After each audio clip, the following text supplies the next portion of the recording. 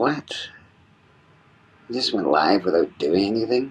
Are you kidding me? That's I was gonna ridiculous. say,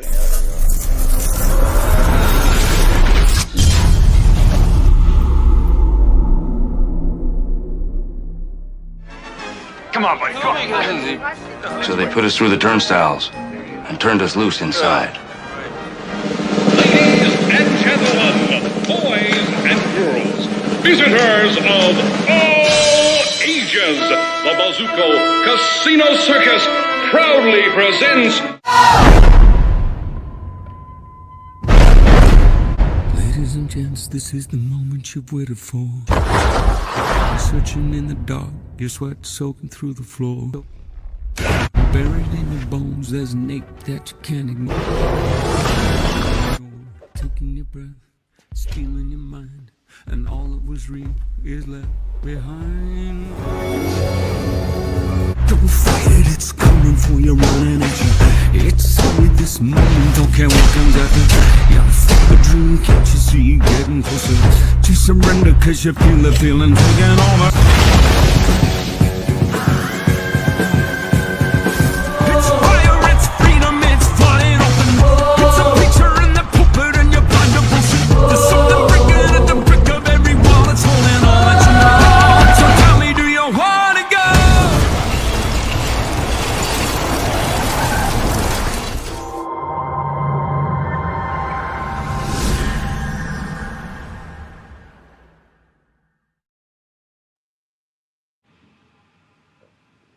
Alright, just like that. We are live, baby. Good morning. It's Sunday morning. Comic Book Church. We got myself, we got Rad Art and Comics with us this morning. He's always doing some cool art. And I think we're going to have TM in a little bit.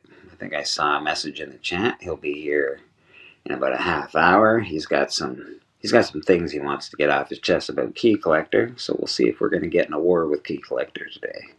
Let's see how that goes.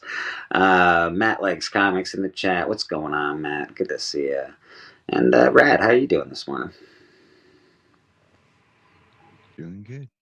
Good, man. Good. We got Matt likes comics. Matt doesn't just like them; he loves them. We got Dan's Comic Corner. Good to see him here this morning. Thank you very much for hanging out, Dan.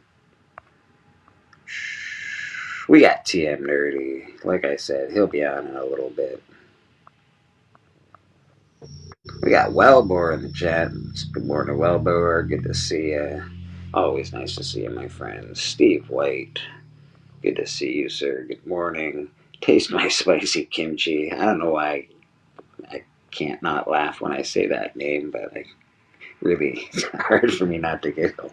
Taste my spicy kimchi in the chat. Rad Art and Comics, a new comic book member to the church. You're a lifelong member, Rad. But I really appreciate you, brother. Thank you so much.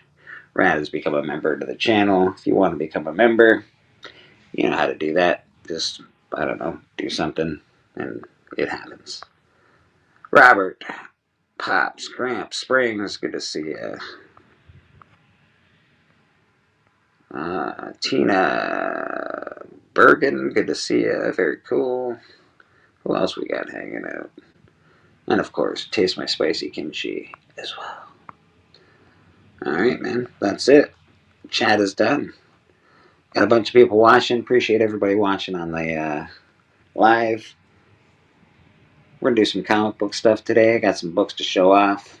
Right now I'm smoking in my stairwell. But we'll get back upstairs to the computer. We'll start the show. Ooh. What's happening with you this week, Rad? Been working. Been working. Yeah, me too. I sort of broke my foot this week, so that sort of sucked. It's not like, it's not like broken, so it's fine. But it's not great. So we're working through it. Oof, don't sound good. Hey, thanks, Matt.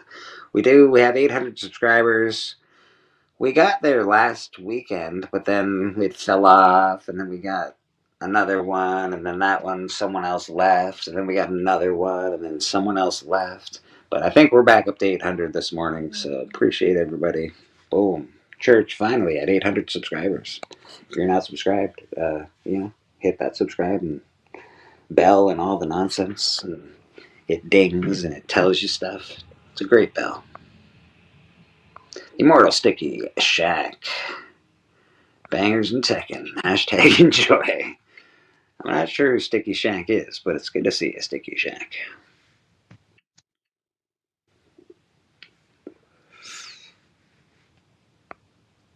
Yeah, so that's been my week. I was working. I dropped a glass on my foot when I was doing dishes right before work. So I literally had to message work. I'm like, bro, I think I just broke my foot. Went to the doctor, got a note, went to get some x-rays. They were like, get back to work, pussy. And I was like, okay. that's been most of my week. Bobby Delegato in the chat. The champ is here. Good to see you, Bobby.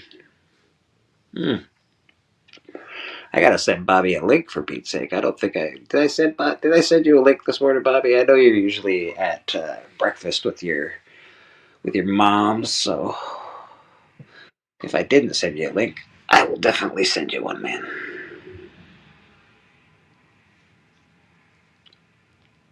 My dog is hyped up. He wants to play. Your dog wants to play. Your dog's always sort of hyper on a Sunday morning. Like, how's the weather over there? I woke up and there's snow everywhere over here, so I'm not exactly excited about my life. It's been pretty nice. Pretty nice. Ooh, JSS in the house. How you doing, JSS? Yeah, I woke up and there's a snow-covered environment, and I'm displeased, to say the least.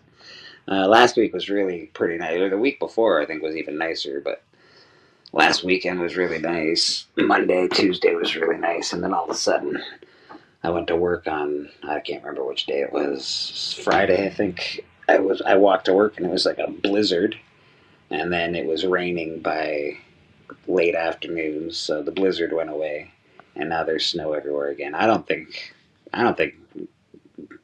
fucking life knows what's going on right now in my neighborhood.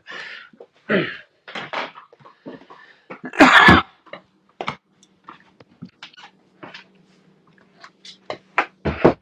right, let's get to this computer and start this dang show. A little chilly in here. They're waving you around Just like a that. little chilly this morning, but I'm sure Yeah. it's gonna warm up today. Supposed to be almost 70. 70, god dang, that's perfect weather.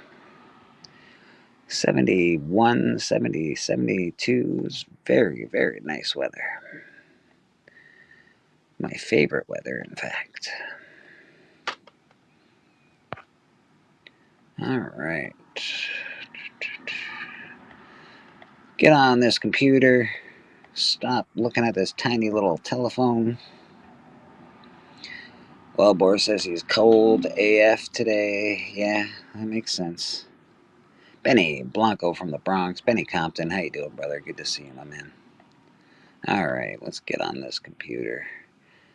I shall return momentarily. Yes.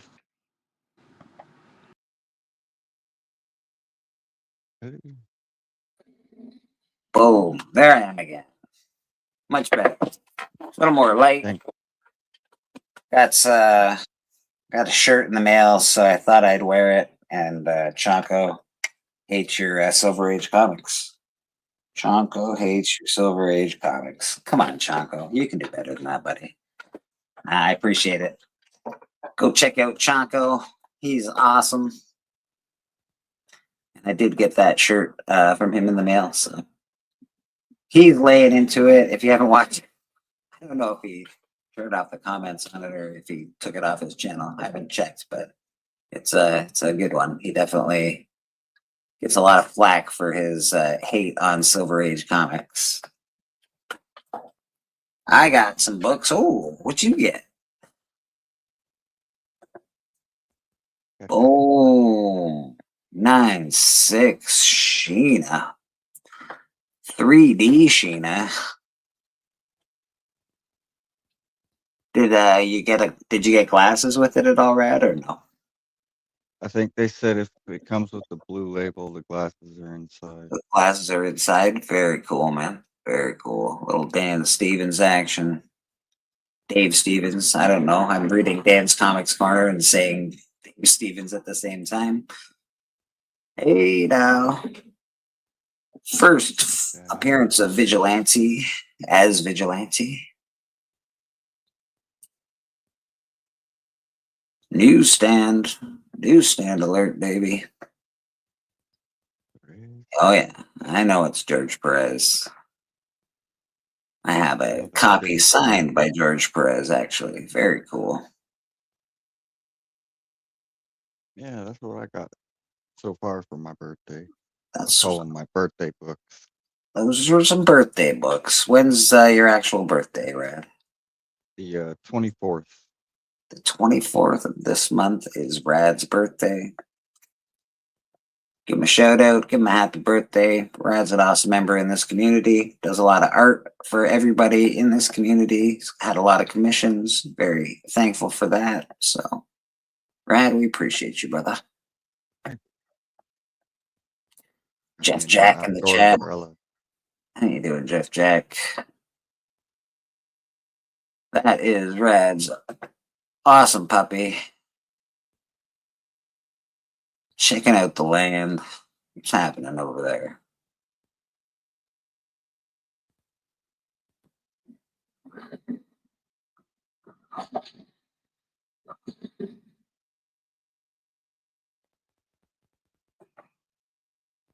Very cool.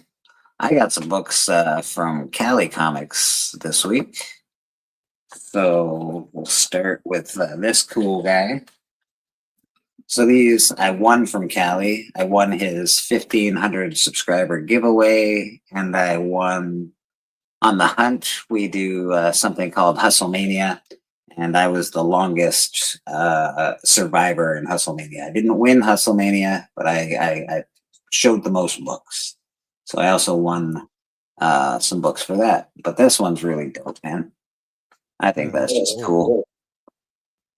Intercontinental Heavyweight Wrestling Champion goes with my Pocan Joe belt that's over there, right there. See that? Awesome belt that Pocan Joe made me, which is really awesome. What else do we got? We got this guy. We won that guy.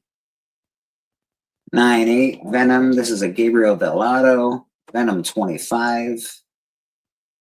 This was the Donnie Cates run in Venom, which I very much enjoyed. And I like Donnie Cates. All you Donnie Cates haters. What else we got down here? We got one more Venom slab. This one, I believe, was the 1,500 subscriber giveaway one. I just picked the Venom slab. He had a bunch of picks. I could have picked some other stuff. This one was signed Venom. It's dope. It's cool. What is it? We got signed by Alan Qua. Fan Expo Virgin Edition. So that's what that is. Alan Qua Fan Expo Virgin Edition. I like that. It's cool. Yeah, it's pretty awesome, right? Little faces coming out. Yeah, man. -9 Lyle. That's gross. And $7.95. What the hell? Jesus.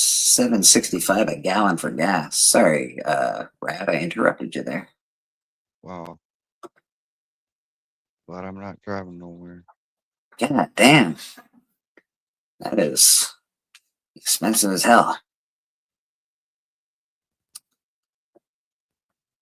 Yeah, man. I don't even want to get into that nonsense. Let's just pray that things calm down and gas gets cheaper for people. Thankfully, I don't drive.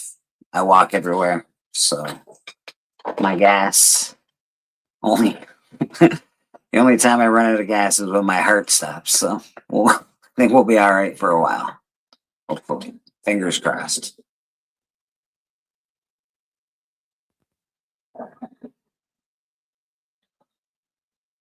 Yeah, JSS.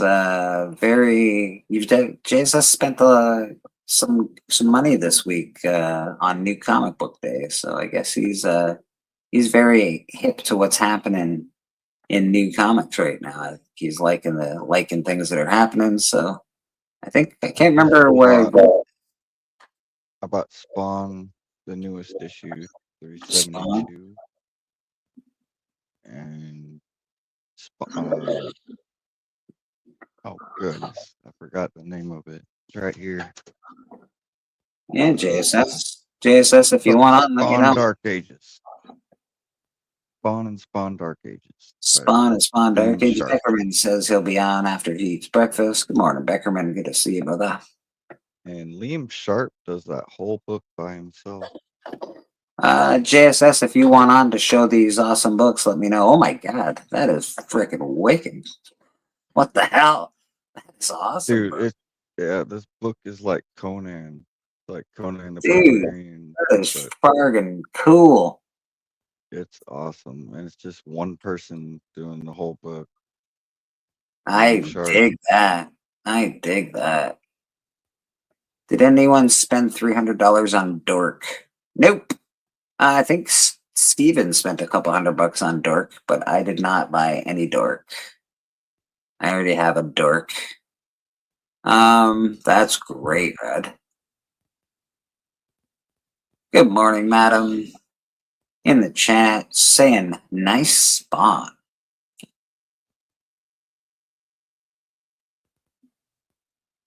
I want the real one of that Harley Quinn Joker book so bad.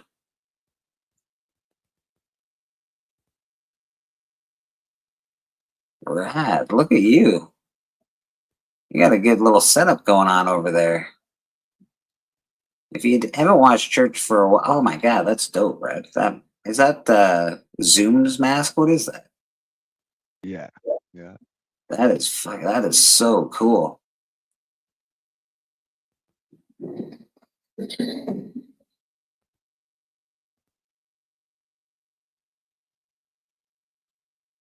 Not only does he have cool comics, he's an awesome artist. Look at this guy. Oh, nice Punisher, brother. Nice Punisher.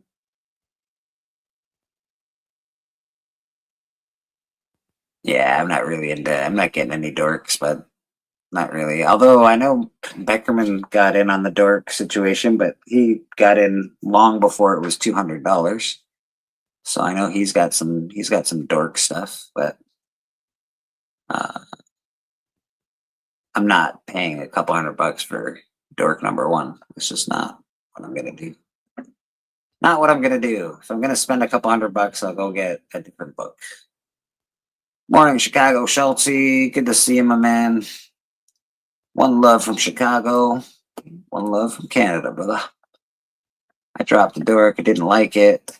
Oh man, didn't like Dork. Really interesting. I don't know if it's any good or not. I haven't read it, but it looks like it'll be fun. Let's bring the champ in. God dang, champ. Boom. Bobby D in the house. Oh, what up, bro? How you doing, my man? Good, man. Good morning. Good morning. Dork equals whale penis. The chat is not really all happy about Dork, apparently. Man. I collect a certain kind of comic. Oh, yeah. Dork. Yeah. What do you want from a Dork? Come on, man. Leave I'll it say for Dork is better than dropping a glass on your foot. I will say that. I hope Dork becomes really scary in the end of his run. Like he grows up to be like, super scary and not so cute. That'd be fun. Yeah, people aren't happy with TM. He's a dork. See, I'm nerdy. Dirk is good for comics. We need to embrace these hype buyers and get them into vintage. Yeah, I don't think Dirk's bad for comics at all, to be honest. If people are digging it, good for them, brother. I like it. As long as kids are buying comics, and guess what? They're all buying Dork and they're all buying Absolute. They're like hyped on Absolute stuff. So that's awesome. That's awesome. I probably would have bought one if I could have bought one, just because I buy spec books. If I want, my collection is sort of littered with like a spec book or two. There's like here and there. It's like, I'm gonna pick that up just in case, or I'll pick an extra one up just in case. So I do the same thing that every other comic person does. And maybe I'll get 2 of these. Seems like it'd be a good idea. Mm-hmm.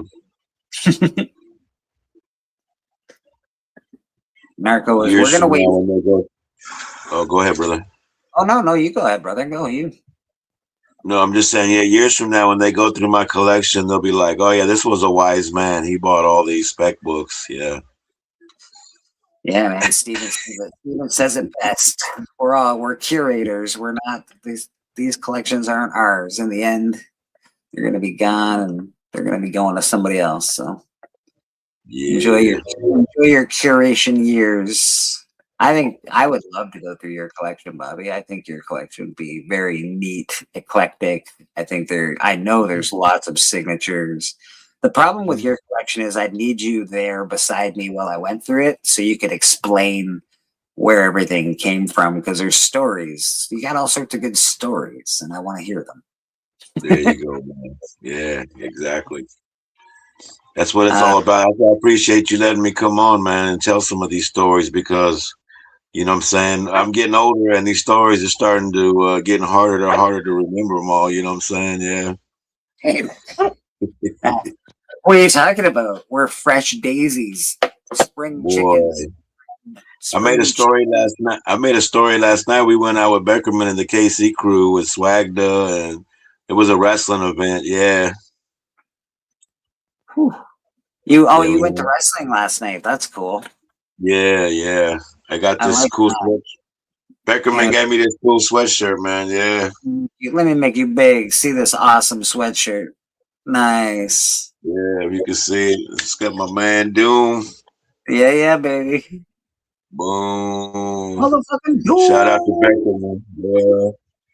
Come on here, Beckerman, man, so you can tell him about the night, man. It was a good one. Yeah, it was 2 separate wrestling shows coming together, battling each other. So it was a good night. Yeah. Archivist Adrift in the chat. We got Patel in the chat. I won't be going to the Toronto Comic Con next week, man. That's I went to Toronto Fan Expo last year and it was too packed for my liking. I have to drive. I get really uncomfortable driving long distances in cars. I don't know what, some fucking stupid trauma. Whatever it is, I don't like it and it bugs me. So I don't know. It's really hard for me to like even get out of my house, to be honest. I don't think I have agoraphobia. I don't believe that, because I can get out of my house and I can interact with people. I just don't like it. So yeah. And being in cars really freaks me out. I've been in a couple of big car accidents. And the last one, I don't know. It's hard for me to be in a car going at certain speeds. And I wind up getting really bad headaches because like I clench my teeth and I'm like holding on for dear life in these cars. And I'm like, God dang, this sucks. Yeah, that's just my own personal nonsense. We got Flat Earth Santa in the chat. How you doing, Flat Earth Santa? Good to see you, brother. He actually lives, I wouldn't say close to me, but close enough that he can drop off and pick up books. And he actually came to my house recently, like a wonderful human being. He did a show and then came to my house late in the evening to pick up my books, and he got them sent to CGC. His buddy, he was supposed to go, but he had to work work called on him, so he had to cancel. But his buddy is going to C2E2, I believe, or something like that. Whatever's happening on the 27th, whatever that con is. His buddy's going there, and he's going to drop off my books, 4 books for me. So that'll be cool. Hell Get some new plastic in my life. Everybody needs a little new plastic in their life, man. Boy. JSS says he loves his job. I don't hate my job, to be honest. Yeah, that's something I can't say. I don't know if I love my job. Like I don't know if I love to work, period, but I don't hate my job. So it's gotta be something, right? Mm-hmm. TM Nerdy lives pretty far away from Fan Expo, bro. TM Nerdy lives like out east. He lives in PEI. He lives on an island. He does. Lives on Potato Island, man. Mm. I don't like being the passenger in a car. I spend most of the ride. Yeah, me too, Jeff. I am not good as a passenger in a car. Yeah, it doesn't work for me, man. I don't know. Trauma screwed me up or something. And I'd like to change it. I'd like to not be like that, but it seems like I can't not be like that. I know the problem. I know where it stems from. I know I should change it. I know, but I can't. So here we are. I'm an island boy. Yeah, TM's an island boy. Nice.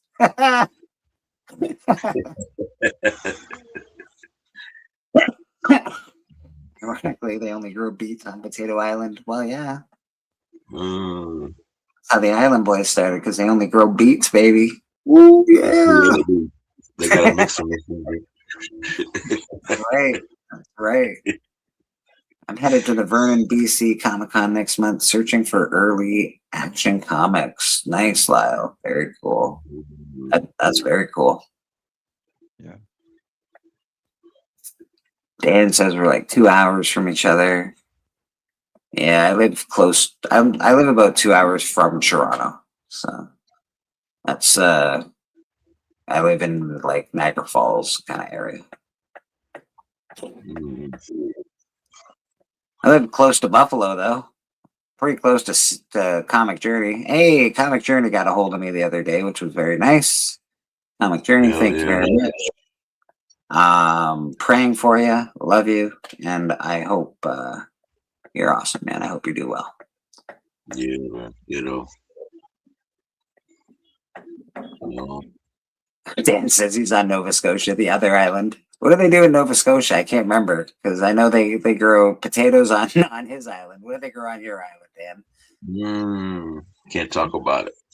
That's something we don't talk about. I gotta mail some books out to JSS Brooklyn. Not exactly sure what day I can get to the mail for that, but pretty soon, I would hope. You should see the stack I gotta mail out to Doc. Oh my god. I might have to separate the order for. I had to separate Doc's order into 4. So, and I'm probably gonna have to separate the order for JSS into at least a couple, because they're really heavy books. They're like the hardback Dungeons and Dragons books, and yeah, it's got a lot of good stuff there. So yeah, those are heavy, man. Yeah, they're heavy. We were hockey players, Sidney Crosby. Hey, man, Canadian hockey players. I know we bit the dust this year, but yeah, man. Comic-Con's coming over here in 27th. Yeah, in a couple weeks. It's coming up quick. Yeah, yours is pretty big over there, right? I know Beckerman really enjoys it. I know, like, you guys get a lot of good people. Our Comic-Con sucks. As far as people are concerned, I can tell you that. Let me just pull this up on my phone real quick so I can tell you all our awesome people that are coming. Niagara Falls Comic-Con, there it is. Let's see what we got. Niagara Falls Comic-Con attractions, guests. All right. let's just comic creators. Our celebrities are not terrible, but our comic creators are. We got that's new. Jim Kruger. Hey, we got Francis. Wait a sec. This has changed. These guys lied. Francis Manipool. Francis Manipool will be there. Not that I have a lot of Francis Manipool stuff, but I have a bit. Joel Adams, Ron Mars, Jamie Jameson, Ken Lashley. He's there every year. He lives in Canada. Leonard Kirk, Jeff Isherwood, Dan Parent. He's there pretty much every year. Andrew Thomas, Oliver Castaneda. He's a Turtles guy. Leo Liebelman, R.B. White, and James Reyes, or Raiz, R-A-I-Z. Come on, man. I want more like people like, I don't know, Simon Bisley and I don't know, Hughes, and give me some cool people.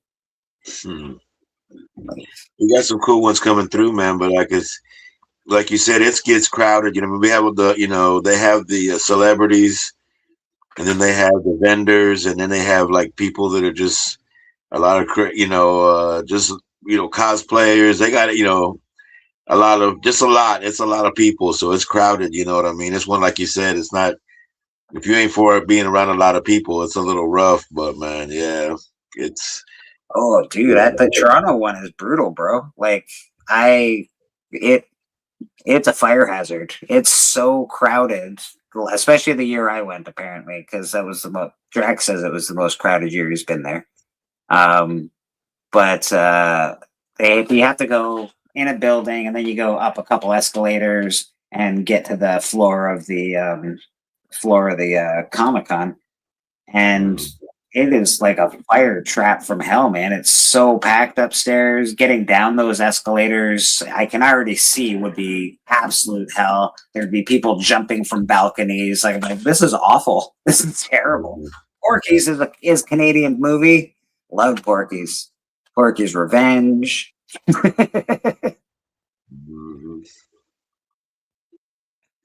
JSS always doing is the Lord's work in the chat. I don't do a lot of wrenches in my chat, folks, because people get weird with wrenches. But JSS, he's a longtime wrench, one of the best wrenches in the business, and we appreciate him around here.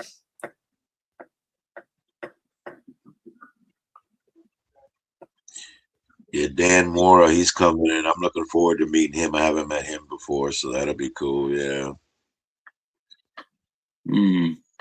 I gotta look up to see what I've got done by Vincent Manipool. Maybe I can get him to do something for me. There's like some people are there. Dan Parent's there often. Last year I got him to do a sketch, and I gifted it to Steven. Because like Dan he's not my guy, right? But Steven loves Archie, so I figured I'd get Dan Parent to do him a sketch. Mr. Beckerman in the house. I really like Francis Manipool. I changed my shirt for this. Oh, damn dork. That's an awesome shirt.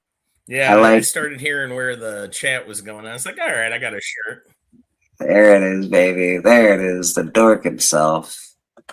I love the glass, though. You're like a king over there. Like, you know, did you have the Queen visit for breakfast this morning? You had your nice, fine china on display. Love it.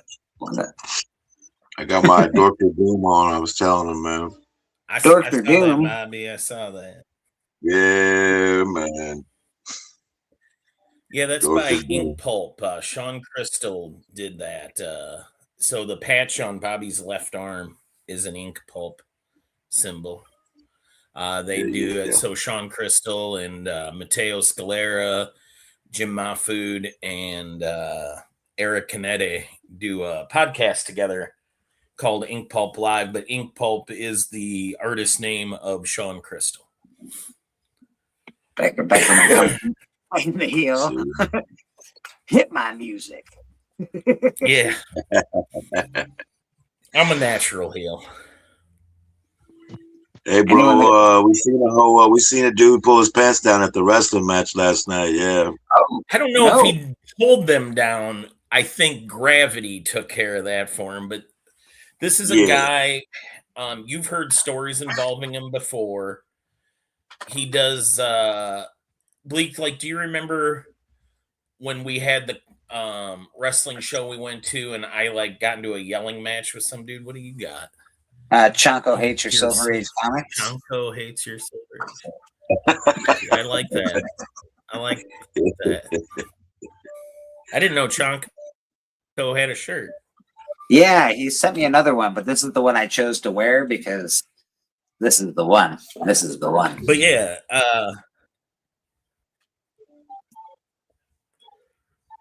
yeah, I love Beckerman's wrestling promotion. So this one they were like fighting against another promotion, right? Is that the deal with this one that you guys just went to? Central States Wrestling. Right. Yep. CSW versus FCP. Beckerman's promotion is very fun to watch. They are on Patreon, actually. And it's fun. It's fun to watch that stuff. If you're sick and tired of WWE fucking it all up, go watch some Fountain City Pro Wrestling, man. We was in a prison state, man. We was in Leavenworth, man. All these barbed wire fences surrounding us. It was crazy, yeah. Did you write a song? No, I'm gonna get on it though. Well, you gotta write a song if you're in Leavenworth. That shit'll go viral. You can be just like the Man in Black himself. Yeah. It was good though, man. The place had a bar in there. GPS one. What's that, Beckerman? On our way back, GPS tried to. Is my sound coming through? I feel like I'm lagging. Yeah, you're coming through, but yeah. I thought maybe, yeah. You seem to be good. You seem all right. My computer just had an update, so I'm wondering if it threw it off a little bit. No, you seem good, brother. You seem good.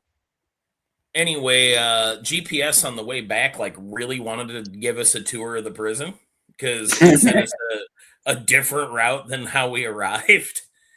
And yeah, it was pretty sketchy. Like, it was like winding dark roads. I'm dodging raccoons and, well, one raccoon. And there was just like never. So for anybody who might know and could illuminate me without me having to go Google it, is Leavenworth more than one prison? Because we saw like 3. There's probably a ladies' prison, a prison, and like maybe a where you go to die. Yeah, ICE detention center, maybe. Yeah. Yeah. Beckerman, can you? Whoever sells them. Go ahead. The juvenile. No, go ahead. Oh, can you get me excited about my Comic-Con? Did you hear the names that I read? Besides Vincent Manenpool and Ken Lashley and Dan Parent, did you hear the names that I read for this Comic-Con? I did. It's okay. Let's look at Beckerman's face. It's okay. I know what that means. It's shit. I know. Fish Cat Chat. He works in a women's juvenile. A women's juvenile prison? Yeah. Wow. I don't think I would want to work anywhere close. I'm cool. Not crazy. We know somebody that works. Who works in there? Is it Fish Cat? Who works as a prison guard? Fish Cat. Yeah, it's Fish Cat, right? Chad. Fish Cat's a prison guard. Chad. Yeah. And then there's this guy. He's always trying to keep the inmates in line. Boston Chris. Hi, brother. It took me a second to be like, what inmates? What are you talking about? Yeah. Apparently everyone has to show their shirts today, Boston. So what shirt are you wearing today? I am wearing a from Street Fighter 2. That's awesome. Actually, Street Fighter 1, I think. So I got Muay Thai shirt. So that's fantastic. Fantastic shirt. I didn't know Bob Saget. I didn't know Bob Saget did Muay Thai. That's what I was thinking the whole time. It's like Saget, like Bob. Yeah, The guy. So there it is. He shaved his probably head. not He lost an anymore. eye. Did a little muay. Then started telling jokes. How I rude. can't believe he passed away. To be honest, he was still pretty. He wasn't that old. Yeah, that was it. Was kind of sudden how he went because actually it was. Oh, look at this guy with something's Yeah. killing. Schnickety schnicks. Schnickety schnicks over here. Yeah. It was not too long after I had seen him live on stand up, which he was very funny. But he had done a stand up in Boston, and I want to say a couple months later he was gone. Damn it. You know, you're a big prison when you see the "Do not pick up hitchhikers" signs along the road. Was there not pick up hitchhiker signs? Oh, there's tons of them. Was it like the jails that we have up here? Like once you get to like Bill Ricker, you start seeing them like "Do not pick up hitchhikers." And then there used to be a place called Whalen Park. It was an amusement park, but it was also right next to a jail. Same thing. Like, don't pick up the hitchhikers. Damn it. I used to have to go.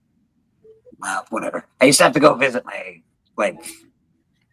I don't know what he was, but I used to have to go visit my dad in jail, and it was like one of the worst jails I think it's called Barton Street Jail or something like that. It's like one of the worst jails in our area, and I remember that pretty vividly.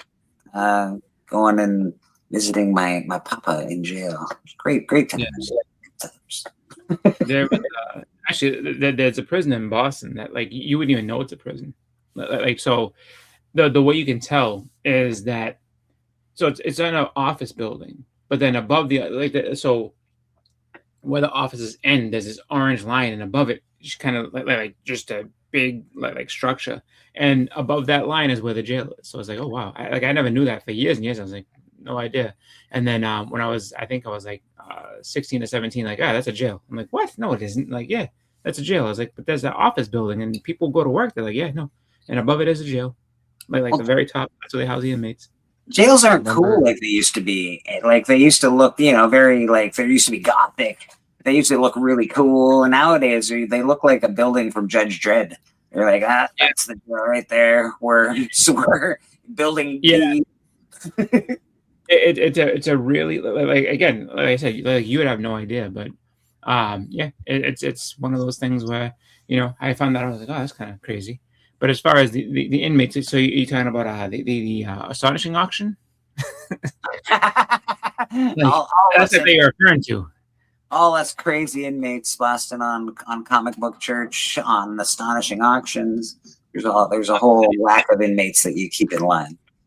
I know on astonishing. I like to jump in with the banter and have some fun with those guys. And but I do try to keep things fair as far as like if I see a bid in the chat that somebody's like, yeah, I bid this, and then they don't see it, I'll make it known. Just be like, hey, like this guy bid, like he was first, or as far as I can see it, he was first. But Mr. TM Nerdy, let's see if we're gonna start a war with Key Collector. Boom, there he is. Are we gonna start a war? Why? I don't know. I don't know. I brought things just in case. I wasn't sure if we were on call today or what's happening, but TM says he's got stuff to say about Key Collector today. Yeah, about the what they do. Yeah. So we're just curious. I don't know why. We'll get into that. We'll definitely get into that. Yeah. TM, are you wearing a t-shirt today, or are you just naked? Oh, I'm just naked right now. Okay, so There we're was not way going too much No, hesitation. I just got in from outside. I'm taking off my jacket. All right, because we all been showing off our t-shirts today. It's a t-shirt showing off kind of day. No, he is naked.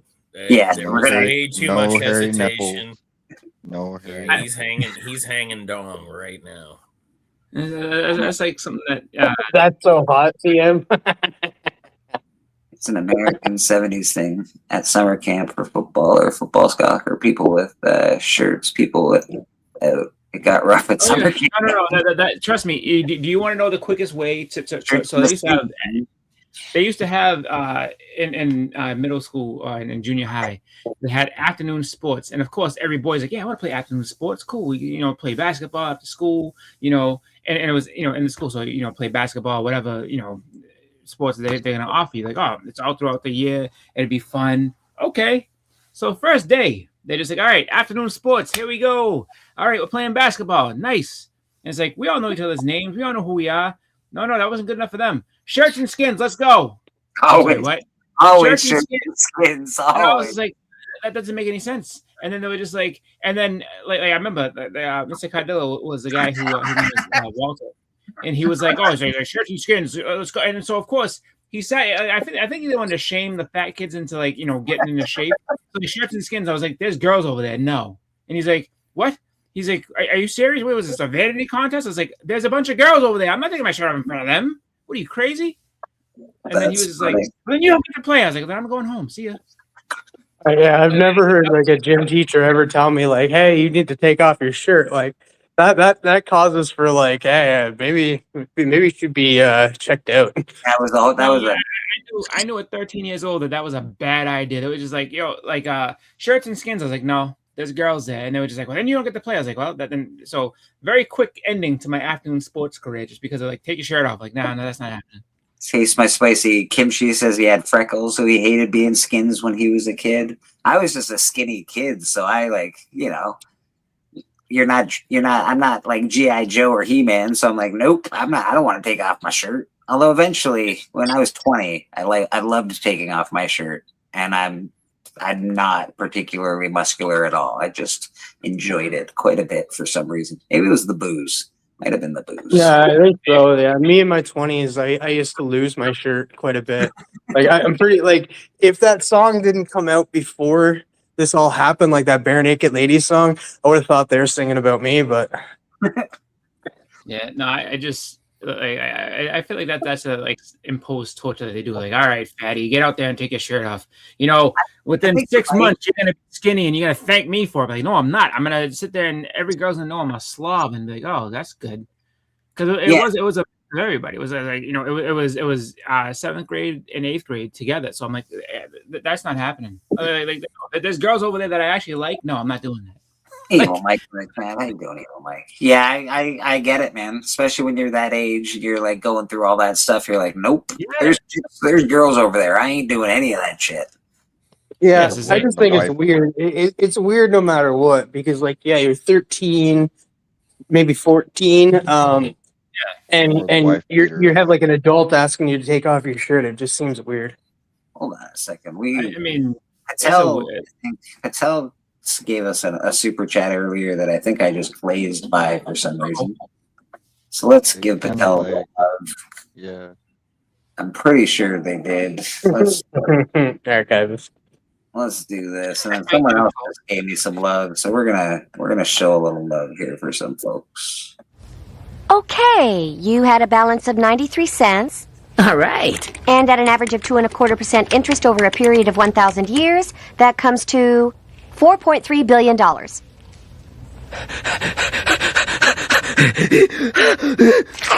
Yeah, G Money knows something. You fucked up. You fucked up big time. You're incapable of running this shit. Sit your $5 ass down before I make change. Yeah, Aqua Vista Drift. In my case, it was 31 years ago, so it's I'm not worried about it. But yes, it was just like literally, it was one of those funny things where it's just like no, and like he was so appalled that I was like, you're not gonna do this? Like, absolutely not. No. I was like, that girl over there that I like, that's in my science class, said hi and smiled at me yesterday. You think I'm gonna give that up to shoot a basketball with no shirt on? No. Yeah. I wasn't. It wasn't all right, but yeah, definitely weird that happened when we were kids. Maybe not when TM was a kid. I don't know, but definitely when I was a kid, there was skins and shirts. It was terrible. Football was different. Like I played football in high school, like freshman year and a little bit of sophomore, and like that. All right, I understood. Like in there, but it wasn't like there was like, oh, there's gonna be a bunch of girls standing in the corner, so get ready to change for football. Like fuck you, no, like I'm not doing that. But the worst thing I had to do is, and I'm sure that there's people out there watching that probably had to go through this because they also went to this camp. but I was in cadets growing up. Oh, and yeah. so I ended up going first 2 weeks. Like first summer you go for 2 weeks, and then the second summer you go for 6 weeks, and that's like was cadet leader program, and you go for 6 weeks and stuff. At that camp, you have to wear a gray shirt, and it's super short. It almost goes to your shoulders, and super short shorts. Like if you don't position yourself the right way, something's gonna like pop out. Oh. And yeah, like you. And the worst thing, so that was the worst thing. Like I don't know, nobody's legs really look good. Like guys' legs look good above the knees, and so it was like very, very off-putting because I wasn't used to doing it. The worst thing is due to the fact that we're on our feet, like pretty much 90% of the day, and that we're wearing runners and stuff. We have to wear wool socks. So here is the middle of the summer, and that. What you do is you put normal socks underneath, like long socks, and then you put the wool socks. And the wool socks are supposed to help you, like, your feet not going, like, blistered and bleeding and stuff for being on your feet most of the day and stuff. So that's the worst thing, like, I ever wore for, like, an entire summer. But they did have, like,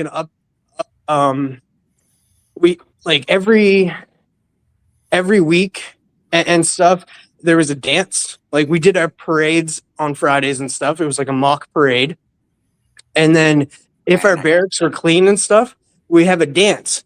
And if our barracks are good and stuff and everybody's clean and no, like if one fucking person decides to screw up and not make their bed right, we didn't get to wear civvies, which was just regular clothes, civilian clothes on the dance. So that was the best part of the day or the week. So what they make it still dress like Robin, like the great Robin uniform. Like I go to the dance with these people in your your cadet issued uniform. TM, are you sure you weren't in the Umbrella Academy? I might have been. I've often thought that I had superpowers, but it's never been confirmed. I think probably the worst part about gym class was the shorts. They really were like. Not so much for like kids, but like the adults. You're like, bro, I know we have to wear these, but your balls are hanging out past your shorts. Can you put that back, please? Not great. Shorts were really bad, really short in the 70s. They were terrible. No 70s. I was in the 90s, so we had those basketball shorts were the worst, bro. They were short, and then they had a little. They give you the old the John stability side. It was awful.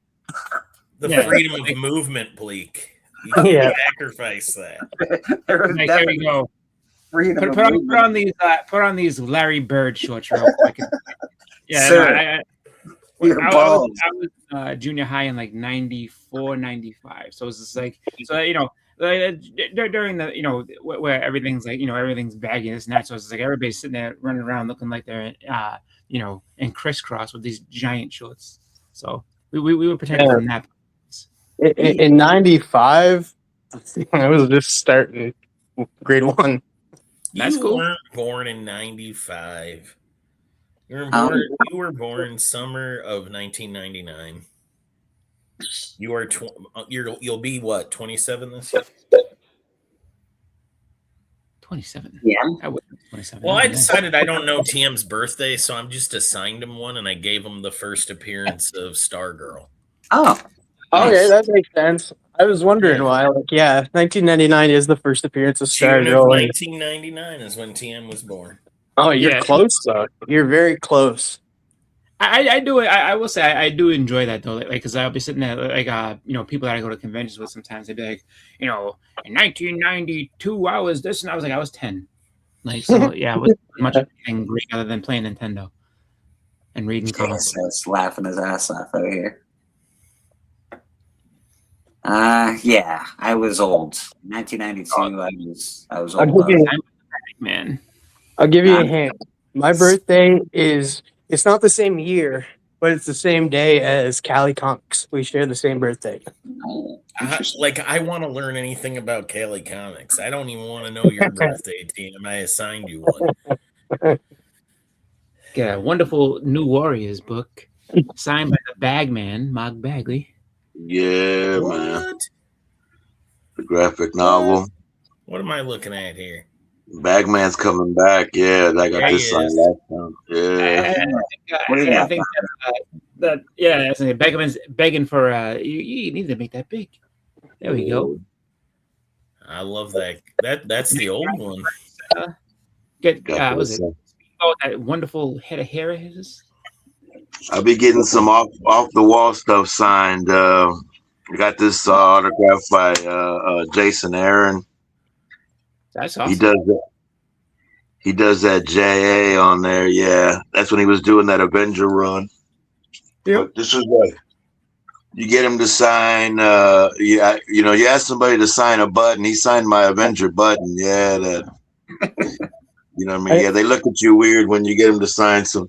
Here's the Avenger postcard promo. Yeah, he signed that for me. Yeah. I thought you said something else, but like when you said, I didn't hear button. I heard butt. I was like, got somebody to sign your butt? What? I got Scotty Young to sign these on the butt cheek on these Rocket Raccoon pants. Yeah, he signed it right there. Yeah, if you could see it, but.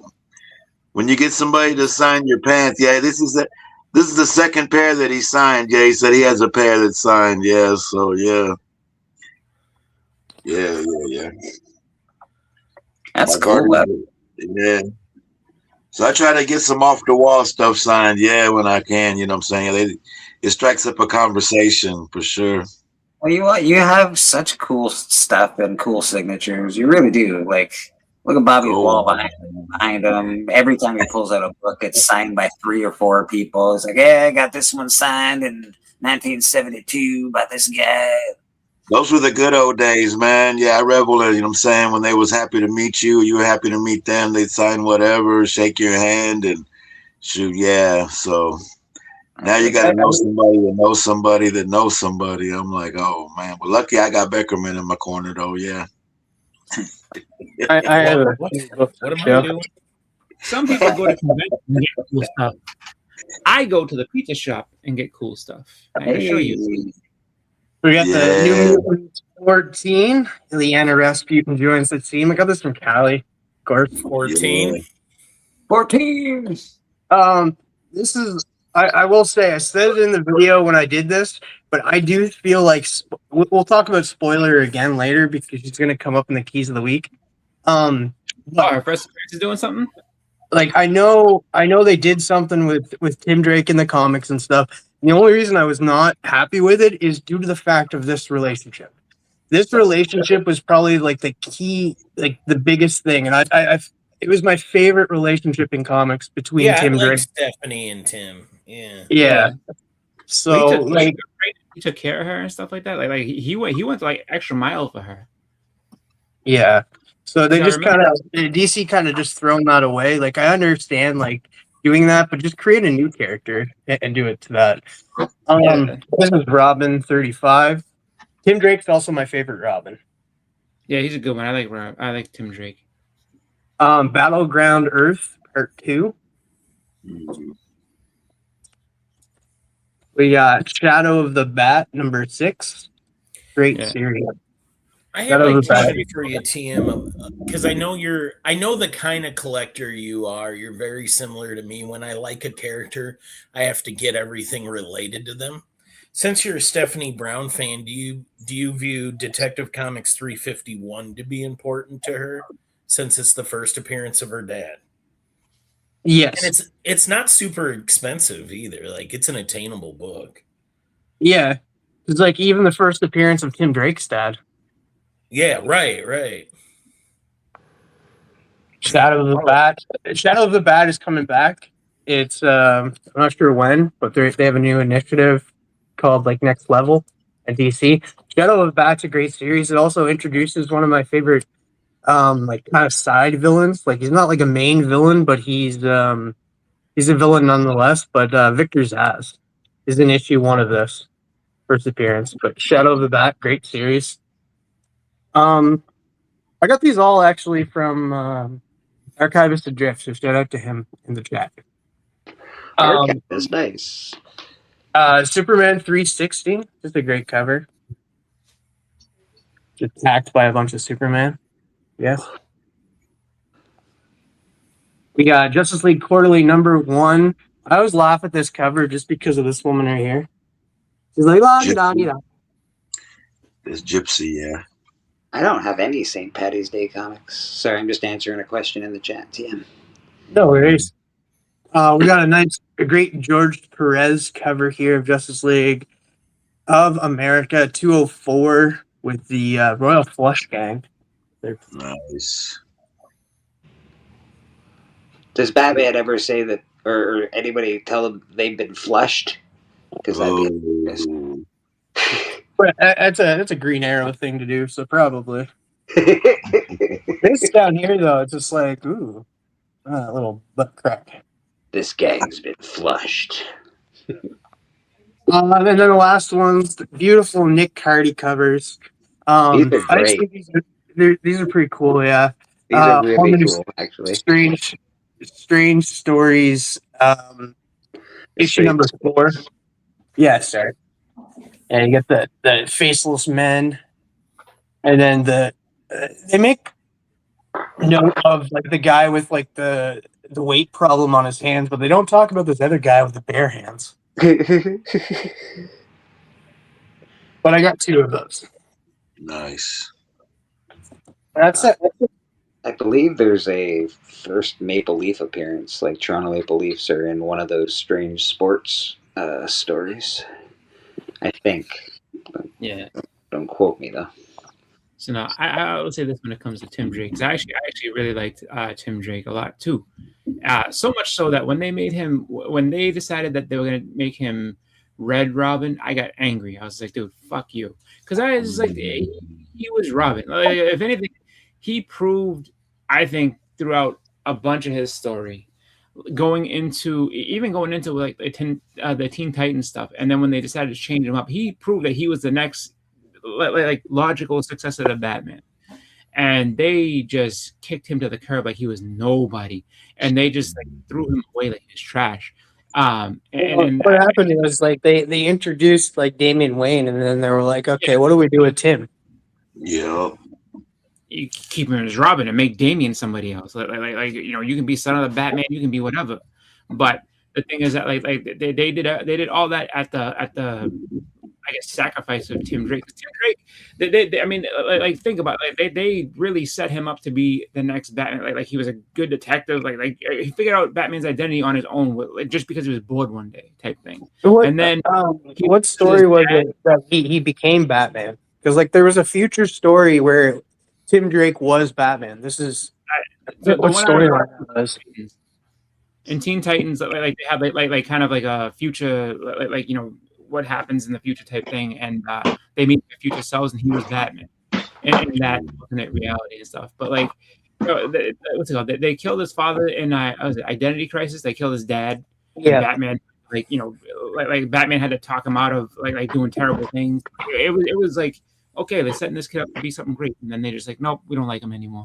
I will say, Identity Crisis, like it's not a happy read. It's definitely not a happy read, but it's a good read and stuff. There's a lot of death that happens in it, but it's still a really good read. Yep. So TM was showing you know, books and stuff, and I would say, you know, people go to Bobby was showing his stuff, and it's like you can get convention, get stuff signed, things like that. But then there's other places where you can get cool stuff, and you don't even have to, you know, and it's unconventional. And here we have.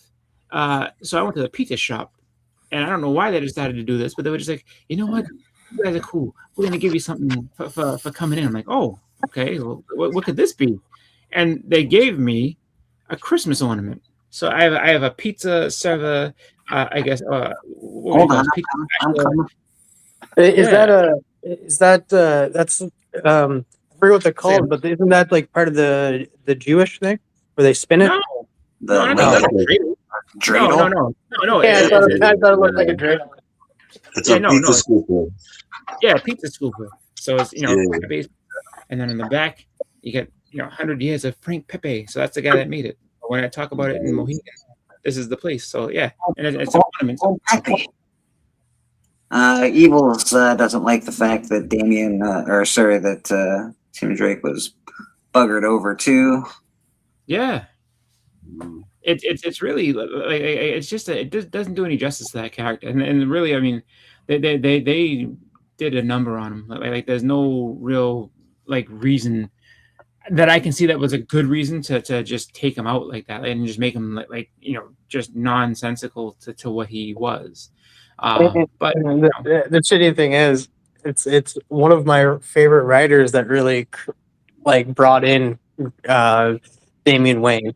Like he's just like, hey, this story that like introduced like a baby Damian Wayne and stuff that was not in continuity, but I'm gonna come in and make it continuity, and then that's what he did, and then created Damian Wayne, brought him in, and then you got 655 and 656, his first two appearances, and it was Grant Morrison, even though I love Grant. We got Collecto in the back. Let's bring him on. Boom, Collecto, how you doing, buddy? Hi, everybody. Good morning. Good morning, sir. Hello. So Tim Drake, it's funny because like Damian Wayne comes in and then he's got he's got that sibling rivalry thing going on with Dick Grayson. I'm like, no, Dick Grayson is far too old to care about Damian Wayne. Like it would have been Tim Drake that would have been a better sibling rivalry with him. Where it's like, no, this may be Robin, and he trust you, because they did do that with like Dick and Tim. Kind of had they had a good brother relationship type thing where it's just like every time Bruce would be a little bit too much for Tim to handle, he would go and talk to Dick and be like, look, I don't know what to do, and he's just knew that's the way it is, like, and then Dick would stick up for Tim Drake and stuff like that too, but they just I don't know.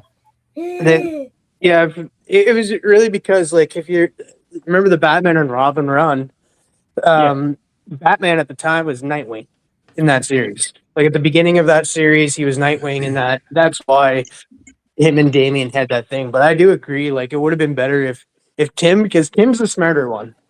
Tim figured out Batman was Batman, or Bruce Wayne was Batman, and that figured it out. He didn't have to steal his tires to become Robin like Jason Todd.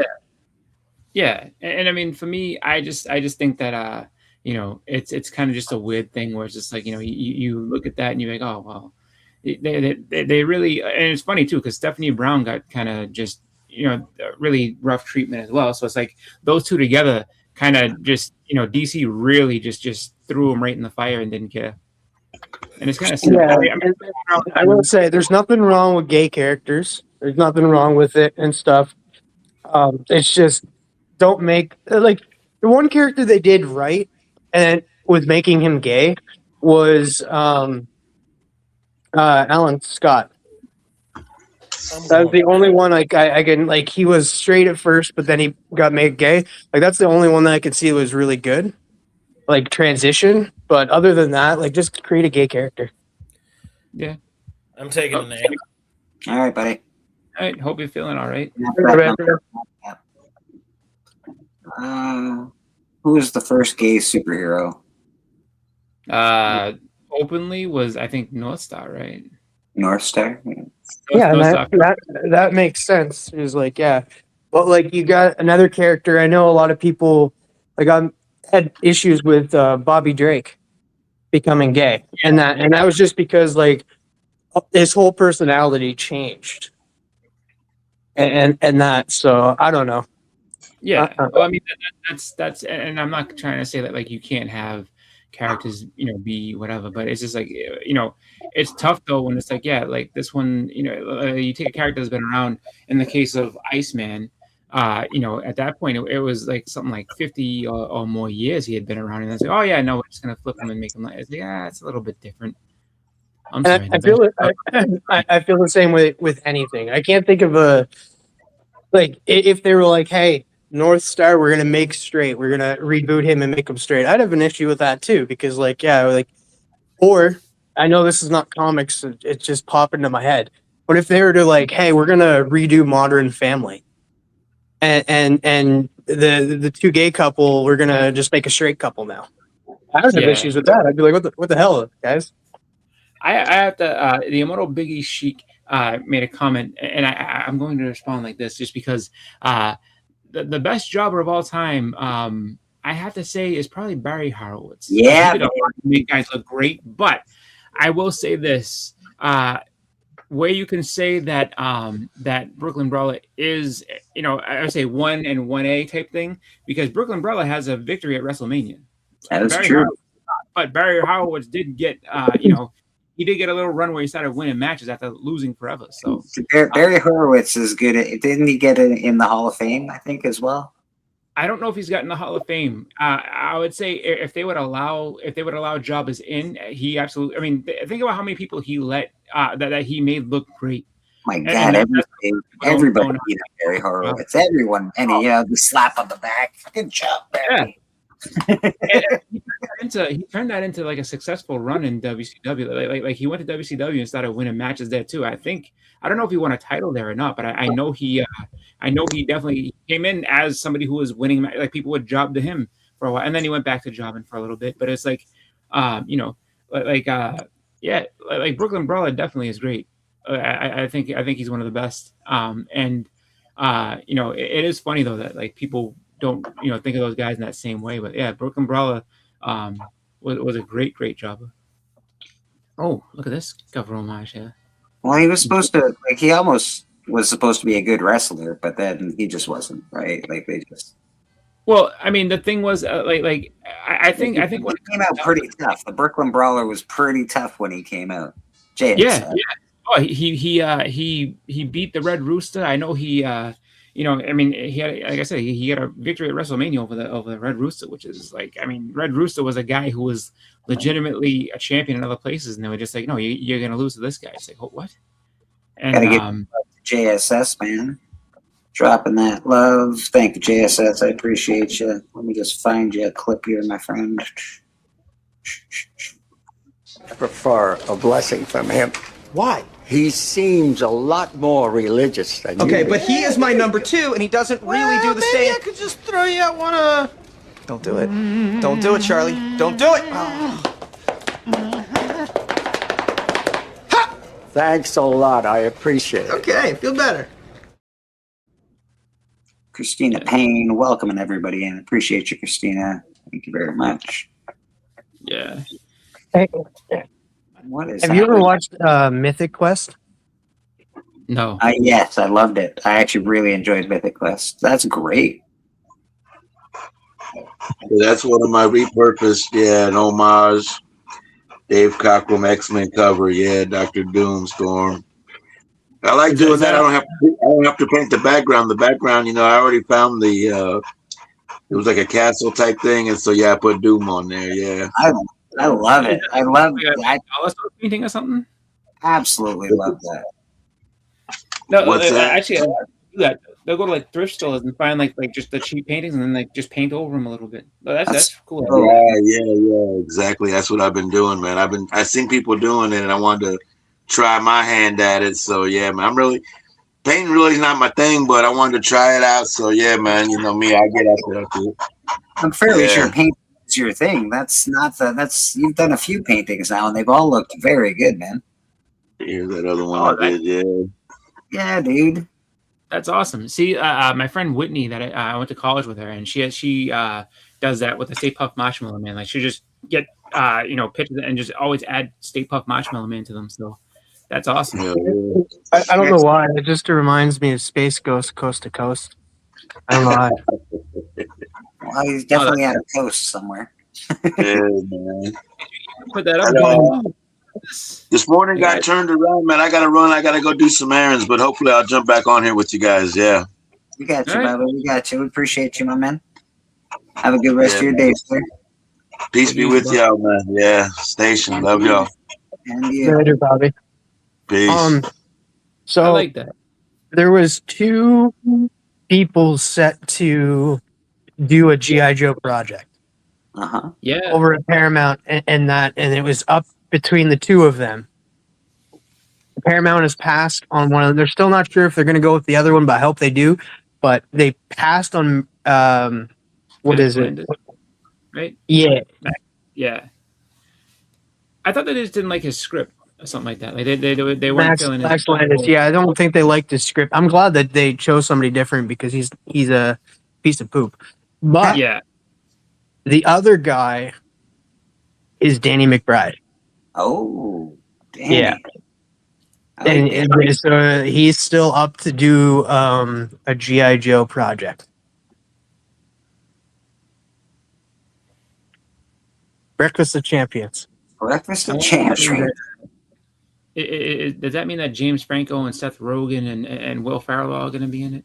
No, James Franco's not going to be in anything these days. I don't know. You mean his brother? What's his brother's name? Michael Cera is going to be in it too, and stuff. It'll be like that whole crew will be in it. Well, G.I. Joe are still happening according to Evil Mike. Yeah, look, I don't mind. I would. I want it to be. You better look that up because I have good authority that Paramount has just came out yesterday with an announcement saying they dropped Max Landis.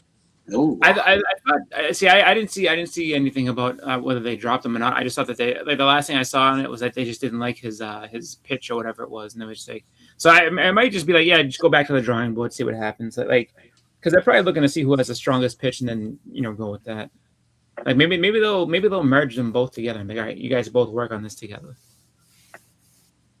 Oh, it said it was a script. I'm kind of curious, I mean, what kind of script they're going for? Like, what? Because I mean, it seemed like they were, just completely starting over with, the Transformers. I forget which Transformers movie it was, but like, it seems like they're starting fresh. Like, it's not. So the stuff that was the Michael Bay stuff is not, going to be part of it. Yeah, I'm not sure about all that. I wouldn't be surprised if they brought Michael Bay back to do movies.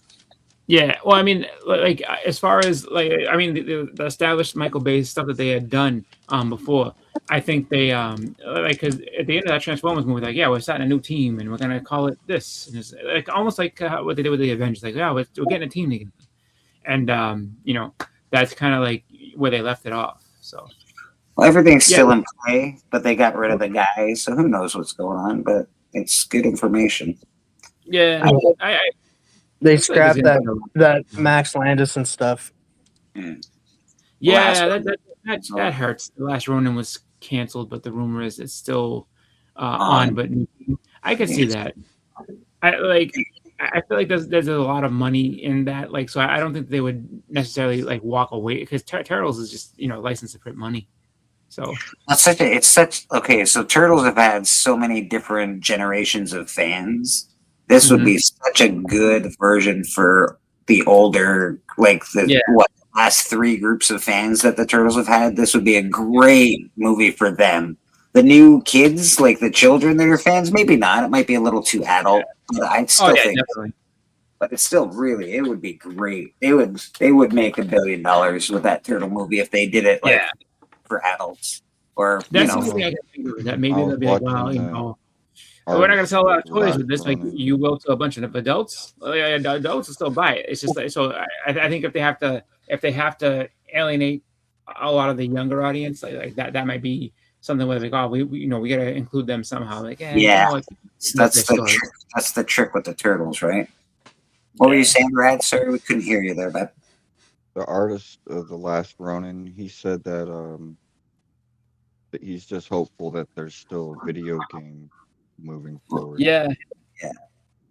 I would like to see a game of that. That'd be fun. I know Kevin Eastman, like he was at Terrificon last year, and he talked all about it. Like he was excited. Like I mean, he gave like just background on the whole story. It was funny to hear him say that. Like, yeah, so we basically wrote the first 10 issues of the Turtles, and then after that, it was like we started working on this.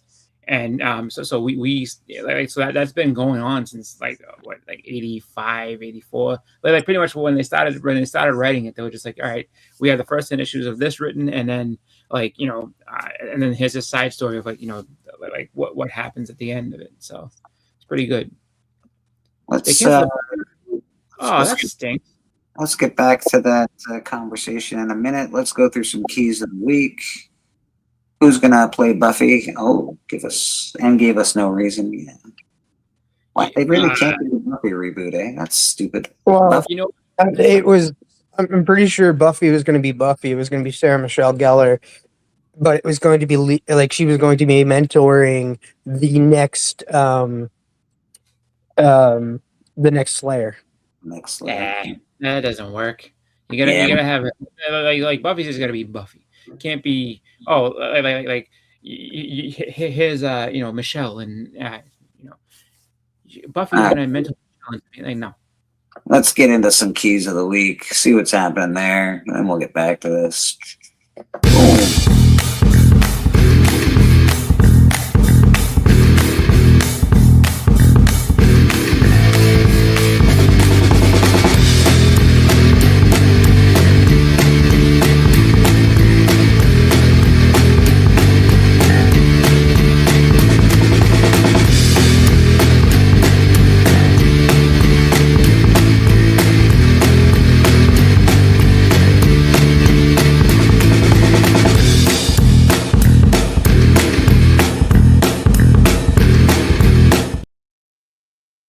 All right, we got some keys of the week, man. TM, are you gonna let me go through this, or do you wanna talk about this before we start? There is just 2 books that are coming up on this list that are both DC. One of the books I brought up on the Hawk 5, and another book is just a Teen Titans book that they screwed up on. I haven't checked, but I checked last night, and they screwed up on citing something on one of the new books here. And once we get there, I'll tell you. Okay, perfect. We got Amazing Spider-Man, number 24. This is the Death Spiral Part 4. So this has been going on for a minute. This is what Mary Jane is Venom, and all sorts of cool things are happening in here. There's Death Spiral. Not, I guess, I wouldn't consider it a true key, but if you're liking this story, you're going to probably want to pick it up. They got some decent covers. That's a cool cover right there. Pretty awesome, actually. And it's unique. I know Biggie and I'm not sure who else is really liking that series, the Death Spiral storyline. Oh, this is an homage. This is pretty cool. Yeah. It's a great cover. Really good. A lot of covers to this. We got a Carnage cover down here. Pretty cool. So if you're digging the story, you're going to want to keep getting this. This is part 4 of that series. So check it out, man. Cover A is not bad. Cover A is pretty good if you just want to get cover A. It's not too bad. See what else we got going on. Batwoman. Oh, that's cool. Number 1, Volume 4. First appearance alert. First appearance of Slay, a member of the Monks of Stone. I was thinking of getting this. Like, because DC now is coming out with the next level. All of it's coming. Most of it's coming out next week. You'll see quite a bit of DC books on this list this week. But yeah, I was thinking of getting this, but I was like, nah. I need to keep my pull list kind of at a level right now. Okay. I don't love cover A. I don't hate it, but I don't love it. Let's check out some of these other variants just to see what's going on with the Batwoman. Some of these are going to be good. You know they are. I'm confused reading the chat. So is Wellboy asking? Oh, Commando. Okay, I saw Conan first. And I was like, is Alyssa Milano going to be in a new Conan movie? Like, I'll pay to see that. That'd be cool. That's a nice cover. I'm going to check out who did this one because I'm curious. See who did this one. Eisner Award winner Greg Rucka and visionary artist Danny bring the. Is it Derek Chu? Kind of looks like Derek Chu. Cover artist. Sayik. Yeah, something like that. Stefan or maybe Stefan. Yeah, no, the first part's Stefan, but like Sajak. Yeah, he's an STJ, so that J, I'm not sure. Even S is doing it. Yes, Stefan S is doing it. That's a very nice cover, actually. You know what? I think there's enough room for her in Conan and Commando. Put her in both. Alyssa Milano it gets all the '80s remake movies. I want her in love the new Back to the Future. I want her in Scarface. She's a hot. She was once. She's still pretty. She's still very attractive for a woman. I haven't seen anything with her. I'm sure she looks great. Just it is kind of crazy though, because it's like I don't remember the last thing I saw her in. The Cosby daughter's really good looking still, which is crazy. I do like that one that you just showed. I like this one too. Would you like to see who did it? This is the MegaCon James Fortress. I'm guessing James did this. That must be one of the exclusives. Exclusive. Oh, Ariel Diaz. Ariel Diaz. She had time to work on that cover there, but not Boston Chris's Spawn commission. Ariel's that person is going to be at my Comic-Con apparently. Oh, is she? Don't ask her for a sketch. Like if she has something pre-done, by all means, but don't ask her to do one for you. You'll never get it. All right, so that's a good to know. That is a good. I don't know why I became Italian there, but that is a good to know. All right. I like Jennifer Hewitt better. We all love Jennifer Hewitt. Captain America. Let's check it out. I actually need her to come into a convention. Like I need her to go to a convention. I did it with Christina Ricci. The universe listened. I need Jennifer Love Hewitt, and it's a really, really long shot for these next two. But Pamela Anderson would be great to get her to go to a convention, and then Angelina Jolie. If I can get those three to go, if I have enough power to make what's it called, Jennifer Love Hewitt show up, then that's good. I was like, because then I'll have some type of universal power to compel these people to come to conventions. Pamela Anderson, you might have like a opportunity because barbed wire, like there is a barbed wire thing set up, like it's in production and that she's working on it. She's not gonna star in it, but she might be at conventions, like kind of like there for that. I don't know. Man. We got Captain America #8, possible first appearance of Salvation, who made a cameo appearance in Captain America 6. Just be careful. Pamela got herpes. No, only 4 variants. It was hepatitis. Hepatitis is what she has. Hepatitis. That's cool. I like that one, and I like cover A actually. This one 10 cover. Pretty nice, and cover A is pretty good. I'm a little sick of these kinds of covers personally. I'm sort of done with that.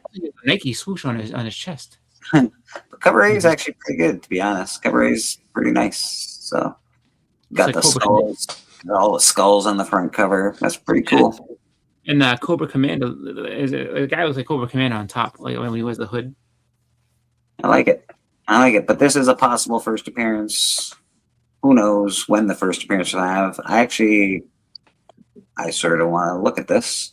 Dead teenagers, #1, trapped in a time loop nightmare of their first prom since 1997. 5 friends face ever more brutal deaths until breaking the cycle leads to a shocking revelation beyond anything they could imagine.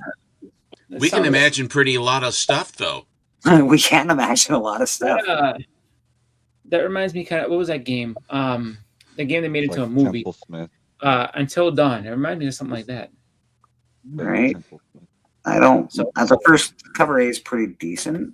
It's not like Prom Groundhog Day, basically. Yeah. Creator of 30 Days a Night. That's cool. We got more of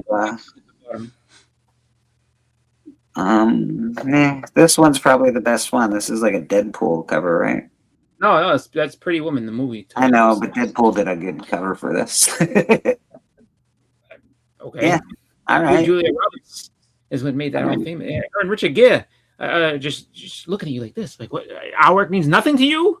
You care about Deadpool? You care about our theatrical masterpiece known as Pretty Woman? Absolutely not. Yeah, I guess that's probably the one I would pick up if I was going to pick this. If I was going to get this. That was gonna be stupid. As far as I could see that going for a bunch of money. So that it's not a. Is that a ratio at all? It doesn't say. No, it is, so it's not. But it is an homage, and it's got tentacles in it, so this is going to be. It's pink. It's got good poppy pink colors, so I think this will be the. I feel like that's the one that they're gonna sit there and be like, all right, this one's $25. But get the really, man. Yeah, for sure. yeah, Caitlin Yarsky. Caitlin Yarsky is the artist and the cover artist on this one. That's kind of cool. I wonder if they're gonna do more movie stuff then, if she's the actual artist. Huh. Interesting. That's probably the one to pick up. Dead Teenagers #1. If you're gonna be into some dead teenagers, that's where you want to go. Deathstroke the Terminator. That looks cool. 6 variants to this premiere issue. Death of Wintergreen. Wintergreen was a gum, I thought. Like a spearmint gum, Wintergreen. Remember that? So everything is all in for DC right now, right? Is that the whole deal with DC? Everything's got all in on the Yeah, it bottom. might be a crossover thing. Yeah, and it's gonna have. If you notice, up at the underneath the DC, it says next level because that's the next initiative. Yeah. All right, so got the 1 in 25 here. It's fine. Yeah, it's and not bad. then It we looks have, like an animated series one. I then do we like have that. and then we have this normal one down here that's amazing. How is the 1 in 20? Like, I don't understand how they pick 1 in 25s. Maybe it's the artist. Yeah, maybe that's what it is. All right, like we got an expensive artist for this, so. But this I don't know. This one looks so much better. Like, that's awesome. Yeah. What do I know? Maybe I don't know. Maybe they put the one that's not the like that one being it's a one that is easier for circulation, so that the one in people will end up getting enough to get the 1 in 25. You know what I mean? I don't know. The There's foil. Oh, and blank. Blank. There's a foil. There's this extra variant that we didn't really look at, but it's cool too, I guess. Yeah, that's for a Corona. He's doing a bunch of the DC covers like that. He's got a real Eastman look to it. Yeah, he's got. I like the style. It's got like a real Bisley Eastman thing going on. All right, so that is Deathstroke Terminator #1. It is a premiere issue and the death of a character. Yeah. There you go. And then we got G.I. Joe from Image. I wanted to have another Invincible. G.I. Joe #20. Oh, and the energy. Okay. I was about to Oh, say, this is you're gonna need, you're gonna need this, Boston Chris. It's the first meeting of Duke and Optimus Prime, man. And the Energon universe. Yeah, G.I. Joe universe. won Yeah. the first meeting. They said hello. Come on, we don't wreck my thing with comic books. All right, I got the first Joker the other day. It was great. This one's nice. I like that quite a bit. How do the That's that looks like Dan Mora. You know, what's it called? So they have the Energon universe, right? But they could also have like a Knowing Is Half the Battle universe or a Yo Joe universe. Oh, or a Corona again. Yeah, Mike Spicer, man. I think I like Mike Spicer's art. Apparently, Yeah, he's a 1 in 50. apparently, I'm attracted to that art style. All the Cobras. Oh, that's gonna be a connecting cover. That's pretty awesome. Yeah. That's a really cool. Cover. I hope I it's like- a connecting. If they don't connect the other side, I'm gonna be sad. This is the I'm a real handsome guy cover. What is this? What kind of nonsense is this? It's not one that I want. Look, I'm a very handsome guy. C2E2, the big time collectibles. Yeah. So that one's gonna be money. Yeah, Open that your one's- wallets, folks. that's a foil too. Yeah, it's gonna be worth money. Yeah, 750. To Oh, be what- perfectly honest, Drawing over that one. I would pick up the 1 in 50 is really nice. I like this one is pretty cool, just for all the bad guys on there. I like Destro. I think Biggie is in the back. Biggie's in the back. Okay, Yes. let's bring him on in. I have to say, I think that I'm curious how much that's going to go. That foil one is going to go for just regular price, and then what it's going to mock up to. because 750 copies. That's gonna be an expensive book. And you guys were enthralled with this list. You guys are How you doing, baby? zoomed in. I'm good. All right, I'm in here now. All right, let her rip. Let's go. Where are we at? Right, G.I. Joe, yeah. G.I. Joe 20. 1 in 20. There's a couple of good covers. Nothing major. Like a few that I enjoyed. It is the first meeting of Duke and Optimus Prime in the Energon universe. So cover A is not too bad. Like it does have Duke and Optimus both on the front cover, so that's probably a good one to get if you like this. Yeah, it is.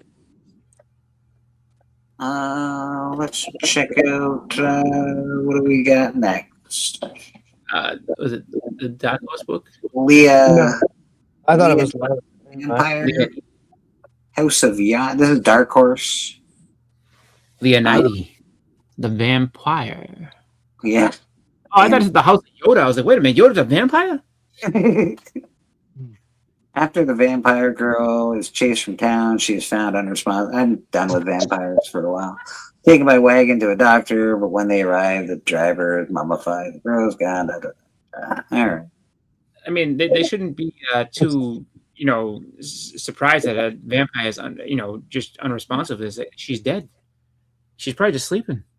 That's a cool looking cover. I would say that I'm done with vampires, but I just started watching Interview with a Vampire. It's pretty good. I just think vampires have been really oversaturated for a long time. I love vampires. I'm a huge werewolf fan. Yeah, let's do more werewolves, man. I agree. Lycanthropes. I don't know. I'm not impressed necessarily with this art style. I don't know. Maybe the It story. reminds me of something. I don't know. I'm trying to place it, but it does remind me of like a cartoon from the 90s. I don't know why. Maybe it'll be good though. You never know. Yeah. Don't take my hate of art for the be all and end all. This I'm excited for. Lobo, number one. This is the one. This is the one that that was on the Hot 5, and I will say they forgot to add one thing, and I double checked and made sure. I even have Scott's. I didn't personally ask him, but I know somebody that knows him. This is for all of you Scotty fans out there. This is his first DC published work for writing. And that not for covers, but for writing it is, and people that are fans of certain creators and writers and stuff usually go after that type of stuff. And so this is DC, Scotty Young's first DC writing credit. That is cover A. Cover A is really good, so you don't really need to go too much further into this. But let's check out the 15 variants for Lobo. Is there 15? Oh man, yeah. I do like the 1 in 25. It's hilarious. Hilarious. You can tell it's hilarious because he's laughing. That looks like a Simon Bisley type thing, but it's no, that's a Liber Mayo. I think either that or the next one is Liber Mayo. Sorry. I think, yeah. Let's see. That's nice. That's really nice, actually. Yeah, Liber Mayo is the one with the hook, and then the red one is Kyong. That's Ray Corona again. This is Corona. No. So not the Corona one, like the one right next to it. So the one that looks more natural with the dog. That's I think Korean guy named Kyong. Then we have one blank. Brad, you're gonna want to pick up that blank, buddy. Someone's gonna want a Lobo. That's just cool. Lobo on his bike. He's got the bite me. Awesome. That's really cool. If you like Lobo, you'll like that. I like the so the next not the next one. We gotta get down a little further. Oh, that one. That one looks. That's pretty awesome, eh? That's really cool. The dog's got an army helmet on. Yeah, it's pretty awesome, man. It's like a painting almost. It's nice. Yeah, that is very cool. It really does look like a painting. That's pretty cool. Do we have any? That's neat. Yeah, that one right there says Galactus. Galactic. Galactic. That one looks like too. Yeah. This one's like a magazine cover. It's pretty cool. Yeah. Lobo on the cover of Galactic. Whatever. Right. Oh, it's actually kind of like 15 epic interstellar tracks. Yeah. So it's like music. Oh, there's the Scotty. Yep. That's going to be going for a lot. This is going to go for so you might be able to get that pretty easily. And then the bottom one, that's going to come up is really cool. I don't even understand why they would do this with Scotty Young. I get that, but the color is so much better on Scotty Young's work. Yeah, but you have people that'll be like, "Oh, I need to get that one and the other one in my collection," so they'll get both of them and that for it. They're smart. They're just like, we know how to get money out of these people. I wonder if this one is because it says Planeta Comic Sketch Shot. So I don't know what that is. You want to view the details on this bad boy? Let's check it out. I'm curious if it's like a one per store thing. Felix Leon. George Corona is the artist for the book. That's interesting. Jorge, sorry. It's still George. All right, so that's Lobo. I'm interested in Lobo just because I like the character. It is a first appearance of Mr. Gazit. Oh. An alien television producer. Yeah, they just forgot to add the first DC writing credit. All right, so if people knew that, they'd go crazy for that book. And they're going crazy for it anyway because it's Lobo. Yeah, it'll get out there. I'm sure people be like, "Oh my god, this is the first ever credit. Let's do it." You got a Nightwing on this bad boy. 4 variants for Nightwing 136. First appearance of the Witch of Bloodhaven. It's crazy to think that Nightwing is up to 136. Why do they want to go back to Bloodhaven? I think that's where he works. He doesn't work in Gotham really anymore. He's hanging out in Bloodhaven. We got typical Nightwing covers. I would say nothing out of the ordinary that I need to click on. That logo one is really. I don't like that one. Not the one you're showing. Yeah, I know the one. I'm with you. I don't really love the other one either. This one's okay. Yeah, no, it's cool. It's all right. So yeah. There's no sexy butt covers for people. Well, it's not the butt. Yeah, because he does have a nice butt. But there is like the sexy. I don't know. He's laying down in that one, kind of. This one. Yeah. Look at me. Look at me. I don't like that art. Like his face looks weird to me. Looks crap.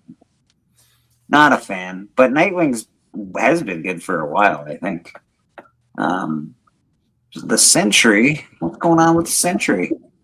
4-issue limited series. Introduction of the Crystalline Plague. Not the Crystalline Plague. You get that, you're in bed for a month. That's all right. It looks pretty cool. Got a real Sinkovich feeling to it. Yeah, he's looking through like his void hand. The minimal trade is pretty cool actually on this. It's pretty nice. I do like that separation between him and the void, right? Yeah, it's pretty cool. All the rest of the covers, I am not seeing anything that I'm all like, whoa. That's pretty typical, tame, typical stuff for Sentry.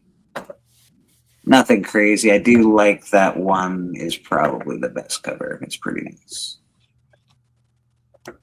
Let's see who did it. It's a 1 in 100. So I think there is a trade dress version of this, so you can. Yeah.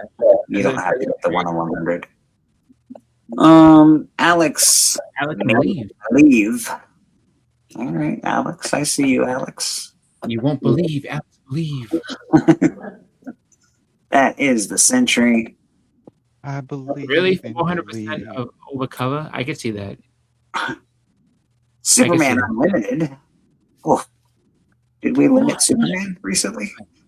John Kent becomes Tomorrow Man. First appearance of Master TXYZ. I'm not even going to try and pronounce it. A fifth dimensional demon previously made a voice cameo. Okay, so this guy's had a voice cameo before, but this is first appearance. So didn't what's it called? Lobo had a weird villain with a similar name. So I wonder if they're like kind of related. If they're gonna cross those two over at some point. That's actually a good point. You really did. So I'm gonna get real technical with this. Okay. And it's gonna be weird, but how can you have a voice cameo when you can't hear it? It should be a text cameo. It was a voice cameo. We all heard it, TM. When we opened the book, it spoke to us. All right, Superman Unlimited looks okay, I guess. As you can see, we got some anime-looking stuff going on here. Looks like Steel.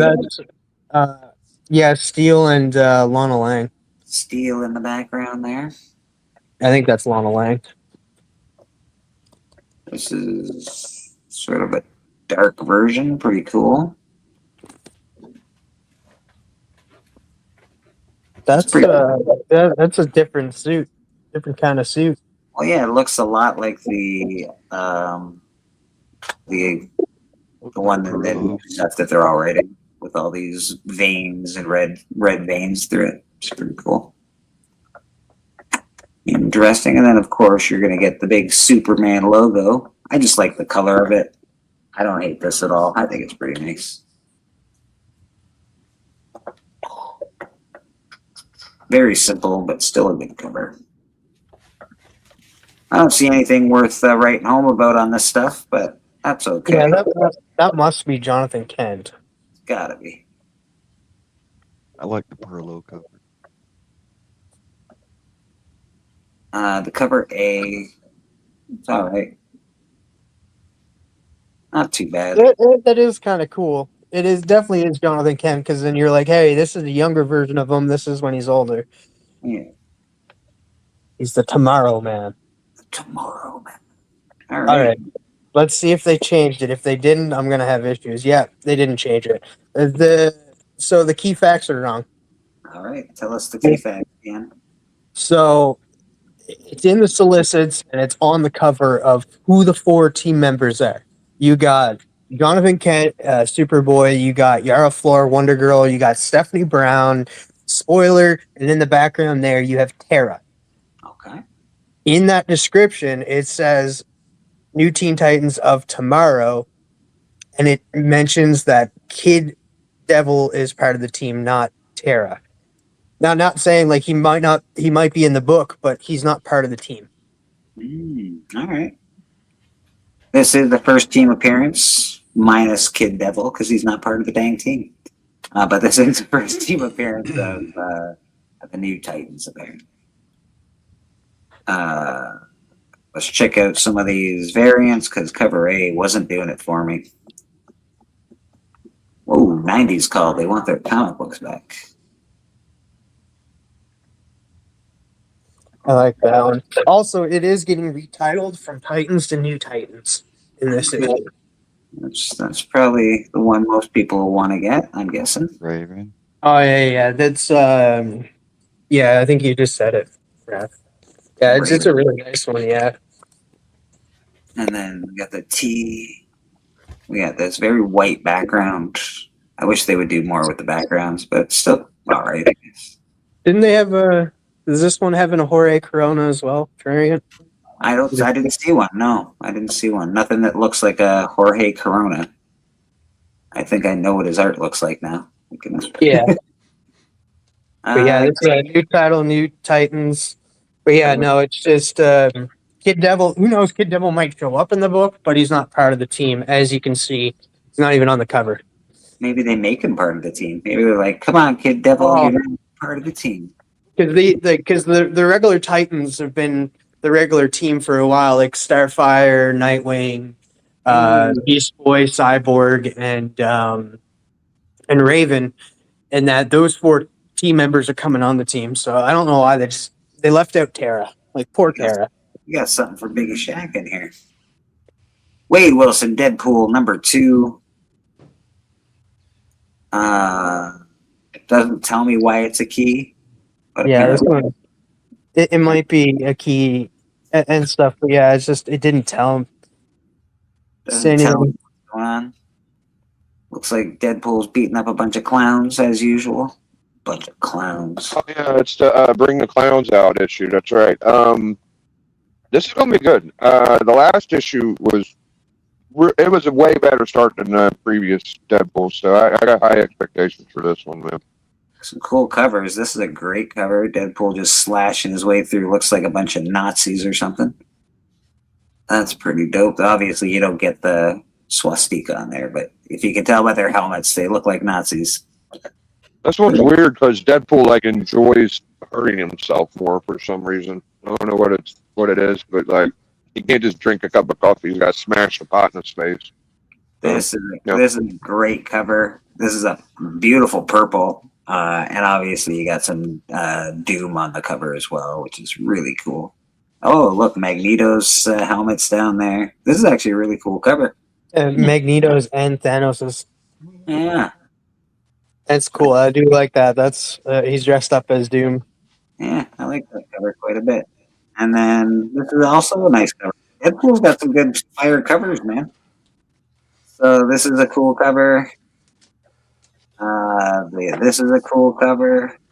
Deadpool is knocking it out of the park with their extras. Yeah, well, they know not to mess around, man. He's their golden goose right now, I think. So This is a great cover. Like, really, they're all really quite nice.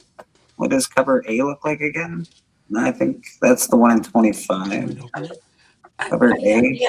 Just open the end. Pretty good. Pretty good, man. Yeah, that's pretty cool. So Deadpool, that was the last one on the keys of the week. And as usual, I think I hear Susie Q in the background. Hi, Susie Q. Oh, hi.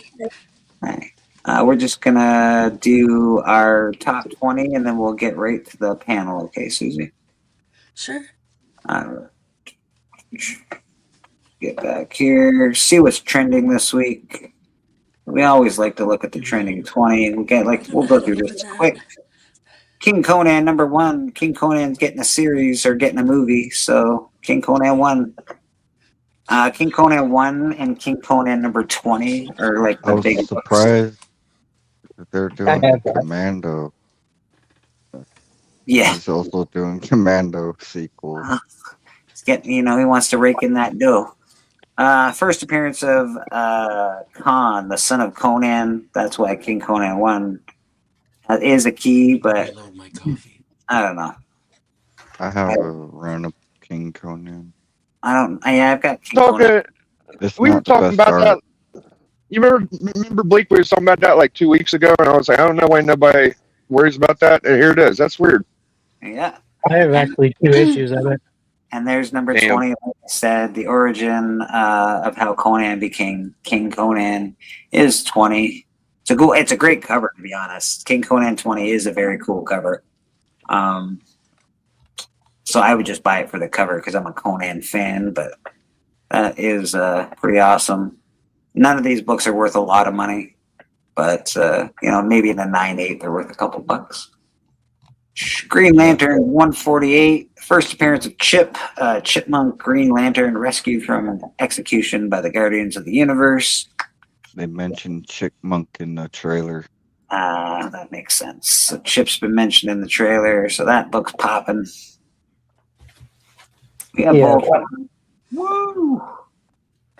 Voltron 1, baby, there it is. Henry Cavill. Henry Cavill's coming. We got Absolute Superman number 7. This is the introduction of Brainiac in his first full appearance, which I think would be cool. I like Brainiac, so this would be cool to have. I know it's not the real first Brainiac, but still. Hey, finally! Look who bought this early before it popped on the list. I got the facsimile. Oh, Conan the Barbarian, #1. Mine has just gone to CGC, actually. So that is the first appearance of Conan. His first appearance is in a Strange Tales or something like that. I can't remember his real first.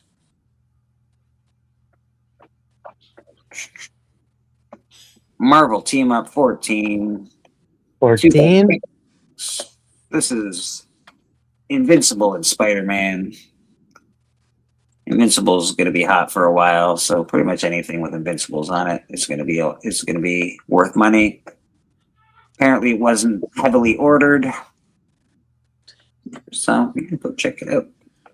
Aliens, Predator, the deadliest of the species, #1. Awesome. I don't have this, I don't think.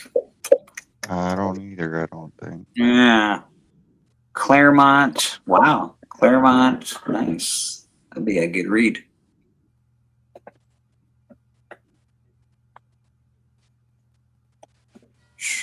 We got Absolute Batman #10. Waylon Jones introduced as Killer Croc. Introduction of Clayface as the Clay Biome. And first appearance of Arkham. We got Ordained #1. This is going to be into a movie or a TV series or something.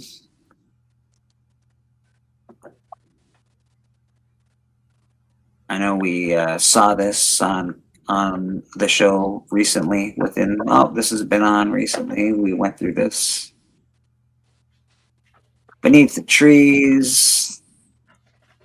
You know, I just would have never been attracted to this. Just something I would never have bought. But I know it's going to be cool because of the, blood sack and all that. It's just something I just wouldn't have bought. Apparently it's something, though. Well, it's because the DC KO thing. Hulk 340. Iconic art by Todd McFarlane. And there's your Wolverine. That's pretty cool, eh? I think they're doing, I don't know. This might be just a picture of it, but that'd be cool if they did a movie cover of this. Yeah. That was in the movie. Wolverine. Yes, yeah, it was. Uncanny X-Men 104, first appearance of Corsair, father of Cyclops, Havoc, and Vulcan. First appearance of... Sorry, I see what you're saying. You're saying they should make a cover of that. Yes, they should make a cover of that. That would be a cool movie cover. Absolute Batman, Arkham #1. Origin of Arkham. The Arkham of Absolute Universe. Introduction of Deathstroke in full. Photograph, cameo, and Absolute Batman #9. Cameo appearances of the Man-Bat Biome. This is actually a pretty good book for this series. A lot of good first appearances in there. There's an actual first appearance. Arkham is a real, the actual, probably truest first appearance this book has had so far. So there you go. Well, I mean, they do have a first Arkham, and it's about the same amount of money as that book. So I would probably go after that, but it's Arkham. It's whatever. But it's Arkham. Yeah. No. Well, I don't know what do you? I mean, it started off as a hospital, but it is the fucking Arkham Asylum. So yes. Yeah. You're right. It's I think the Arkham Asylum, it's like a graphic novel or something like that. But but that's the first Jeremiah Arkham, and they tell you all about. It's in a oversized issue. It's like a 80-pager or shit. Yeah, I've never read it, but I heard it's pretty good. Hey, there you go, buddy. First appearance of Poison Ivy apparently is popping off this week. 1966. Batman #181. Oh. And then we've got the silent issue for G.I. Joe. Absolute. That is popped off this week, apparently. This book's pretty expensive. And generally, it's not cheap. Which I never quite under. Well, it's the first appearance of Storm Shadow, I think, too, right? I'm pretty sure. Storm Shadow, so. Tigress Island #1. kidnapped and right. I'm not buying Wasn't this. that last week? Yeah, this one it's just trending this week. Last week it came out. This week it's trending. Apparently, people are buying it.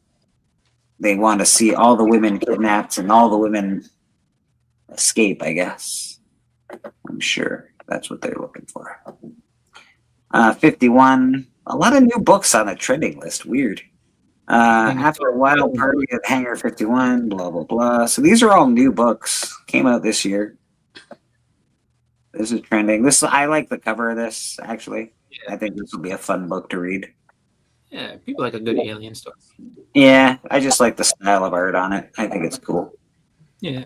Is it, I'm curious, is it set back in like the 50s? Because maybe that's like, and it's also a Mad Cave, so it's a small print run probably too.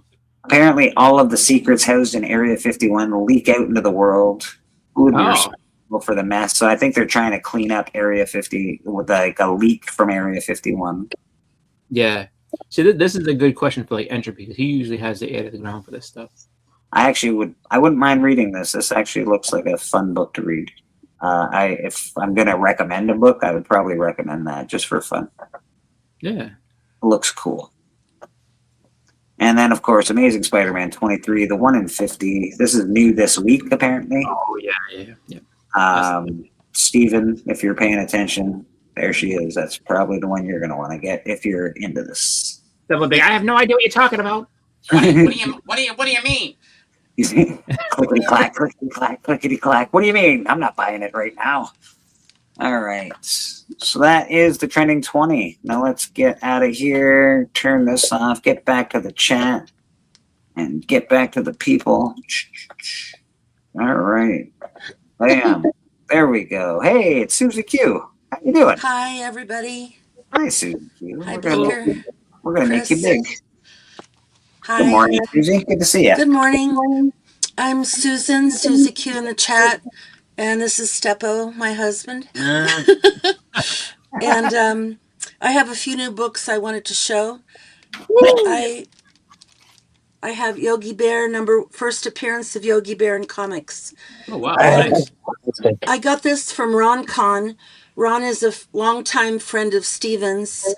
He's a traveling comic book salesman from California, and he comes up here every once in a while, and they call it Ron Con because it used to be Ron and Steven and two other guys, and now it's just Steven and Ron, but they still call it Ron Con, and they meet in a hotel room and look at comics and buy comics. So Ron wanted me to make him some chocolate chip cookies, so I made him some chocolate chip cookies, and he gave me this comic book.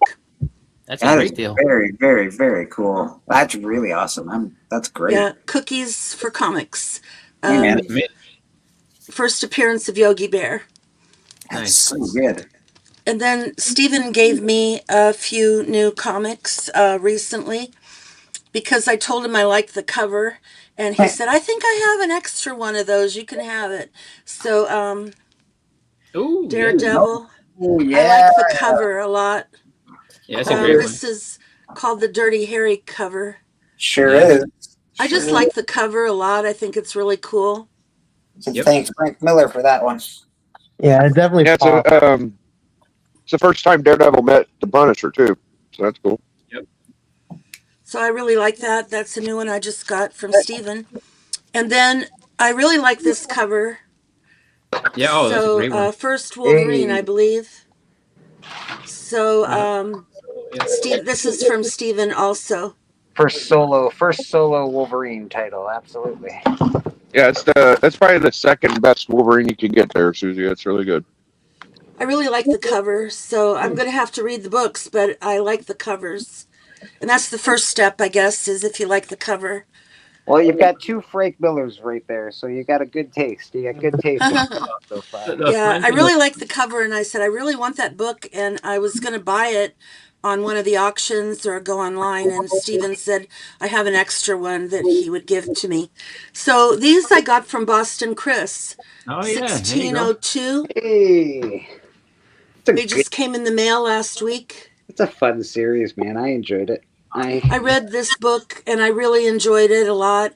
Yeah. It's written by Neil Gaiman. He's a good writer, even though he's fallen out of favor recently. Yes. But he's a good writer, and so I did read this one and I enjoyed it a lot. And I actually got the whole series from Boston.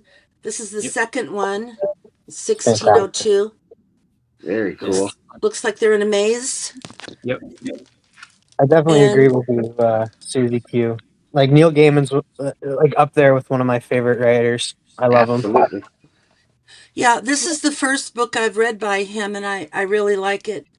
I like historical fiction a lot. When I read a novel, I like historical fiction. Could I recommend a series from him? It was a novel, but got made into comic books, and that I highly recommend American Gods. Yeah. Okay, Very good. I'll check it out. Thank you, TM. I have American Gods #1. Maybe I'll send it to you, Susie. Oh, wow. There you go. 1602, part 4. And I believe this is an 8-part series. Yep. So there's one particular one that's a great cover.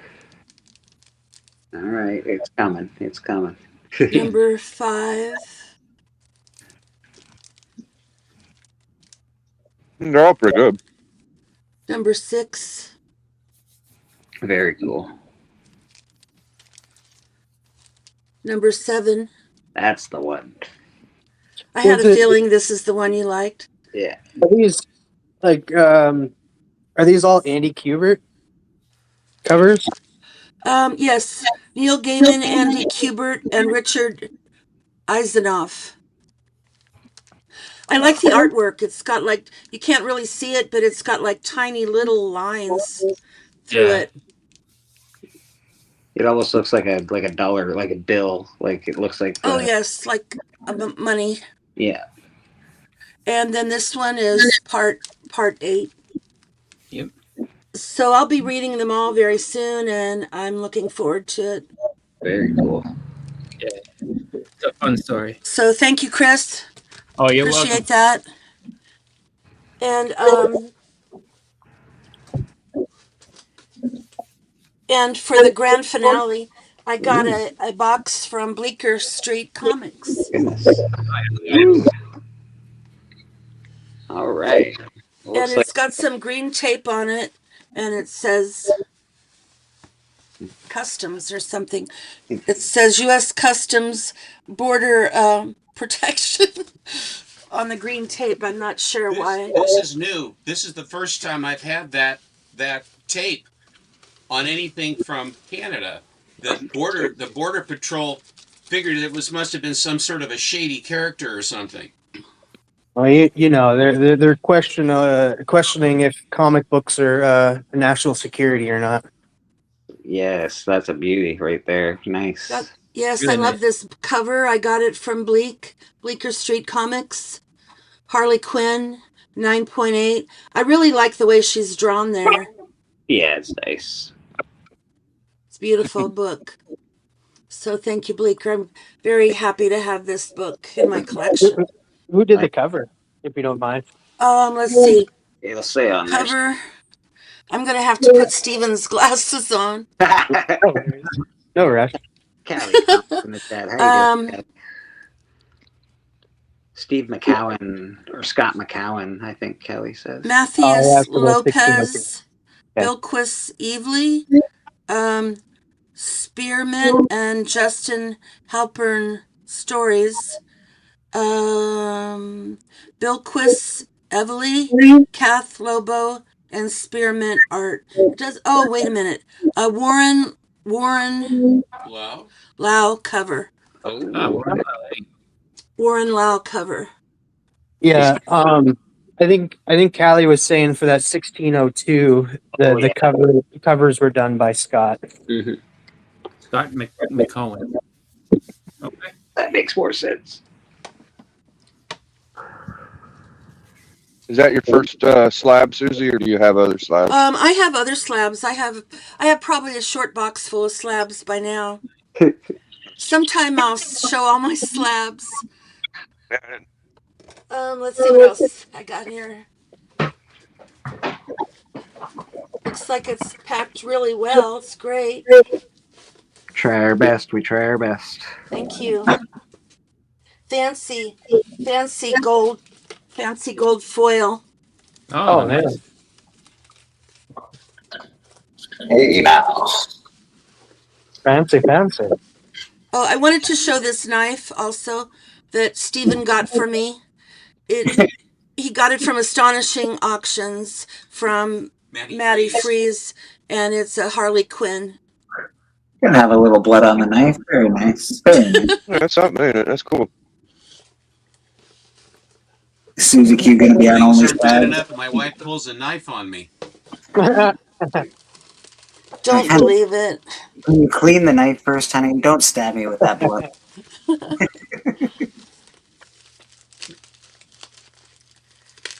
Oh, I always try to package really well when I send stuff to the States because, you know, the mail service, you never know what they do. They kick things down the road sometimes.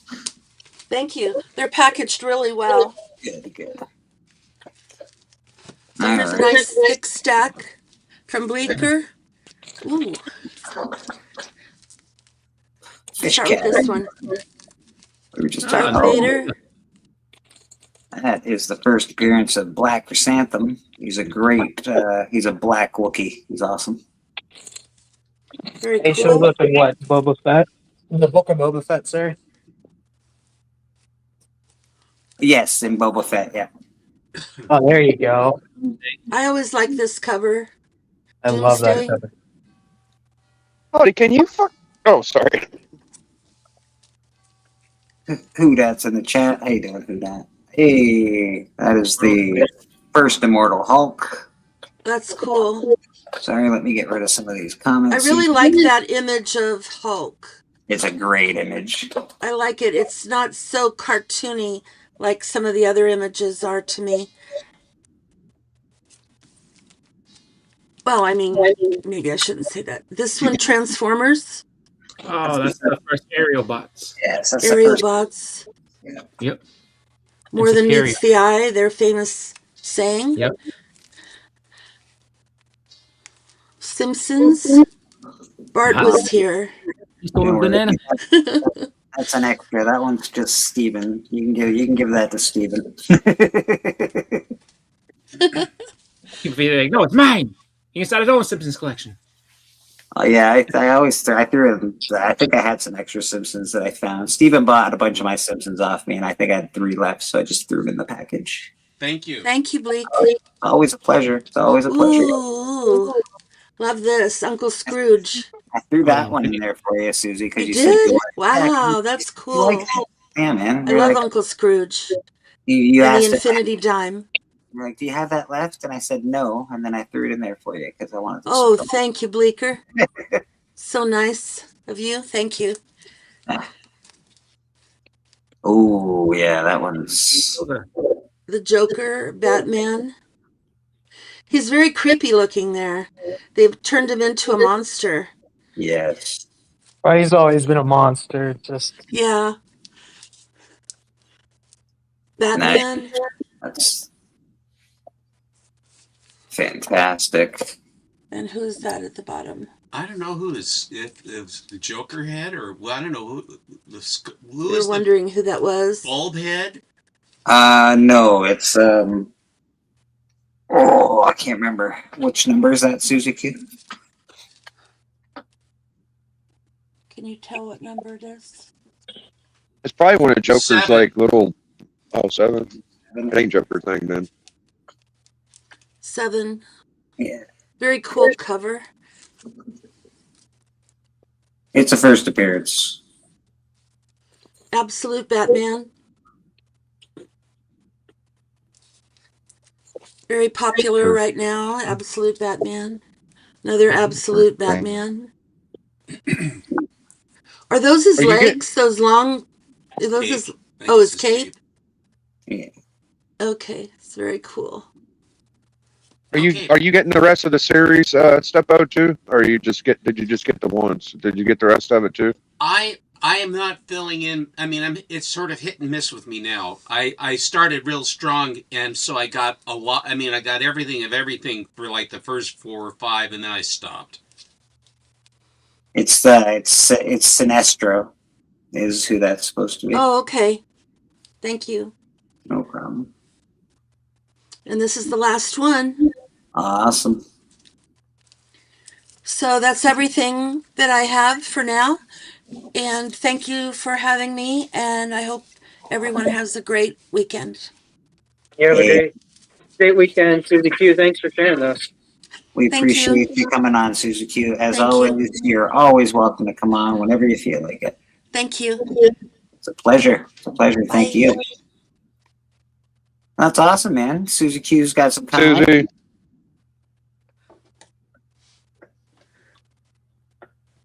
Couple of extras in there. Some cool comments from Boston. I got it. Oh, good.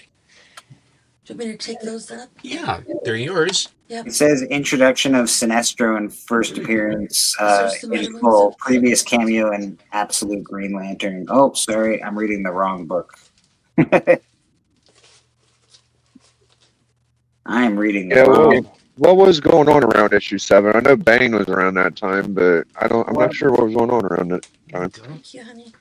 Yeah, I just read the wrong issue 7. That's all. Can't find Absolute Batman issue 7 because I'm looking on Key Collector like an idiot.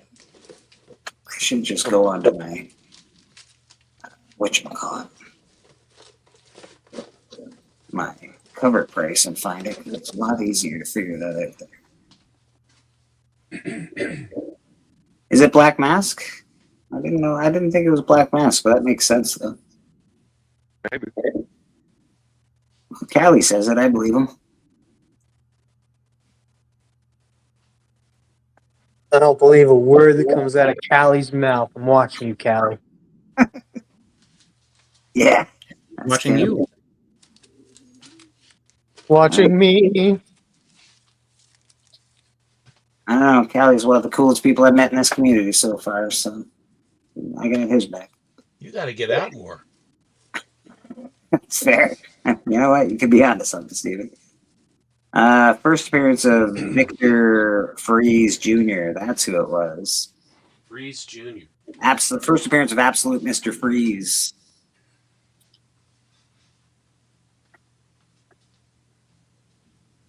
Well, you wouldn't come up with that from that cover picture we saw. So. No, he looks completely different. And again, I haven't read all of Absolute Batman. I think I'm on issue 4 or something like that. That's cool. I read slow, but I read. Freeze proper is dead, yeah. Yeah, man. Big Shaq, what you got going on? Did you do a show last night that I missed for some reason? I feel like, did you go on live yesterday? I went on for like 10 minutes. Melody said she was going to leave the house. It's like whenever she's here, it's chaos. So I expected her to be gone longer. No, she popped.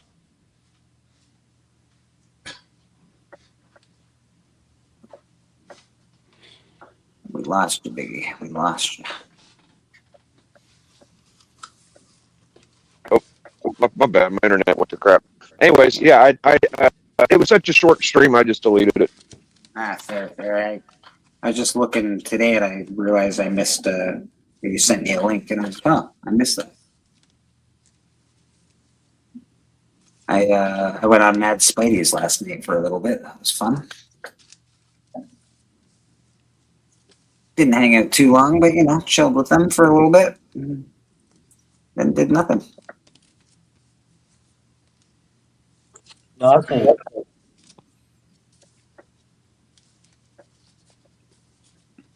Weak AF, how Victor is frozen with his wife. Yeah, that is weak.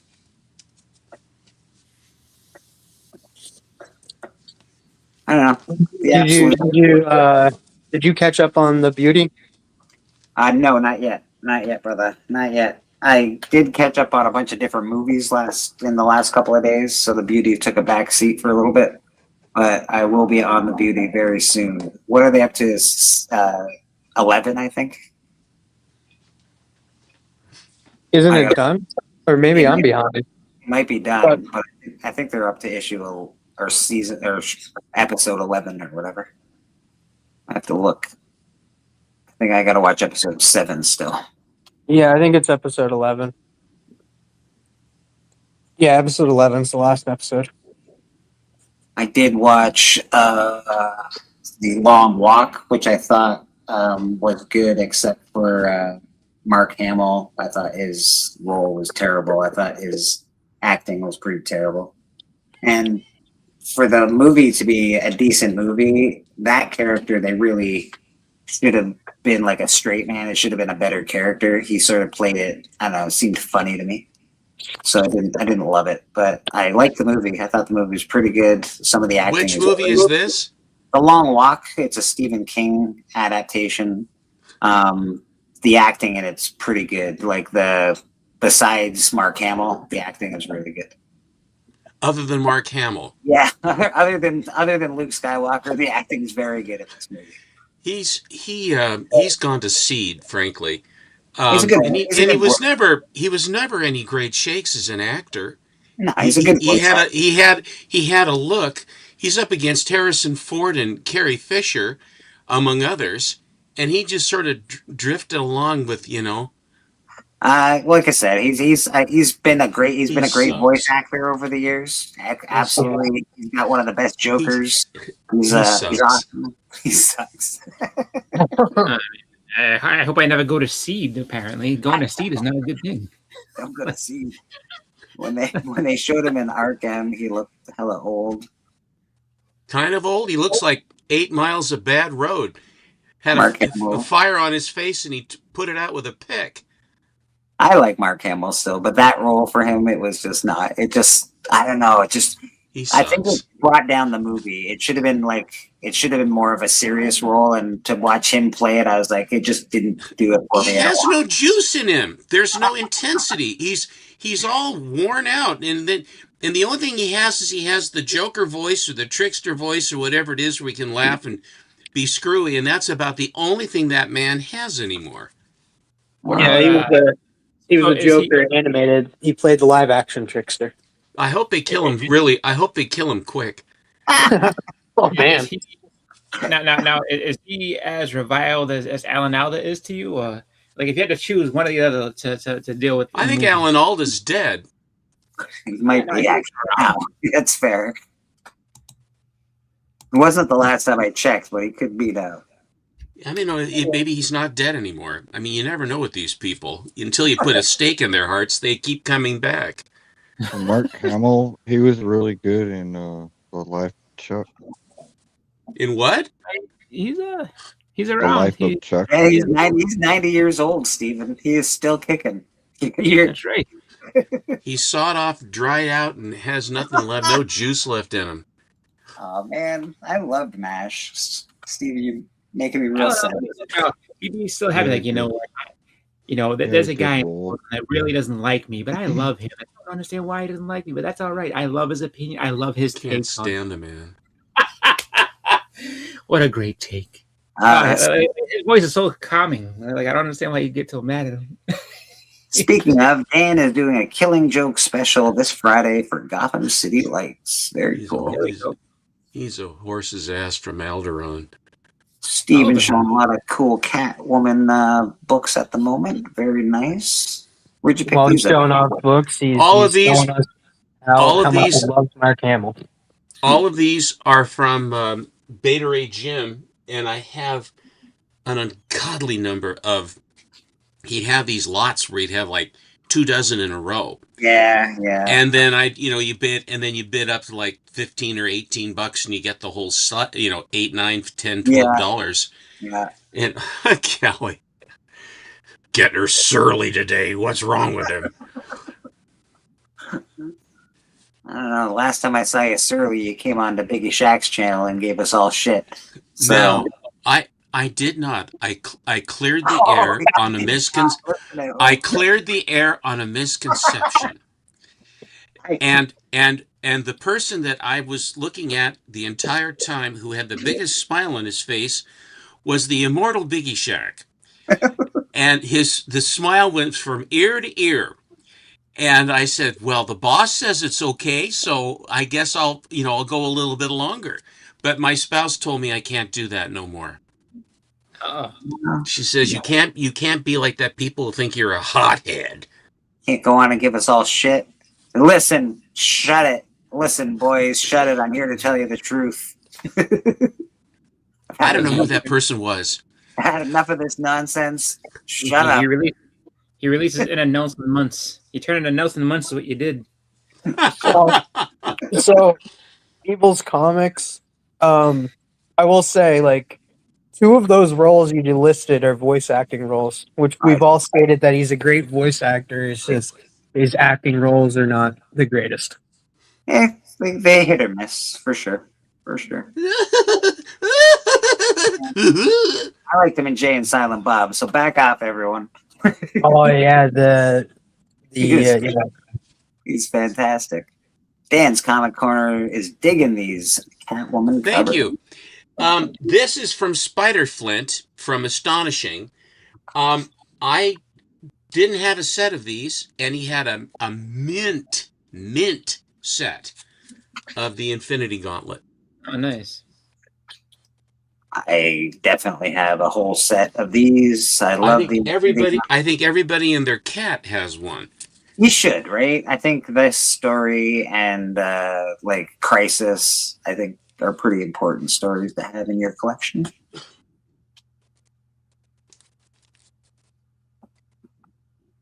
Yeah, Biggie. We were showing a lot of bangers and romance after hours. That really was a lot of fun. We went into a vein of romance, and it's fun to show those for what the romance books, what they got away with the code, because they're smoking and drinking and hanging out in the bushes, and the cops are busting them and stuff, and the code is right there. And then they had Nurse Cynthia Doyle, and underneath the Comics Code Authority stamp is the representation of coitus, of intercourse. And it's on there, and I said, don't the editors know what that means? Evidently they didn't at Charlton. Either that or Dick Giordano was big on there for them. But geez, this black cover, this one is really, really nice. Yeah, it's nice. There isn't a tick on the thing. He stopped on this one when he was showing them, and there was great oohing and awing. But since I didn't have it, I mean, I managed to get the set without having to kill me to get it. It almost killed me. Almost took me out, but here I am. I'm sure. I know you guys have all these. Hey, no, Key, that's no worries. I like seeing them. I like seeing with Steven when you show some regular comics that we all have. We're all like, thank God, we're good. We have the same comics as Steven. Just because I show them, books are, you don't have to strain it through me. Cool is cool. Cool is cool. And then he had these also were included in the set with the Gauntlet books. Yeah. I think I have most of these already, but they're all they're part of the lot. That's a lot of times what happens. You say, well, I really have them, but you that's nice. But the black one is very hard with no ticks. Hey, isn't that the first Infinity Gauntlet or something like that? What is that one? That's the first Infinity Gauntlet. Yeah.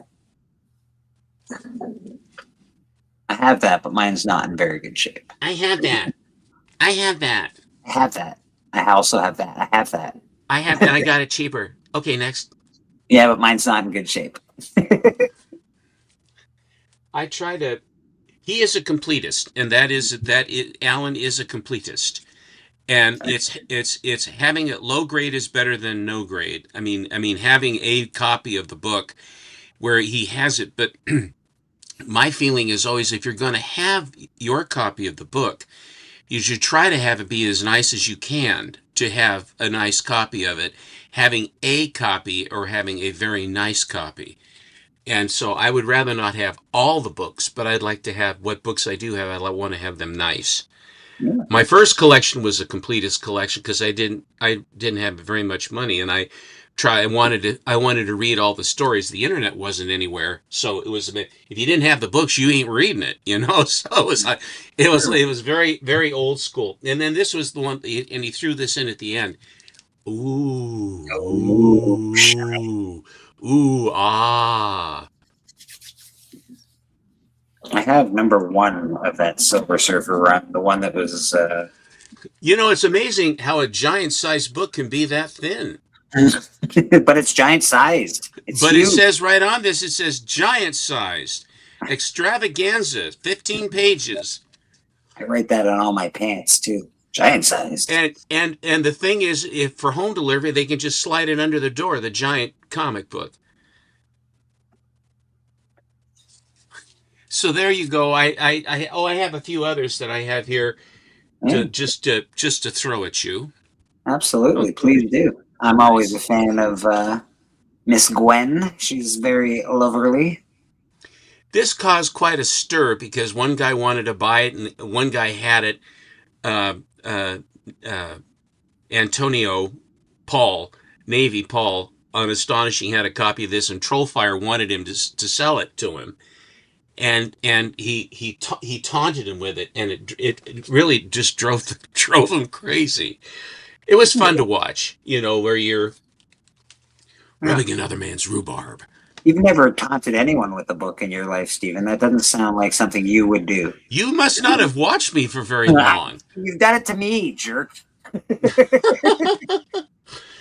I pulled these out because they were valuable, and they'll go up. They're going up and they're going down. But this was Biggie. This was like at the very first blush. I picked up a couple of the number 1s when they first came out, and I was just chasing the number 1s just to have them. And then I've been formalizing a lot of the books that the modern keys, and so I have raw copies of them. So I put a couple raw copies together here that are ones that you generally will see. They're very, very high grade copies, but they're not slabs. And is that 423 a second print? What makes it a second print? The box on the bottom. So this is the second print? I think so, yeah. I have first prints too and second prints. I just picked one out. I couldn't remember what the difference was. I just picked one out. Yeah, of the box. The first print has like a Batman's head in the corner. Well, I'm going to have to go and get it now. Now you got to go check. Thanks a lot. You know how much I hate doing that to you, Stephen. I really. Yeah, I mean, try and get over that, will you? These are Peach Momokos. These are artist proofs of this. An artist proof and a signed artist proof. Very Shubina looking. Hello, Cliff. Hello, Cliff. Kate's is in the chat. Here is Bruce Timm. Yeah. I like that. Bruce Timm. Like I said, I didn't have this before Papa passed, but this probably would have gone to him. Man, it bothers me. I miss him. I miss him too, man. It really bugs me. I really miss him. I'm not a fan of. I don't know. I don't like change. I don't like people passing. Well, death is very final. It's too permanent for me, man. It's too permanent. It is the most final thing. This is a Mark Jeweler. I swear to God, Astonishing Auctions. Mark Jeweler, rare Mark Jeweler, 35, 40 or 55 Mark Jewelers later. Mark Jeweler, ooh. Bose insert, ooh. Do they have a tree with Mark Jeweler inserts just growing on it? Because I'm telling you, I've been there. One. I like this. That has one. A double Mark Jeweler insert. Double Jeweler insert. Bow before Zod. See what you do? You stockpile them and then you sell them. And I have some. I bought a chunk of them from Slab Addict. This is I showed that this one is Love an that. absolutely stunning color strike, and this is a double cover. Yeah, that's a beauty. The colors on there are just gorgeous. I had never seen this book before, and I said, God, that is really the red and the purple and the yellow. I mean, the colorist did a great job on this. Really good. Really good. It's Gil Kane. Yeah. Gil Kane rules. It can't be Gil Kane. It's good. Okay, here we go. Callie says he's printing Mark I got Jordan. me one of these, signed by Chris Claremont. You know, the thing I like about Claremont, he has such an unobtrusive signature on the trade dress. It's almost like a piece of art itself. His signature is just lovely. He never. It looks to me like he's having some sort of an epileptic seizure, and he just puts the pen on the paper. He really. There does. you go, kid. And he always does it on the trade dress. He's like, there you go. No more X-Men on your book. There you go. Do you want it through his head? I'll put it through his eyes. There you go. Wait a minute. Let me get a bigger Sharpie. Yeah, I want the thick half-inch one. Chris Claremont. What's the best part of this book? Let me write my name through that part. Here it is. Here's where my name goes. Right here. Hey, everybody loves that. How can you not love that? This is a beautiful cover. And some of these these covers that you've come to know and love. Well, technically, and I just want people to know, technically it doesn't go with the Dell 3 set of monsters, but we've all, as a collective, have chosen to We have co-opted it into the fold. Absolutely, absolutely. This one, there was quite a stir to get this. It's a very, very nice, very, very nice copy of this book. Jeff Jack. I tear out the Mark Jeweler inserts. They get in the way of reading the comic. Jeff, you might just buy another copy and not do that. Tear them out, Jeff. I mean, just a thought, because there are people that, Mark Jeweler, oh, double Mark Jeweler. Well, you guys don't take off the covers. You guys don't take off the covers of your books to save them somewhere else. Like I take off all my covers and put them in a nice folder. Yeah, and then I just have the books there floppy. Yeah, they're just sort of flopping around. Why bag them? It's easier to get to them.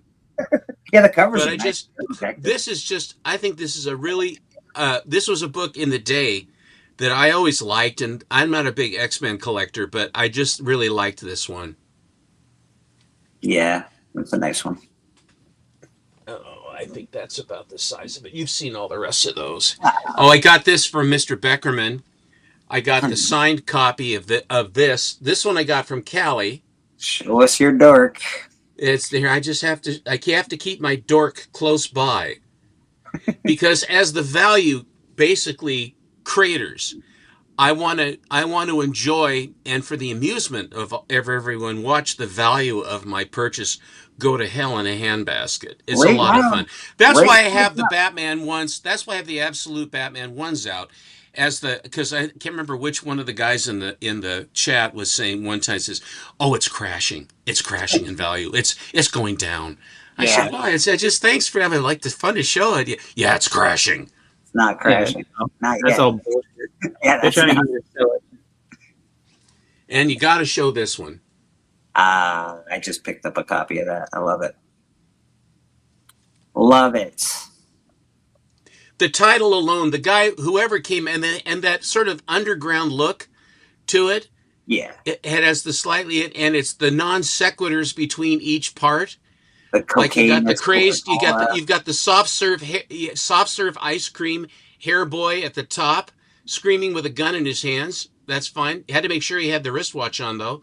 You got the hippopotamuses that all have cocaine in them. You got the broad that's got two guns firing it away, and then you got a little kid with the Chinooki hat or whatever the hell that is, screaming massacre. I mean, it's got everything. It's got all the food groups in it, and it's got a Coca-Cola homage. So you can't really.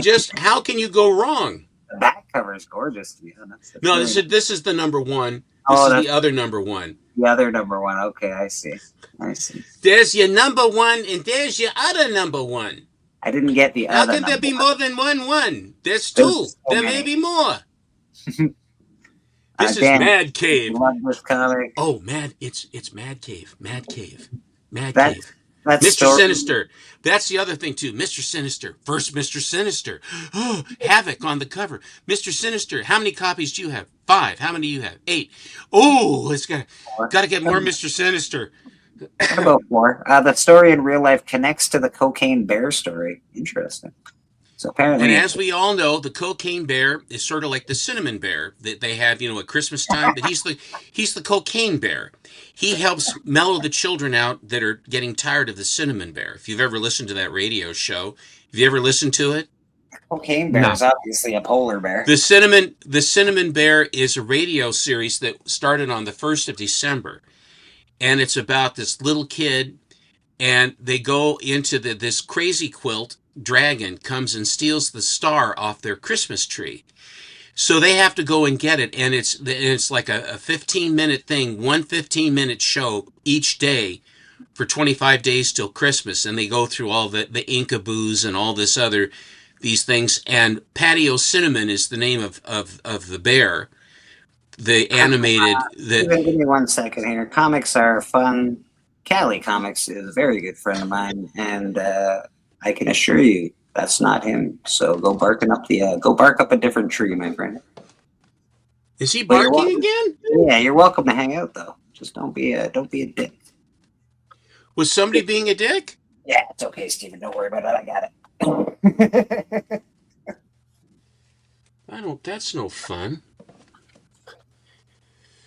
But anyway, Patio Cinnamon, and Patio Cinnamon is a female voice. It's a female actress who's the male, and he's got an Irish accent, Patty O'Cinnamon, and it's the stereotype of angry Irish people, all the way through it. And to show you how old it is, they say, "Johnny, what do you want for Christmas?" "I want a velocipede."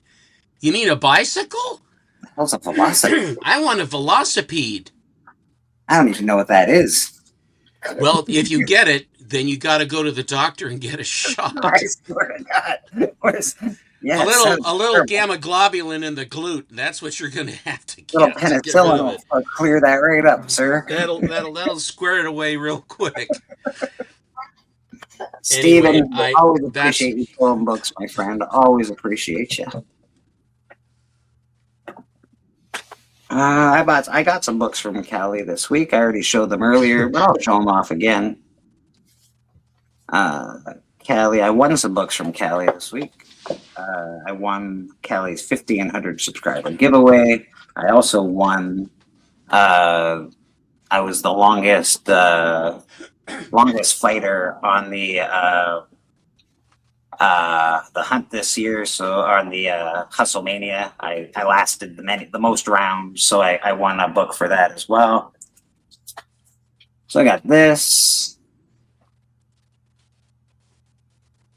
the Intercontinental Heavyweight Wrestling Championship belt. It's pretty awesome. It's pretty dope, actually. Very excited about that. And then we got Venom 25.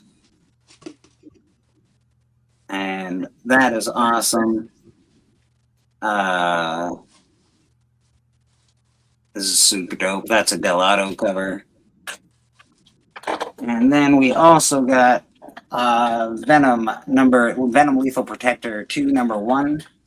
This is a Virgin variant signed by, Alan Quo, I think. Yeah, Alan Quo. Wow. Yeah. And it is awesome. So Cali sent me these books twice. He actually sent them once, and the mail people said, "Screw you, we're sending them back." And then he sent them to me again. So Cali, appreciate you, brother. Thank you very much, sir. Check him out on his Instagram. He's part of the Black Order Comic Club. They're all having fun on Instagram, doing a lot of posts. Check them all out. Austin, you're part of that. You're part of that club. I see you're doing a lot of posts. Pretty cool stuff on your Instagram. I'm liking your books lately. I never really get to see a lot of your books, so it's pretty cool just to see more books from you. Yeah, no, I've been posting on that. It's been fun, like just kind of keeping up with the different categories they put up. Cool. Jeff Jack, the super sugar Chris Bear, was always hopped on too much sugar.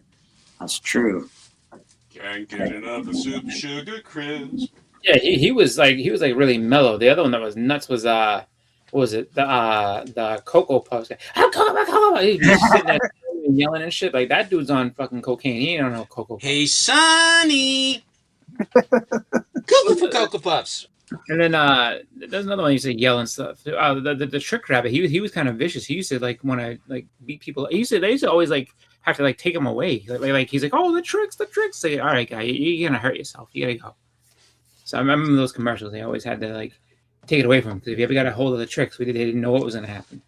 I'm just upset. Silly rabbit. Tricks are for kids. What are you, a drug dealer or something? Give me some of them.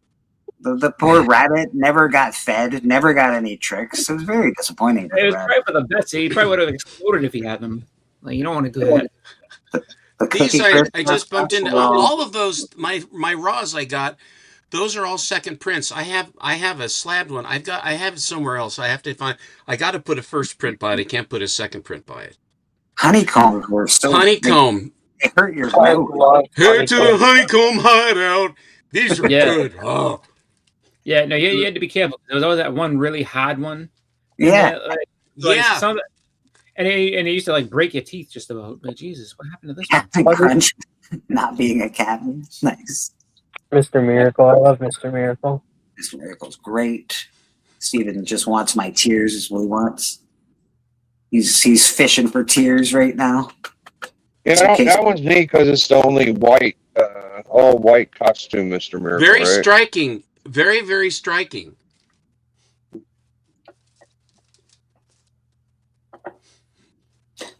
Oh, big bottom. There she is. Big bottom. I mean, big something or other. Something. What was it? Big Barda. He knows. And there's Barda right there.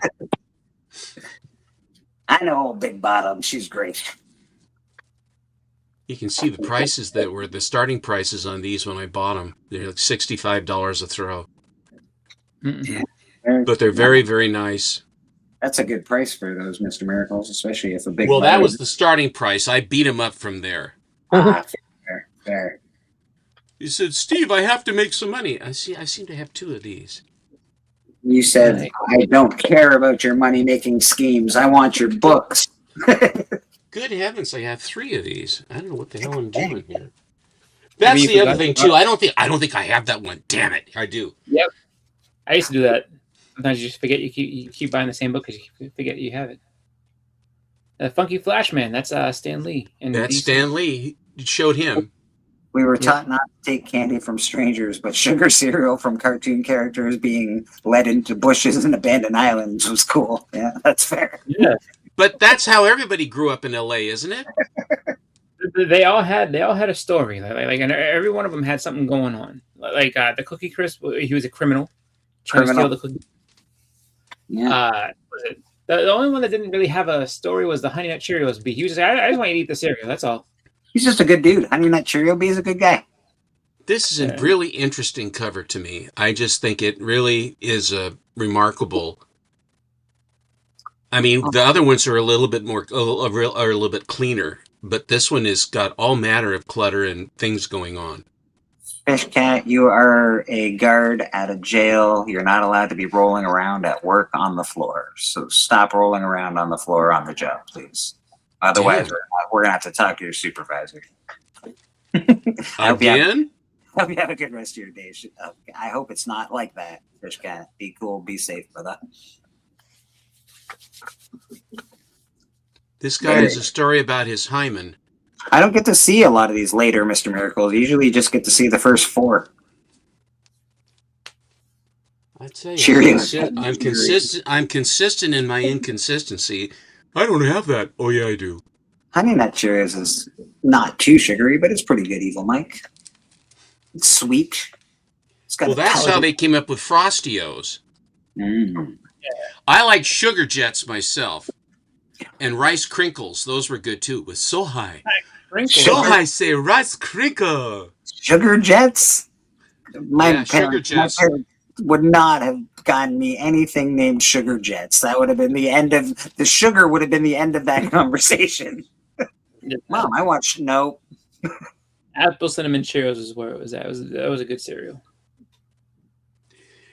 There were Sugar Jets, and then there were Frosty-O's, and what was the Kicks? I can't really see.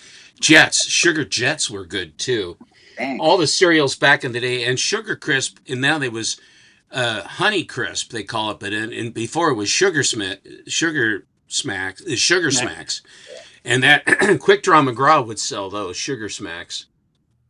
Quick Draw. I haven't thought about Quick Draw McGraw in a while.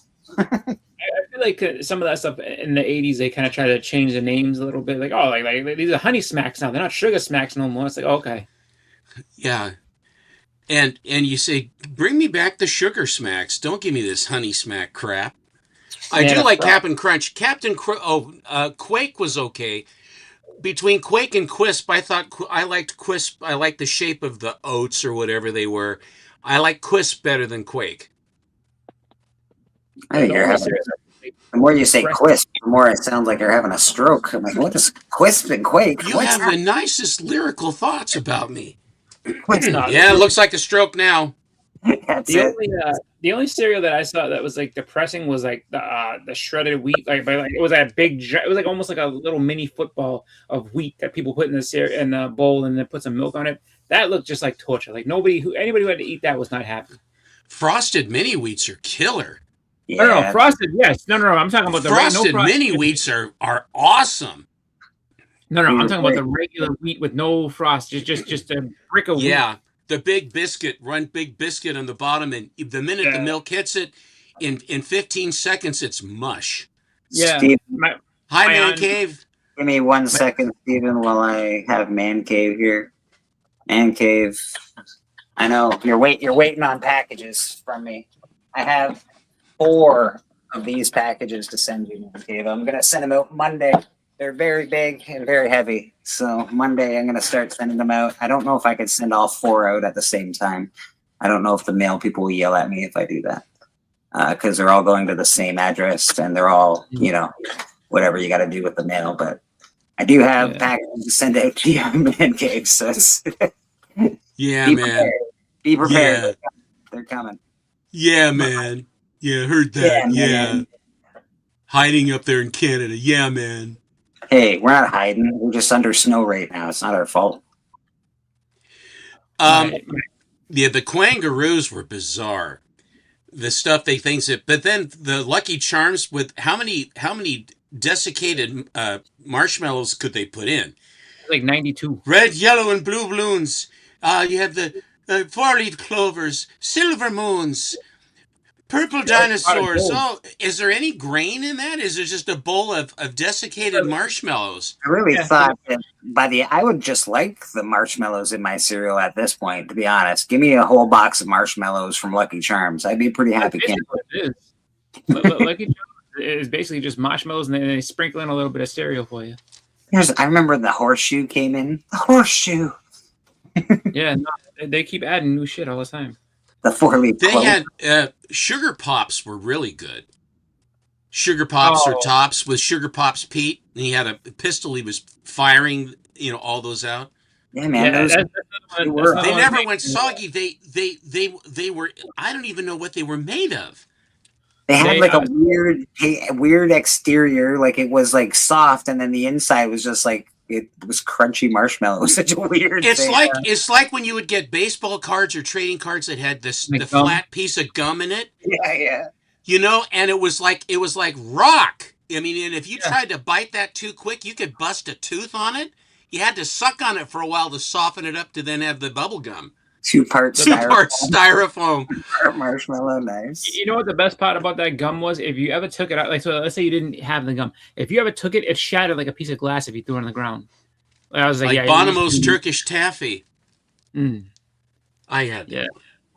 No, but you said Sugar Pops, right? Yeah. No, but when I was a kid, Corn Pops. Another one that they like changed the name. Like, oh no, it's healthy Corn Pops. See? Well, that's Kix. Yeah, it was. I wasn't a fan of Grape Nuts, Evil Mike, but now Raisin Bran. I liked Raisin Bran was good. They Nut sugared Bran up was those really good. raisins. Yeah, they sugared up those raisins really good. Yeah, I remember that. 2 scoops, you know. Yep. I like the Raisin Nut Bran was pretty good too. When they like covered the raisins with like a coating of nuts. I guess it was pretty good. Samuel L. Jackson is Mr. Glass, right? Looks like him, yeah. That is a bummer. Actually, the Rice Krispie Treat cereal and Reese's Peanut Butter Puffs are probably the best cereals I've ever had. Like those are really, really good. Those almost You seem know, like with a Cap'n Crunch, with me, is the first bowl was so good. So then there would be a second bowl. And then there would probably be a third bowl. And then you don't want to eat Cap'n Crunch for a long time. We didn't really do Lucky Charms. What was the other one? I always liked the little 12 packs you'd get. And you get Corn Flakes and Raisin Bran and Sugar Pops and Fruit Loops and Sugar Smacks and all these others.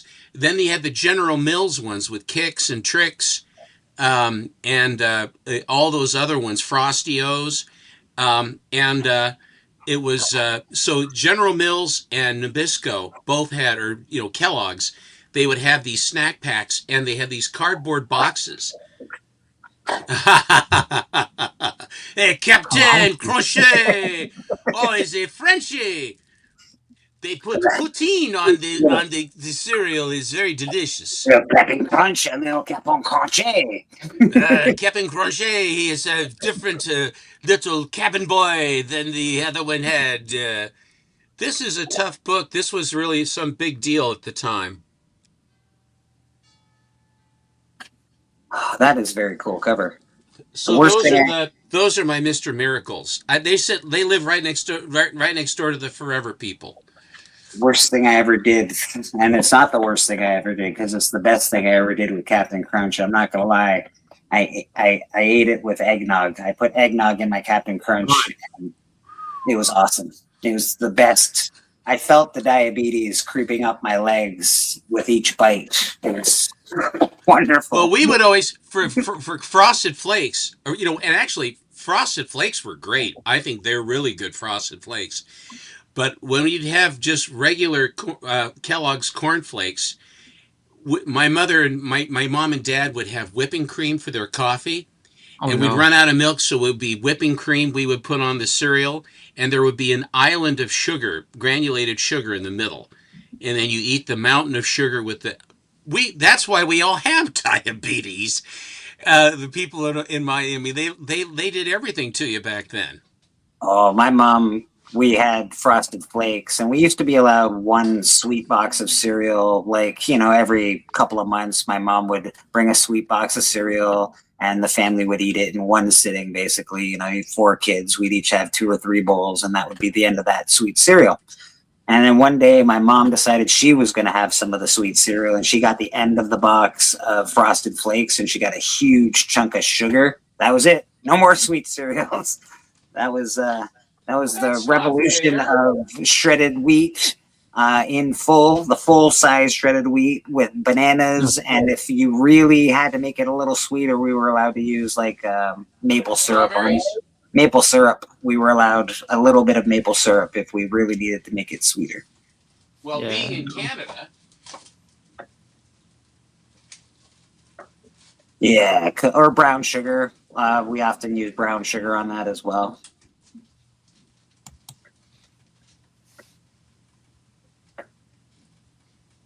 Yeah, I used to like those mini boxes of cereal. They used to have them at my school for when you went in and you didn't have anything to eat, you could get one of those. I hated the boxes. I used to so they used to have it was almost like a little mini bowl, and so the top of it was this paper cover, so you rip it off and then pour the milk and eat that. I like that. The box of cereal was like, if you don't have a bowl, you're screwed. I hated it. Yeah, I never liked cereal. Only cereal I ever was able to eat was the Cookie Crunch, I guess. Oh, Cookie Crisp. Yeah, Cookie Crisp. Yeah. Nowadays, I'm all oatmeal. I haven't had cereal in a long time. I like oatmeal much better. Yeah, I can eat oatmeal. I was more of a carnation guy. I would get me a cup of carnation on the way out. You know. I do love me. I do love me regular. I don't like cream of wheat is so nasty to me. I don't know why. I do love regular oatmeal. Delicious. Love the stuff. Even those little packs, those little oatmeal packs that are like, apple oatmeal or peach oatmeal or whatever. They're pretty good. Cinnamon oatmeal. Yeah, they're not bad. They're pretty delicious. The cream of wheat man has the greatest smile on all the food.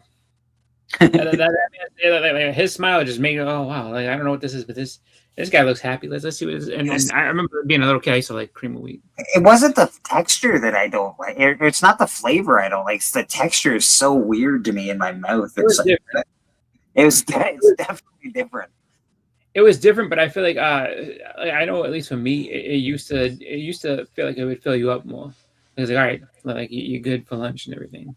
But I think I think that like when it came to that though, like on like cold mornings though, but like those breakfasts, I used to like oatmeal in the morning or cream of wheat in the morning, and then you were ready to go. You were good. And leave it to a doctor to wreck my whole belief in the oatmeal system.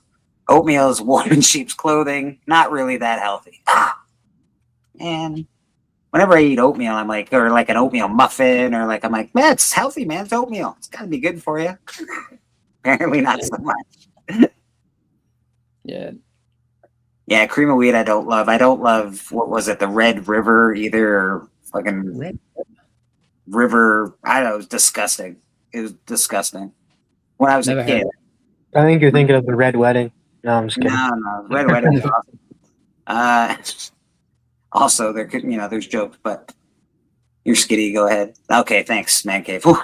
All right, thank you, sir. I can still get away with my oatmeal. Good to know. What was it? River? I don't know. Some oatmeal, but it was like gross, nasty. You want to look at a little bit of Golden Age or anything? Oh, we'll look at anything you got, Steppo. I got some Golden Age. I mean, I'm so inspired by all the new books coming out. I'm very inspired to show Golden Age. All those new books gave you they gave me a cramp in the cramp in the tuckish. Oh, very nice. This is an Ogden Whitney cover. Is that who's that on the front cover, Steven? That is Hirohito. Okay. This is from November, December 1944. So the Battle of the Bulge was going on, and the island hopping campaign. We were getting through, going past Rabaul and into Truck on our way to get stuff. So, Evil Mike, have a great day, brother. Thank you very much for joining. Appreciate you, man. All true crime, very cool. I love that the shoes on that guy emphasize the shoes, Steppo. Man, I've been digging for like a Golden Age book under $40, and I found one on auction I really wanted. It was Dog Man, I think 31 or 34. It was the first Elmo the Wonder Dog. Oh, and cool. I almost had it for $20, lost it by like $1 or something. So yeah, it was fun. I'm still looking though. You've got some Golden Age books, so you've already you've got Superman and a bunch of others. You've sort of scratched that itch a little bit, anyway. Yeah, I'm still itchy. I like gold. I'm still itchy.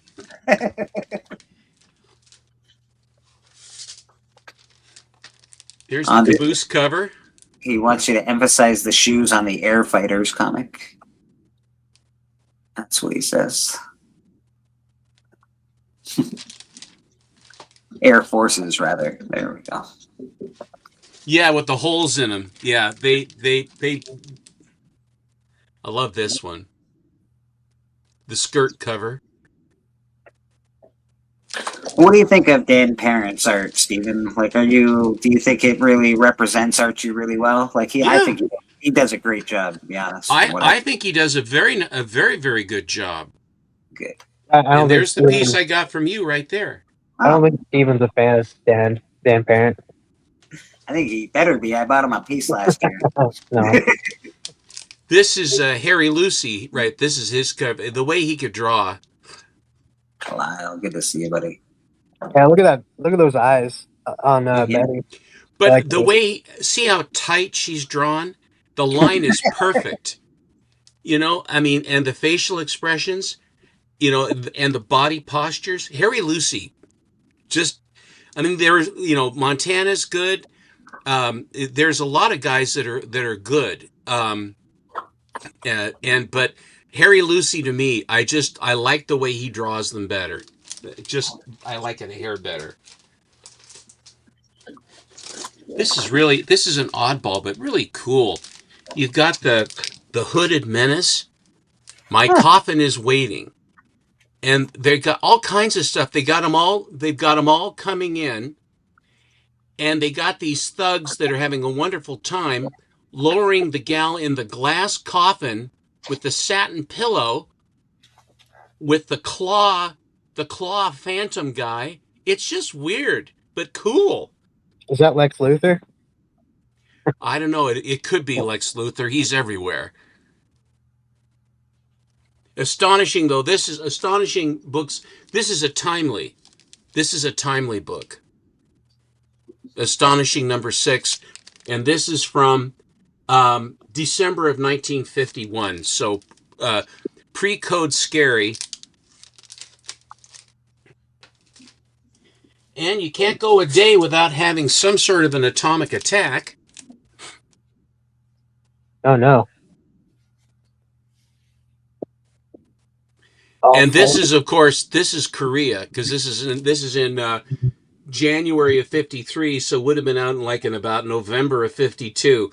So Korea was going. That's why all these guys that are being irradiated are all they're Reds, commie Reds. That's an F-86 coming in.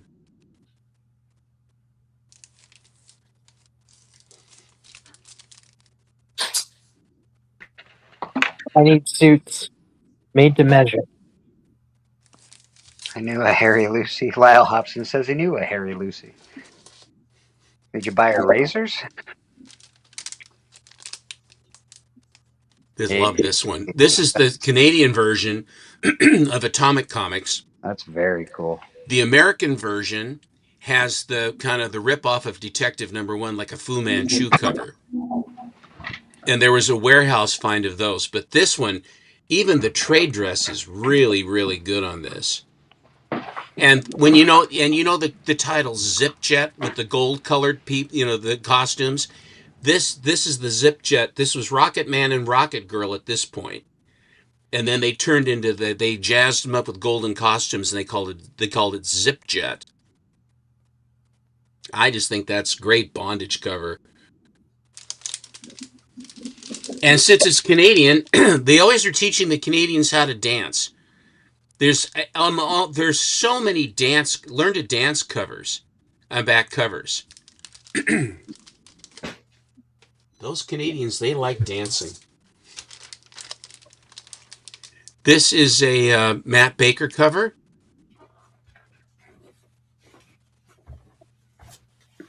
Matt Baker, that's the first person I heard you talk about a lot, was Matt Baker. This is a really bizarre one. This is Blue Bolt, Volume 6, Number 6, from December of 45 going into January of 46, but this would have been at the end of 45. Novelty Press. This is a Tom Gill cover. And it's this weird, there's a guy dressed up in drag, and some monster's going to grab the kid. Is that weird? And look at the blandishment of the colors on the cover. What is it's very 2026. Why is that guy dressed up in drag in the golden age of comics? What's that? Well, he's about to have his neck ripped out. And then on the back they have a bicycle ad. Speedy Wheeler saves the day and wins a bike. I got your back, Biggie. I love Blue Bolt. Yeah. This is from 19. This has no date. It's Rural Home. This is World War II, and they would have different stuff inside the books. They would whatever they would just put. They just put this cover, and this is very bizarre.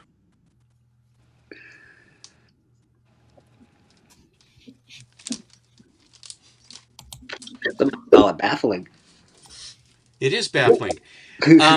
Boots and Her Buddies was a 1930s cartoon strip, and Standard Comics, like Standard Need or hello there, Jason.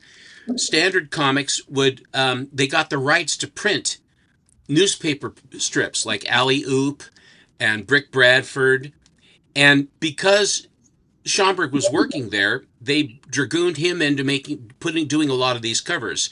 Captain Easy.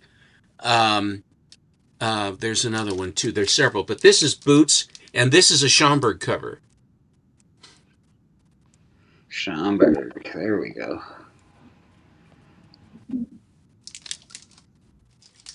Now you're talking. Here is another Schomburg cover. This is another one of the Boots. Cute. Schomburg did that, eh? Yep. Whenever I think of a Schomburg cover, I just think of covers that are so full and there's so much to look at.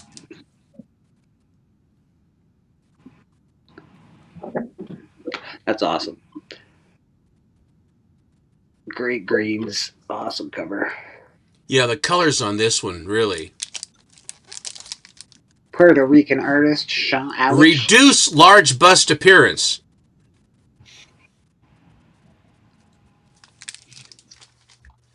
His father was German, and his mother was a Puerto Rican princess. I mean, goddess, island girl. Okay. And they had 6, 7 kids. Wow. So everything worked. And then the brothers had an art studio in New York, and where they did a lot of advertising work. And then August and Alex both went into comics. And the other brothers, I think they stayed in advertising. I'm really a little bit unclear on that. Here's a Black Cat Western. Black Cat went from being a gal riding a motorcycle, and then there were horror books, and then they made it a Western, and then they went back to the regular. I mean, the Black Cat was around a long time. I think Biggie, were you talking about getting the Black Cat recently? It might have been the something Western, Diamondback. I was probably talking about Diamondback. I was just looking. Yeah. Here's another one of the ones I was just talking about with Standard Need. There was a newspaper strip called Captain Easy, and this is a Schomburg cover. They must have wrote that after me. Old Captain Easy over here. But isn't that lovely? That is a nice cover, yeah. That really is a nice cover. And this one, that one you have to know that it's him. This one is actually signed Zila, than the Schomburg cover. No question about looking at the gal. That's the Schomburg gal. Are there Schomburg signatures kicking around, Stephen? Do you have any Schomburg signatures? Or? Yeah, I got a bunch. Why? I'm just wondering. I don't know if I've ever seen you show off any Schomburg signatures. I have a the big All-American Comic Convention of 1977 when he was rediscovered, because everyone thought he was dead, and it was near death because he was living down in McMinnville. Right. Not McMinnville. It was where Herbert Hoover came from. I can't remember. Anyway, he lived here, and he was still doing science fiction covers for sci-fi pulp kind of magazines, and he would moonlight painting mailboxes. But the gals at Old Weird Heralds, they're Herald sisters, Herald. Yeah. Rose and Luana and the mother, I can't remember her name, but they knew all these people, and so Dave Stevens was a little kid that would always hang around with them. I mean, they really were well connected. They knew Kirby and everybody else. I mean, Steranko. They were very connected. So they had this convention where Alex was the main guest, and he did the cover to the program. Oh, and cool. And then they did silk screens on heavy cardboard of the cover, and they did 300 of them, and all of them were signed and numbered by Alex. It was an original piece. Each silk screen is an original print. Each one is an original. And so he signed a bunch of these, and they came late on the last day. So they only sold a few of them. And I caught up with Rosie. I've bought from them for years. And I asked if she still had any of those, and she said, "Yeah, I still have." And I said, "I'll buy you out." And that's what I did. I bought them all out. Oh. Okay. So I have a certain number of those, and I'll give me a minute, and I'll pull one out and show you what they look like. Take your time, my friend. Take your time. I don't really collect classic comics so much because, Classics Illustrated was the name they changed this to. This is an early one, Classic Comics. But the covering and the interior were all done by Matt Baker. Ah.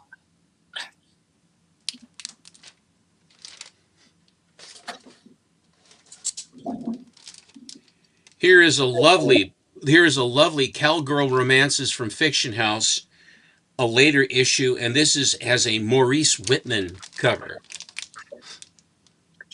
Maurice Whitman. Very nice. Very nice. She's going to be fine. She's not in a red dress. She'll come out okay. It'll all work out. I just thought this was really a fun looking cover. And I can't think it's like Mendoza or some Hispanic name for the artist on this one. I can't remember, but it's sort of like a Mr. and Mrs. Smith kind of thing where there's the husband, wife, Nick and Nora, where they go and crime follows them everywhere. As crime does, crime tends to follow people. Fun Comics says, "I want the silk screens" in very bold letters. Lou Morales is the name of the artist, Lou Morales. Okay. And this was the first one I got, which I thought was very lovely. And she's not going to be okay. You'll see she's getting a red dress, so she's in trouble. Well, it's a skirt, so she has a chance. It's interesting. The primary and secondary colors do come into play with the comic characters, and they make heroes primary and villains secondary. So I wonder if they did the same stuff for like the supporting cast. You know what I mean? Oh yes, definitely. And sometimes they would do that for dramatic effect, and sometimes they did it because they wanted to, which is what you're saying, is they want to highlight the hero, and in the background are the villains. In other words, the foreground is the hero in full color, beautiful, wonderful Zowie, and then the rest are sort of their ancillary to it. But it's sort of like a circus where you have the center ring, and the eye goes to the center ring, and then you kind of look around the periphery to see what else the artist gave you. And Schomburg is big on this because he'll have the center ring will be the hero coming in, biffing someone, but then in each corner and all the way around are these little visual vignettes of danger coming around the character. And it's very, very much a Schomburg thing. Here's the last one in this box, and then I'll go pull one of the silk screens to show you what they look like. As there's only 5 Crime and Justice 5 on the CGC census. Holy smoke! Yeah, they're not. It was and that was a my comic shop buy. It was just sort of I just looked at it, I said, "Gosh, it wasn't expensive." But I just said, gosh, that's a fun cover. And the reason why sometimes they have a low census is not necessarily rarity, although that is a part of it. It's just that there's not enough value to justify having them slabbed. Yeah. And that's where a lot of the books is they're just not, they aren't valuable enough to actually warrant having, there's scarcity and then there is value. And I remember there was this guy that I used to watch all the time. He had this really clever ad that he had, or this feature where he had a robot and a wolf, and they would talk about whether a book would be worthwhile slabbing. But the guy hasn't done many of those for a long time. I don't know. I think he's a slacker, so he doesn't really get into it that much. Fair enough. Fair enough. Burden slackers. Slackers. We'll make Steven small for a second. Don't make me small. Oh, all right. We'll just make you our size. I'll be back. I've gotten small before, but not right now. Oops. Biggie, I think he says he'll be back in a minute. He keeps coming and going. Is someone stepping on his tail? Someone putting salt on his tail?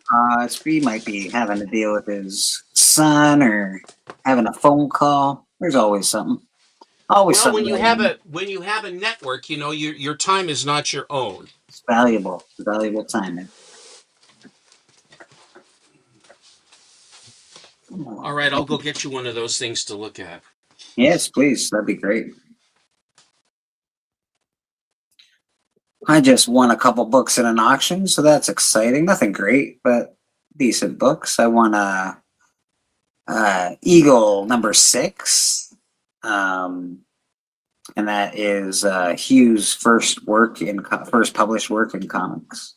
I won a G.I. Joe 48, first appearance of Zartan, and I won an X-Men 14, which is the first color cameo appearance of Hellboy. So that's cool. Did pretty well. I think I spent $20 on all that stuff. Pretty good.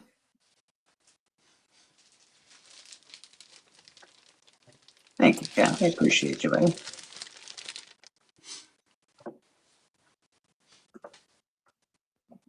Always nice to get messages the next day after. I do a lot of.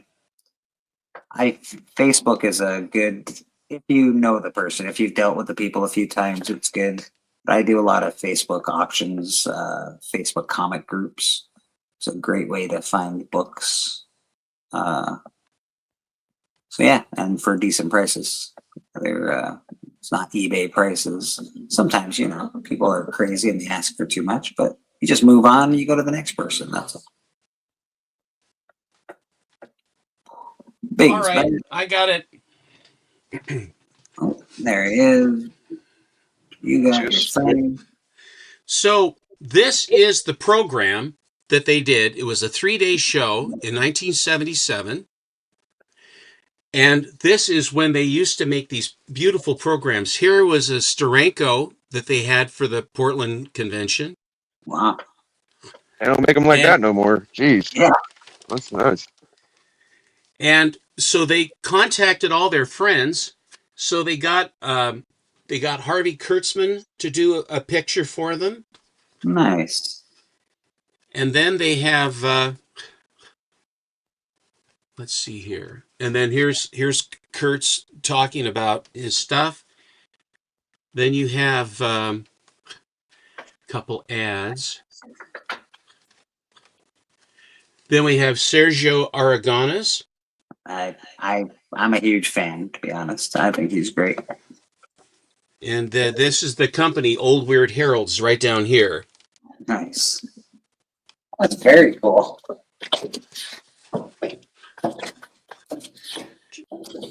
Okay, and then we have some of the other ads. Here is Steranko.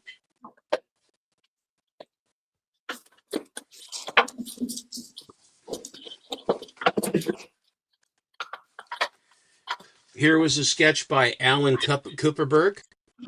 That's awesome.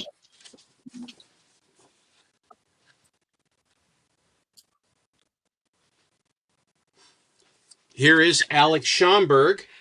And here is an unpublished page of art that he did for a comic book that was never printed.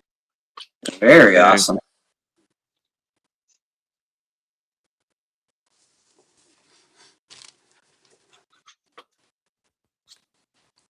Here is Basil Wolverton provided something. When did that program, when was that? That was in 77. 77. July of 77. Here is Howard Chaykin and Joe Kubert. Let me show you the difference in programs these days, folks. Yeah, let's do that. That's fun. Let me show you what a program looks like from 2016. It's actually pretty cool too. Well, not quite as cool. But Not okay. quite as cool. You open the book. Not quite as cool. Just there's no pieces of like art. There's Stanley, there's the guest list and all that, but there's no like extra art. There's no, I don't know, it's just a big ad magazine basically. So man, to get a pamphlet like that versus something like this. Well, we were rich in talent back in the 70s as opposed to now too. So I don't blame them for not showcasing some of the crap from that time. There's no art in this book. Like there's pictures of people's art, but there's no art in this book. That's crazy. Oh, my camera decided it wanted to work today. That's nice. Let's make Steven big again. And this is Mike Royer, and she is topless. What's the matter? You've never seen long hair at a convention banquet before?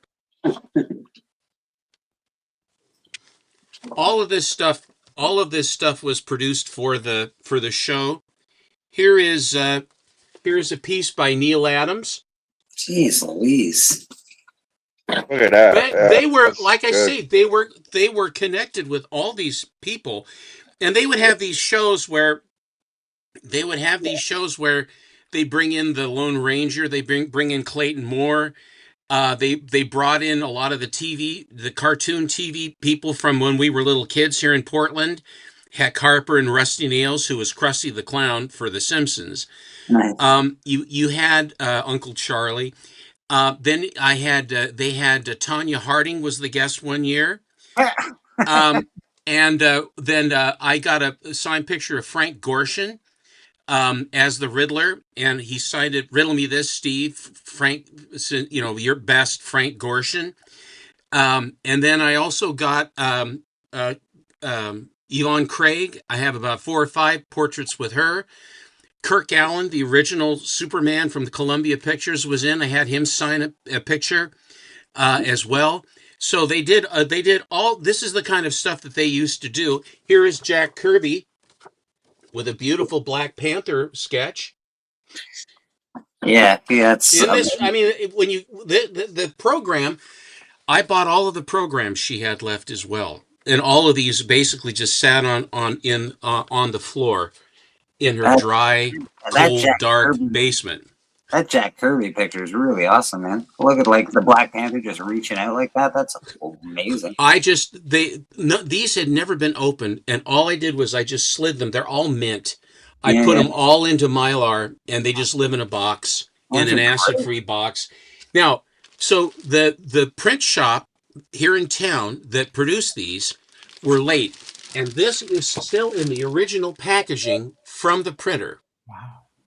My goodness.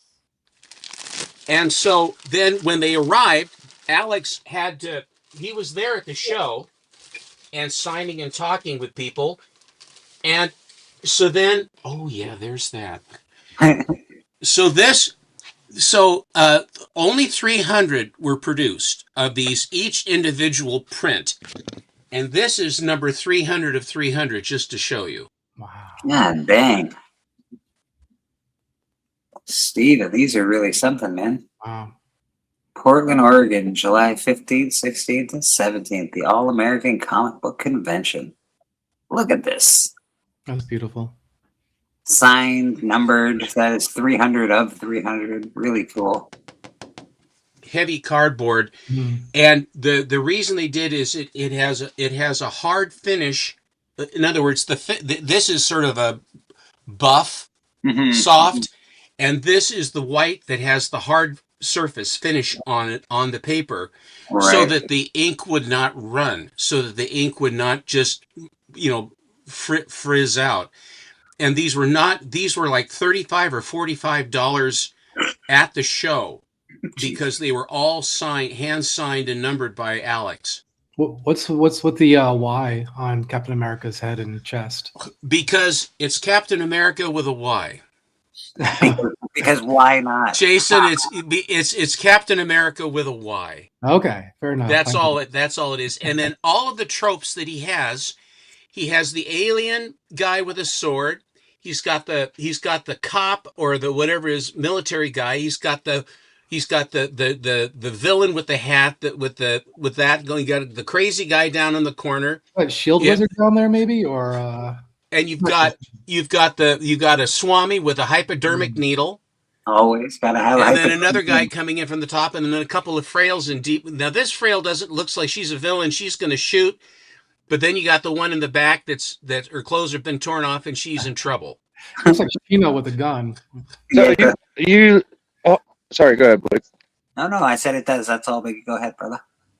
Oh, so you literally got, I don't even know how many Alex I have Schomburg about signatures. 228 of them, but I won't sell them. Good, I mean, some did sell, but I have them, and episodically I will do something. I don't know. One day I'll make you a deal that you can't refuse. Now, at the time that this happened, they ran out of time.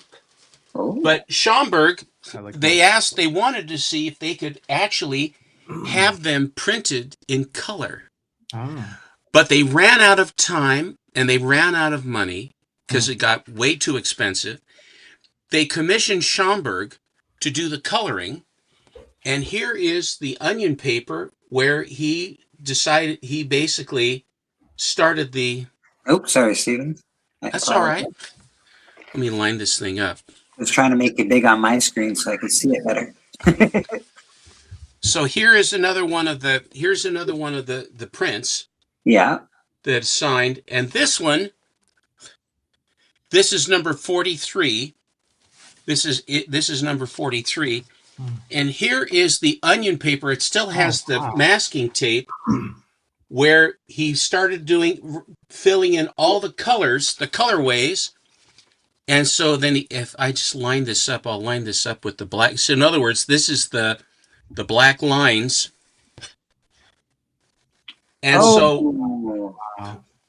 so I have actual, by his hand, I have all this, Have you ever thought of getting it printed in color? I mean, since you have the overlay.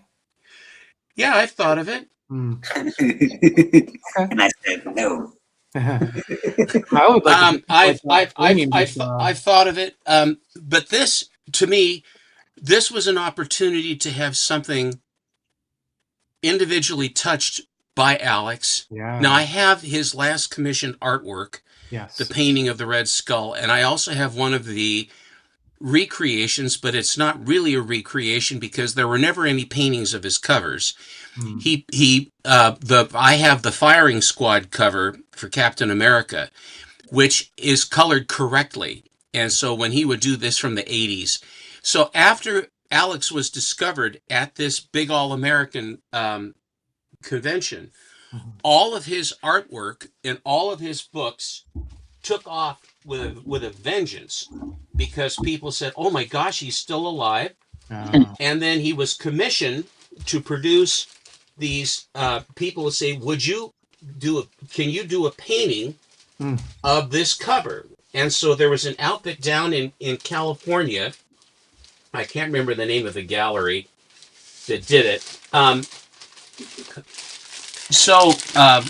have about four or five of these big things.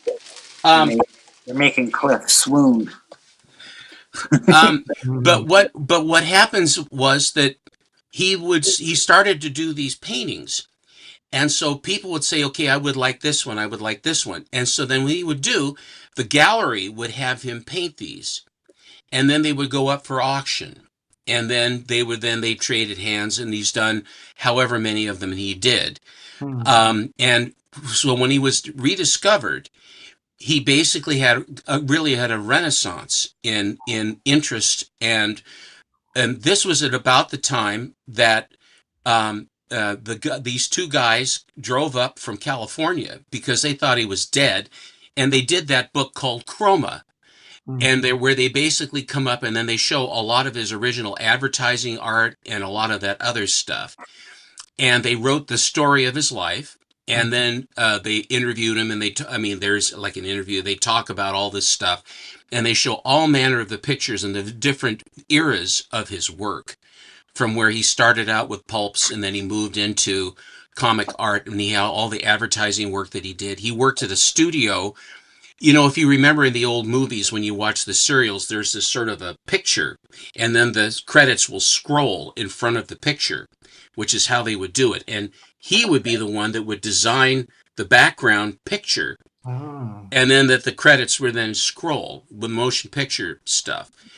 And so that was what would happen. And so the fact that when he was rediscovered here, then that basically kickstarted all this interest in him, and he did the paintings, and he did a lot of this other stuff. And then he did that cover for the Invaders. I mean, he did the cover for that. And so he really had a sort of a new lease on life. When was popularity. That? Was that like the mid 80s, mid 70s? Well, it was in the 70s. 77 was when he basically reemerged. Yeah. He never really went away. Of course, go to Oregon and die. I mean, that's sort of the way. That's the national thing, you know. You go to Oregon and die. Before he was rediscovered, I know he never went away. Was he doing okay as far as, you know, like, did this help him being rediscovered and making all this money at the end? Every family has various health issues with family members. Mm-hmm. And I know that Alex had to deal with that, I think, with his wife and various others. And one of the guys who was the doctor who treated his wife, Alex provided him with art as also a thank you, besides, I think, saving his wife. I think it might have been cancer. I don't want to speak out of turn. But the thing was that I had an occasion, my friend over at Excalibur Books called and said, this guy who is the son of the doctor who treated Schomburg's wife has a bunch of art that he wants to sell. And it's Schomburg stuff that was given, and it's framed, and he was wanting to sell. And he's quite urgent about it, and I know you like that. Why don't you come over? So I went over. I looked at all the stuff that he had, and I made him an offer. I offered him $20,000 for the art. Wow. And he went from being very interested to sell to cool to standoffish and said, I'll think about it. Because he thought, he applied his standard to me. I was willing to pay top dollar for stuff that several of them were published pieces in science fiction stuff. And a lot of his stuff are very small pictures, paintings that he would make that would then go on to pulp covers. Right. Space stations, astronauts, spaceships moving and stuff, beautiful stuff. And it was a matter of he realized, he thought that he applied his standard to me, that I was trying to screw him over. And so I was paying all the money in the world at that time. I offered him all the money in the world at that time for those pieces. They weren't as grand as the painting I have of his firing squad. It's other stuff, but it was fine lines and it was beautifully rendered. And so he basically crapped on me, took my bid, and then I guess shopped them somewhere else or kept them or whatever else. And so that was how I found out about his wife having medical problems that the doctor then helped. And so looking at these pieces that he had, that they were heartfelt gifts from Alex to them for helping his family with a medical issue. And I thought that was a wonderful story. And that's why I didn't try to cheat him. I wanted to give him full value because I honored what he was saying, and I thought it was a wonderful thing. And I got shanked for my trouble. So do you feel like it backfired because you offered more than he was expecting or less than he was expecting? Because I could see if you offered more than he was expecting, you'd think, oh, wait a second, these are way more valuable than I thought they were. Maybe I'm. If this creep is going to offer me that, then they must be worth a lot more. Yeah. He had me ass backward. I was being straight up and honest with him. So if you had been like, oh, this garbage, yeah, I'll take it off your hands for $1,000 or $5,000 or whatever. And maybe I would have ended up with him, but I don't operate on that basis. I operate on fairness. I mean, I command a hard deal. Yeah. But I won't shank someone because that's bad karma, and that'll come right back on you. Yeah. So anyway, but that's what happened. And Rosie was so happy I met her when I got the artwork from her. We went to a diner because she didn't want me to come over to her house. It was in disarray. And so, but she brought all this stuff over, and she had a guy help her because it's pretty heavy stuff. And so all this stuff, all the programs and all of this other stuff. There's a couple of programs from another auction, another convention they had, where it had the programs had 3 or 4 pages of Alex's unpublished artwork that has really never been seen. And I have those as well. So this is all part of my mania from 1988 for Alex Schomburg. And basically to the exclusion of everything else that I did this, I fixated. And that's kind of how I go when I went in with both feet. And that was my collecting direction for, I mean, even still, I like to find Schomburg stuff. But I have sort of not drifted, but I have enough of this stuff now that the prices have gone so high on a lot of that I'm glad I have what I have, and I'm buy your books, buy the nicest you can, and hold them. It serves you in good stead. It sounds like when you got into collecting Schomburg, it was the latest of the best time to buy because, I mean, I'm sure it was expensive at the time, but not anything like it is today. So it was probably the best time you could have gotten into it at the very end of it. I lucked out, and because I've been a crazed comic book collector since 1960, even 59, that I knew what I liked, and once my eyes were opened, I wanted to lock down as much of that stuff as I could before the balloon went up. Right. And that's how I approached it, and then I just kept everything that I bought. I stopped selling. I sold some stuff, and I regretted it. Yeah. Thanks, How many of those? Hey, buddy. See you, Big Lyle. How many of those Portland prints do you have? Oh, I think it was like out of the 300. I think I have 228 of them. Oh. Yeah, I heard you say that earlier. You guys ain't listening. You got to pay attention, man. Wait. Well, I think I jumped in at the. Okay. But I probably shouldn't say that. I mean, I share this with you, but of course I'm sharing it with everyone now. But I have the market on these. They do show up from time to time, but all of these are pristine, unissued, perfect, as printed. A lot of them haven't even been moved from the stack in which the containers, all I did was count them. And that's all I did. They haven't been exposed to light or air or anything. They're just all as they were. That's wonderful. Because that's what you want to do to try to, and so that at such time as if I were to sell, and then I even have certificates of authenticity that came at the convention that they gave me. We printed off these certificates. They're signed by the people that are actually no longer alive now, the Herald sisters.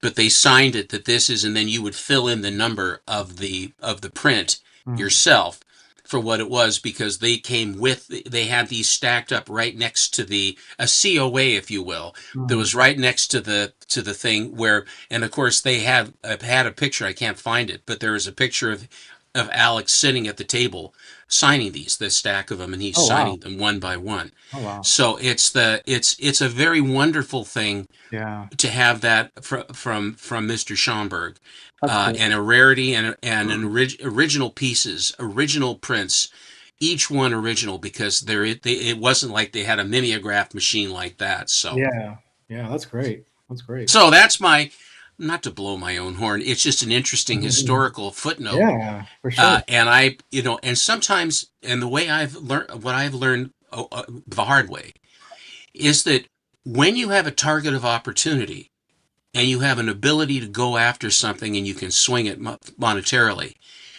you must strike, because if you get a good deal or even a relatively good deal over a period of time, the number of deals and that kind of materials availability is virtually nil. It's you take your shot when you can.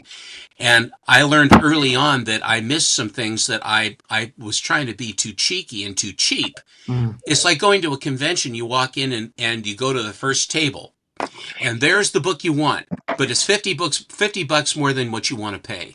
And you go, I'll come back later, and the guy will want to deal with me because it'll be later in the con and he's getting tired and he wants to make his money. You come back and it's anything nice, it's gone. Matter of fact, it's probably the guy that was right behind you. Said, shit, I'll take it.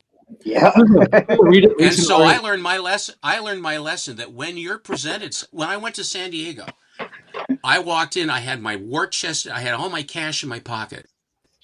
And I walked down onto the main floor. This was 1996. I walked down on the main floor. I walked to the first aisle. I took a left-hand turn, and there was Nelson Dodd, who had the Ohio copies, the Ohio pedigree copies of all manner of Standard Needor and Fiction House, and all of them are in breathtaking condition. And if you buy more than one book from someone, you can beat them up on the price because you're buying more than one. I've never understood that. You put together a run of beautiful books, and then you have to take a sizable discount if you sell the whole collection. That's insane. You sweat bullets to put every one of those books together, and then you're going to discount it because someone will buy it from you. I won't sell that way. Because each book that I put in there, it was a labor of love to get in the first place, and I'm going to discount my hard work for that? Screw that. Apex Comics says it's his birthday. Happy birthday, Apex. Hey. Anyway, I'm on my soapbox, but that's how, and I shot my entire bolt right there. I didn't even get to go on onto any further out onto the floor. Who do you guys think is like that artist that you should be getting on the ground floor for right now? Is there a modern artist that you guys think would be? It depends upon what you like, because you can say what is popular and what do you like. Yeah. So if what's popular and you like it, then it's a double. Then you're in good shape. If it's a number one that you think you like, buy the number one, because you never like the Batman, Absolute Batman. It had a Frank Miller look to it. That's why I bought it. Yeah. And I said, that looks a lot like The Dark Knight Returns. Yeah, because I said, that's kind of cool. He's kind of blocky, you know? You got in on the ground floor of that, Steven. You didn't. It's not like you paid $200 or $300 for your Batman just cover. number ones. Yeah. I just paid cover. But the thing about it is that when you have an opportunity, but Jason, to answer your question, which artist do you think is good? There are any number of very, very nice artists out there now. If you like Archie, I think that getting artwork from Dan Parent, if you want to get artwork from Dan Parent, it is a very nice thing to do. Yeah. If you like J. Scott Campbell, buy J. Scott Campbell. If you like Zerdy, if you like Mark Spears, I mean, name your poison. I mean, which do you like? Are you buying because you like it, or are you buying because you want to have a financial return? Yeah. You also got in the ground floor of Mr. Steal Your Wife too. You've got a painting, like an actual painting. I can't think of his name's not coming to me off the top of my head, but Clayton Crane. Yeah, Clayton Crane. Steven bought a painting for a couple $100, which is a fair bit of money for a piece of art. But he charges $100 a minute now to do art. $100. Can you imagine, Steven, what you would have paid for this if it was $100 a bloody minute? There's a Clayton Crane painting. That's insane. That's beautiful. 2014. That's unbelievable. 2014. I met him at a convention, and I was getting everything Harley Quinn because everything was Harley Quinn. So I have a Linsner Harley Quinn that I had him do at the con. That was my first piece from him. And then I had Greg Horn did one for me. Of course, Neil Adams did one for me. Who else? I have various artists. Nicole Brune did one for me. Greg Hamilton was another guy that did one for me. And then, of course, Clayton Crane. And at the time, I got a bunch of Clayton Crane books that were of his very earliest artwork. He had these things that he had printed up. This is of my earliest work. And then the way he would do it, he signed them for me at the con. I said, well, I'll take all of it. I'll take all of it. And, like 10 or 15 bucks a throw. And then he took out a ink pad and he took his thumbprint and he put his thumbprint on each one of them. Oh, wow. And that's how he signed the books. He says, this way I know that I actually signed this book. Wow. Archivist, are you on a show tonight? Yeah.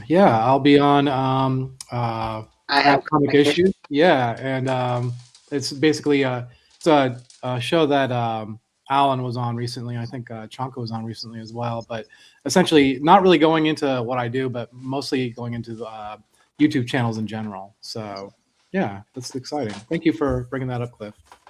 Hey man, no, that's what we try to do that here on Church. Anybody that comes on, we like to let people know what they're going to be, and I think this community is really good at that. And yeah, thank you. So the short of Steppo's conversation is, I believe, he's got over 220 freaking Alex Schomburg six. So that's right. pretty crazy. I hope it seems awfully ostentatious. I apologize. I mean, no, it's something that I chase, and I don't want to come. I hate guys that do. Hey, look at what I have. No. That's not how I took it. Not at all, Stephen. Not at all. I didn't know how many you had, and I wasn't sure you had any, but apparently you've got quite a few. So there it is. So, but that is these. This is the time. This is history. These are historic. Yeah. This is his reemergence. This, and so, and what will you be doing on this show that you're talking about, Jason? I'll be stripping. trying to get some extra money going on. What channel again should I avoid? I gotta feed my anyways, it's a basically it's baby needs some shoes. Should we bring dollar bills? Like digital dollar bills. Singles will do. Yep. I gotta fins are better. I gotta support my OnlyFans channel. You'll get a little less cold if you keep your socks on, my friend. Okay, good advice. Thank you for that. You seem to have an answer for this sort of activity, Mr. Bednars. You don't need to know where I've been in my life. Don't ask, don't tell. I want to put these away. Yeah, it's basically a show that kind of talks about your YouTube channel and what what sort of success and basically the rise and fall of Archivista Drift. So tune in at 7 p.m. for that, I guess. Very cool. So all his questions are about what you do, Jason. Yeah, that's fine. I mean, that'll be a nice kind of filler, so we can get those in if you want. That's great. Apex says $100 a minute, and it might take him 2 hours to paint. That would be like a 12K painting. Oh yeah. Absolutely, man. And that's the thing. Art is becoming a lot harder to buy. Yeah. I know we have someone usually on the panel. Beckerman buys a lot of art. Boston Chris buys a lot of art. And it's getting harder and harder to buy those pages that used to be $25 and $50 and $100 or yeah. I just started buying published art, and I think I jumped in at a wrong time. Yeah, you did, bro. Yeah, you did. It is spiked heavily in the last couple of years versus what it was 5-6 years ago. Yeah, for sure. Oh well. So you had a question about what artist I would like invest in. Yeah. I think the one I would like is I think his name is Stegman that does all the Spider-Man all the time. Oh, yeah. Okay. Yeah, I feel like in the future, like people might look back at some of the Spider-Man we're getting now as like maybe classic, and that's what I would go for. Yeah, that's great. Is that someone who you think you will eventually kind of blow up, or is he already kind of there? And you think that? I mean, I think he's like top of the line kind of because that's like Marvel's go-to, you know. Yeah. So I feel like he's pretty good. Okay, that's excellent. Like an emerging artist, that's hard for me to say because most of the people I like are from the 80s and 90s and early 2000s. But you know, like what is there? I know there's that girl. Steven's got a bunch of her covers. Shablina, Blablina, Blabluna. Sveta Shabina. That's the one. Sveta Shabluna. She's great apparently. So you know, there's certain people that you can get in on the ground floor still. And I think she's not cheap. No, but her story is compelling because she's in Ukraine. Yeah. And in not a particularly good place, and the stuff has to be gotten out. It's a very tenuous thing, and that's why when her stuff shows up, and they're smart, they're doing limited print runs, and so then the value is there because there aren't as many copies. Now you can buy them $30-$40 a throw on eBay, and you could probably put up, you know. And then the other thing too is that if you're talking about buying the books or if you're talking about buying original art, and that's the thing, because as these pages come up, I have very little original art I have commissioned prints commissioned artwork I have done. I have that done for me.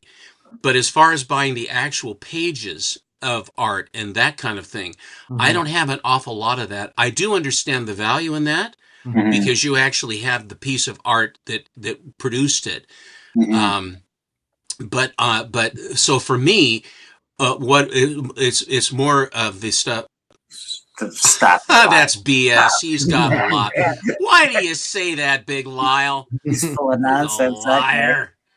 Jeff Jack says he's surfing eBay just now, almost $9,000 for a Mike Allred Metamorpho page. Whew. Oh, nice. Well, for me, I'm gonna say one artist that I don't think will like catch on and like has a very niche following. I really just enjoy his artwork and stuff for covers. He's been doing them for a little bit now, but he's fairly still a new comic artist, in that like a modern one, I should say. But Frank Wiley, I just love his artwork.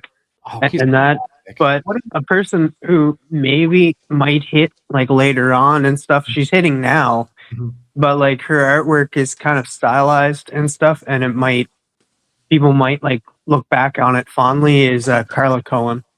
Oh yeah. Yeah, that's good. I would always buy anything Bisley related, anything Eastman related, but again, these are guys, they're already well established. So. Can you make me big one more time? No, I've had enough of this now. Here is the Greg Horn piece. Okay. Little Greg Horny. Oh yeah. And there's a character called Trekker in Dark Horse Presents that was done by Ron Randall. So I had him do some paintings. Oh wow. Oh, that's amazing. I think I have Trekker books, Stephen. Jeez Louise. Wow. That's great. I asked him to do a Supergirl. Oh wow, very nice. We actually had Bickerman on here at one point go through a lot of his pages of art. That guy, he really has tons and tons of pages. It's amazing. This is Nicole Brune's work. Huh. These are the pencils and inks. Okay. Clip on Comics says Art Adams, Phil Jimenez, Luciano Vecchio, Massafira, Gary Frank. Lots of artists that you can buy. Here is Harley Quinn, page number 5 from issue number 1. The original artwork of Harley Quinn. Wow. Very cool. And when I bought this, it was $35. Oh no! Wow, that's amazing. Yeah, it's not $35 now. I'll tell you that. And it's signed by Terry and Rachel Dodson. Yeah, that is ridiculous. That's awesome. Boris the Bear, who I helped write a little bit with him, very little. Jim would very seldom sell his art, but this is an original piece of his art. That's cool. For Bat Bear. I love the fact that Stephen, you've got a lot of cool stuff under your belt. You wrote for Boris the Bear a little bit. You've been an advisor to Overstreet. Yeah. Pretty cool, man. Pretty cool. Imagine having to ink that, man. That's going to be a pain in the ass. This is Pete Woods is an artist. I don't know if you're familiar with him, but he's in the area, and his he would do. I met the man, very nice. So I asked him to do a Harley and Zatanna. Wow. Hey now. That's nice. This guy is Dan Scotty, and he did a character called Lavender Jack. That's not what I'm trying to do. And this is one of his. That's Jack, and he has the shadow. And then the main villain of his like lion guy, and then there's Shiwan Khan. So we sort of mixed the two. Wow, that's pretty cool. But Lavender Jack, I think it's still online. He's a very interesting character. And here is another Lavender Jack page. Huh. Apex bought an Art Tibbert Nightwing page with the Doom Patrol in it for $160. And wow. Mr. Tibbert forgot to sign it. Come on. Oh, no. Wow, very cool. And then I said, at the time I had my Aston Martin DB5, what I bought back in, I owned it for over 22 years. Wow. And then I finally sold it. But I said, can you put Harley Quinn on the hood of my car? James Bond wept tears that day when Steven sold his Aston Martin. Did you sell it for more comics? That's the question here. Well, yes. Actually, I didn't sell it for more comics. This is another Scotty thing. I asked him to do a Sandman for me. Oh wow. These are the sorts of things that I've just sort of accumulated. Mm-hmm. But when I go after something, like for example Harley Quinn, mm-hmm. I asked all the artists I could find to do a Harley for me. Mm-hmm. But it started with Linsner, and then that started a relationship with Linsner, and I've got a slew of original Linsner prints. Oh, that's cool. And so, which I very much love his artwork. Mm-hmm. So I discovered for myself, and mm-hmm. Linsner was one that I went with. Another one I went with is Shane McCormick, who is the guy that does stuff from, I don't have any of his stuff up right now. There's Lau Tor right there. Yeah, and here, that's Lau. Wow. And then, of course, here is our good friend Aaron. And I have quite a few from Aaron because he does beautiful stuff. This is Dave Stevens, and that is a signed Shabina right there. Wow. The Tricky Trapster did the Big Barda. And these are two posters that were done by Zerdy that were signed by Zerdy. Wow. Very nice stuff. You also have an original Archivist Adrift, I think, in your collection. I think I do. Hey, was that Lavender Jack an homage on Spring Heel Jack, or? I think that was part of it. Okay. Show this picture because I think it's so cool. Okay. Thank you, Susie. God, she took this all the way off the wall. A friend of mine, I guess I have to be big again. A friend of mine, his name is Mike Ralston, and he does a lot of collectible oddball stuff, which is right up my street. Hand-poured silver, antique silver bars, goo gags, little pocket knives, stuff like little gewgaw stuff. I'm a sucker for it. But this is for Carter the Magician, and some guy went to a lot of trouble, and I think it's a 6-color. If you look at his turban, look at the colors on this.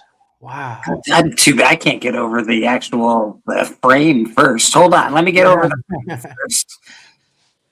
That's beautiful. That's a really nice picture. And I bought this frame for like I think $175. The whole thing, right? The whole thing. And I mean, I said, my God, he went crazy. Look at the matting. He even has a gold inset. I mean, this framing job must have cost a fortune. So nice. It's so nice. And it's a good thing it weighs about 40 pounds. Looks like it belongs in an old movie theater. It's beautiful.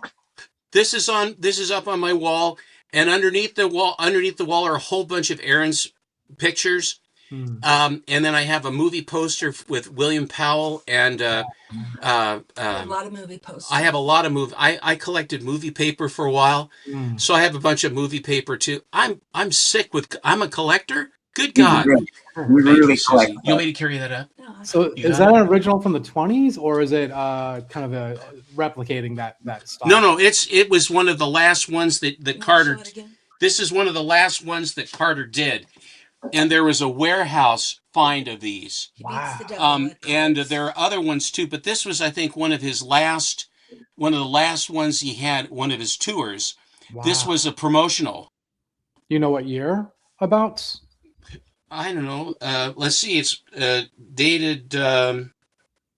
It's the Otis Litho Company, Cleveland, Ohio. Does it say in the back? USA, but it doesn't have a date on it. It's. I would say. Oh, wait a minute. Oh no, that's when it was framed. That was when it was framed. The if you go online, you can see there are people that really that are all about magicians. Yeah. And a lot of the posters that the magicians would put out are really very, very valuable and beautiful pieces. But this one was all framed up and ready to go. And of course, his hand beats the devil's hand. So, Carter beats the devil. And that was the theme of his, of that. But it's just the stuff is stuff as you find it. And I'm 72. So this is the stuff. This isn't like stuff that I just got yesterday. Yeah. I mean, this is decades and decades of collecting is stuff. I just don't get rid of stuff. And that's part of the pack rat thing. It looks like potentially between 22 to 26 is when that lithograph went out. Archivist, you got anything you want to show off today? I know you always got some cool stuff. I always got something. Yeah, I brought some Silver Age stuff that I had that, some silver and bronze. This Planet of the Vampires. It's right up my alley. A little bronze action. Some string. Little Wonder Woman.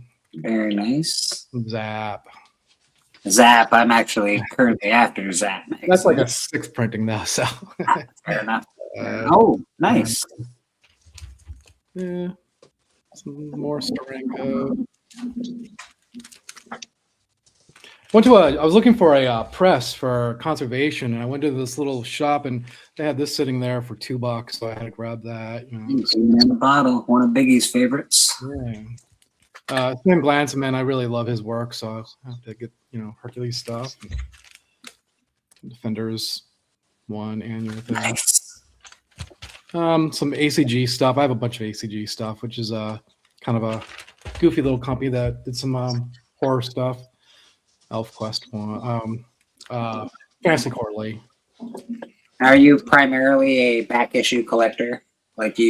Yeah, I don't really collect anything new, honestly. Wait! What is that? Is that the Christians? It is crossing the switchblade. Oh my god! Do you know what? The soundtrack is actually pretty killer. To be honest. The book's really good it's too. It's really funky. If you've ever read the guy's book, it's actually pretty good. Some Conan. Love me some Conan. And then I got Spider-Man. Lovely. That's important, that book. Yeah. Very cool. Note that. Hey now. This little book here. It's just a tiny little book that nobody's ever seen before. Whatever. I got it during COVID, so it was a really bad time to buy that one. Yeah, man, that's an expensive one these days. People are really after that book. I won this from Dave's. It's got a really long title to his YouTube channel, but really great guy, and he was doing like a giveaway kind of thing. Dave's Ideas and Creations, I believe, is the name of his channel. Okay, he's really great. And this is Spider-Man #7, Amazing Spider-Man 7. It's just a little Spider-Man number 7. Hey, is that the Gwen Stacy death or something? Or is it her first appearance? Sorry, I think it's her. Yeah, he meets her in college. Yeah, that's her first appearance. Yeah. I think this is kind of slept on. I really love this cover. I know Alan doesn't like it, but I think it's cool. I'm with Alan. I actually hate that cover personally. I like the red on it, but I don't like that. I love that cover. Yeah, this is like what issue 33. That's the first. Isn't that the first time they say with great power comes great responsibility? I'm pretty sure. It's just like so iconic, and even when I was reading the story, it's it's so old, but it still kind of got to me, So, but yeah, that's all I want to show. That's awesome, man. Good stuff. Good stuff. Nice. Yeah, man. I think we always show off good stuff here at Comic Book Church, or we try to. Steven's always showing off awesome books. Oh, heck yeah. Awesome. What do you got going on with yourself today? You've been quiet. What's happening up there? Not much. Just Sunday, like being lazy and stuff. That's pretty much the only thing I got. Hanging out with Dunkin' Donuts and even some, Boston. I'm from New England, so I'm from Rhode Island. Pawtucket, Rhode Island is where I grew up at. So, but we used to go up to Boston all the time, just hang out. Yeah.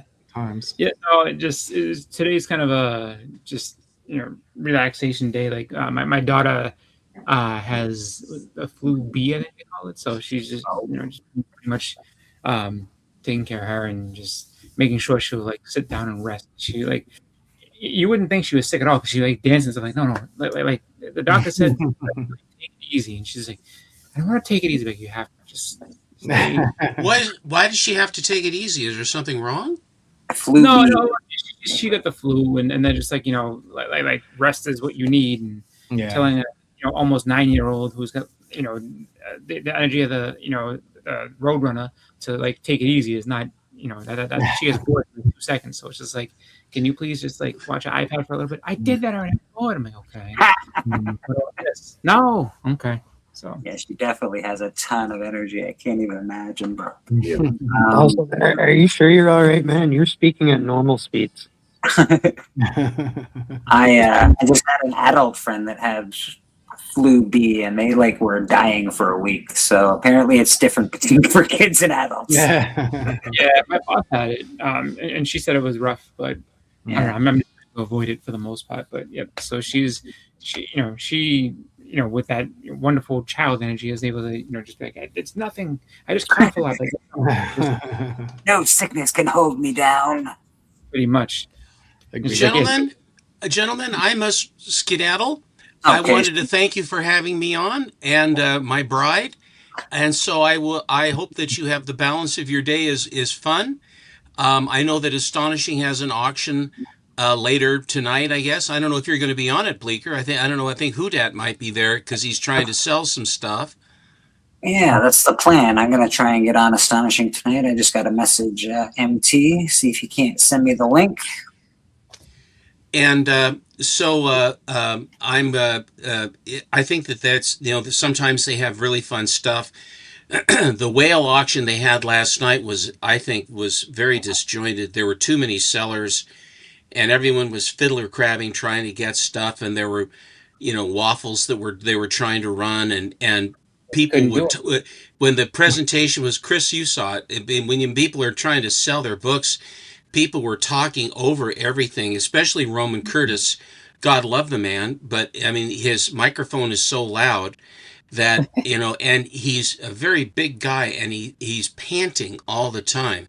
He can hardly breathe. I mean, and so he's like, the entire time into this speaker. And then MT's microphone comes and goes. And so, and then if you don't project your voice and speak and enunciate your words, it's amazing how many guys mumble in our hobby. They mumble everything. I said, for God's sakes, get the oatmeal out of your mouth and enunciate what you project your voice, make your voice heard. But they don't do that. And then it's one-way communication. So if one person starts talking and another person starts talking, they bump it. It's like talking on a cell phone. If you're both talking at the same time, you're not hearing. It's ridiculous. And so it was like this all night long. And then the people got surly, and then the chat got surly, and it was one, and it ended. I'm gonna suggest one thing. They should stop talking about movies altogether, especially like because this dude was like he's like who's in Sinners? They had mentioned Michael Jai White, and then he's like, yeah, wasn't that the guy in Sinners? Like, no, that's Michael B. Jordan. He's like, I don't know who. And it just came. Oh God, that was so awful. That was so. And so at first I was joking around with it too, and then just basically, it's just a situation where they're not good with actors, especially black actors. And I was like, yeah, no, Eddie Murphy was in this movie or something. I was just messing around with things. Like we're all on. That's the way it works. And it's just like it was funny though. But it was funny. It was funny. But then also like you could tell that like the people on the panel some people got really like just thrown off by it, and it was just like, please don't make me go after this guy. Like no one's gonna buy anything after this. You said this whole big crazy thing, and it was like. But yeah, I mean, I think that that in itself, like the sad part with that is once it goes off the rails a little bit, it's hard to get everything to come back. Yeah. So there's plenty of times where they're on there. But but the thing is that the powers that be, the moderators, don't want to be welcoming to everyone, and they bend over backwards to do so, and at times to the detriment of the actual program. So sometimes you have to say, okay, listen, everybody, let's let Slabdatic make his presentation of his books, because they talked over his entire presentation of stuff having nothing whatever to do with what was going on in front of it. And after 3 or 4 times with different sellers having that, I gave me a headache, and I had to bail out. It did get tough. It did get tough a couple points. And I know what you're talking about, because he had, I forget what. Oh no, I think that's what started it off. Is that he showed that Spawn, the Spawn movie adaptation, and it was signed by a ton of people. Like I was actually surprised at how many people he got to sign it. Like you got Martin Sheen. I was like that. Just the fact that you got Martin Sheen to sign that. No, Martin Sheen was in a couple of good movies, and let me tell you.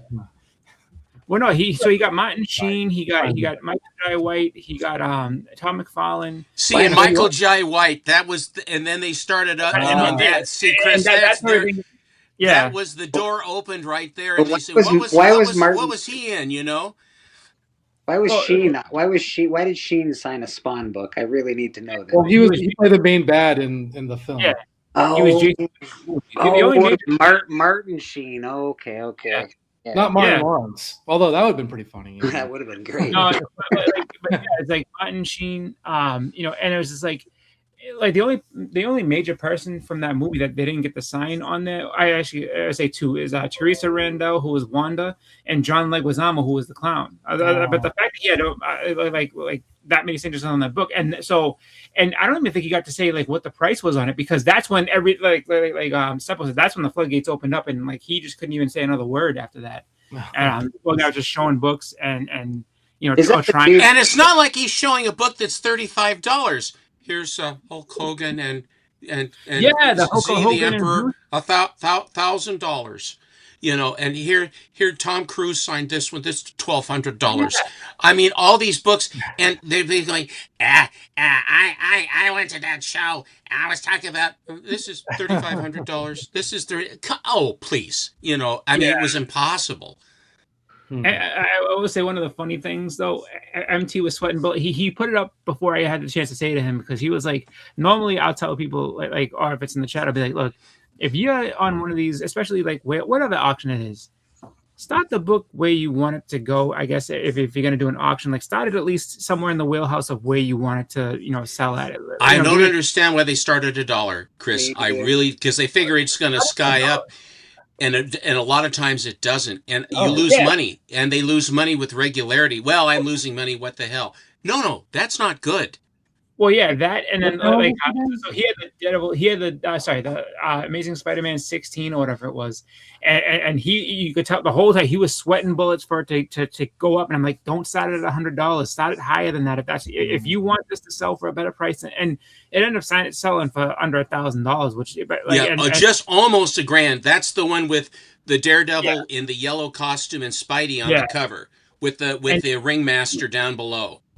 Yeah, but he was sweating bullets on that one. He was just like, please, guys, there's only a third of the price. Like, I was like, give it time, see what happens. And then the other guy that was kind of weird with it. I don't know. I couldn't quite gauge his reaction was Neil. Like, I don't know if Neil was angry that his book didn't sell. I couldn't read him, Chris. I couldn't read him either, because I didn't know if he was kidding. Because sometimes the guys kid, and you really don't know if they're kidding. I'm with you. I couldn't read that, Chris. I couldn't read that one at all.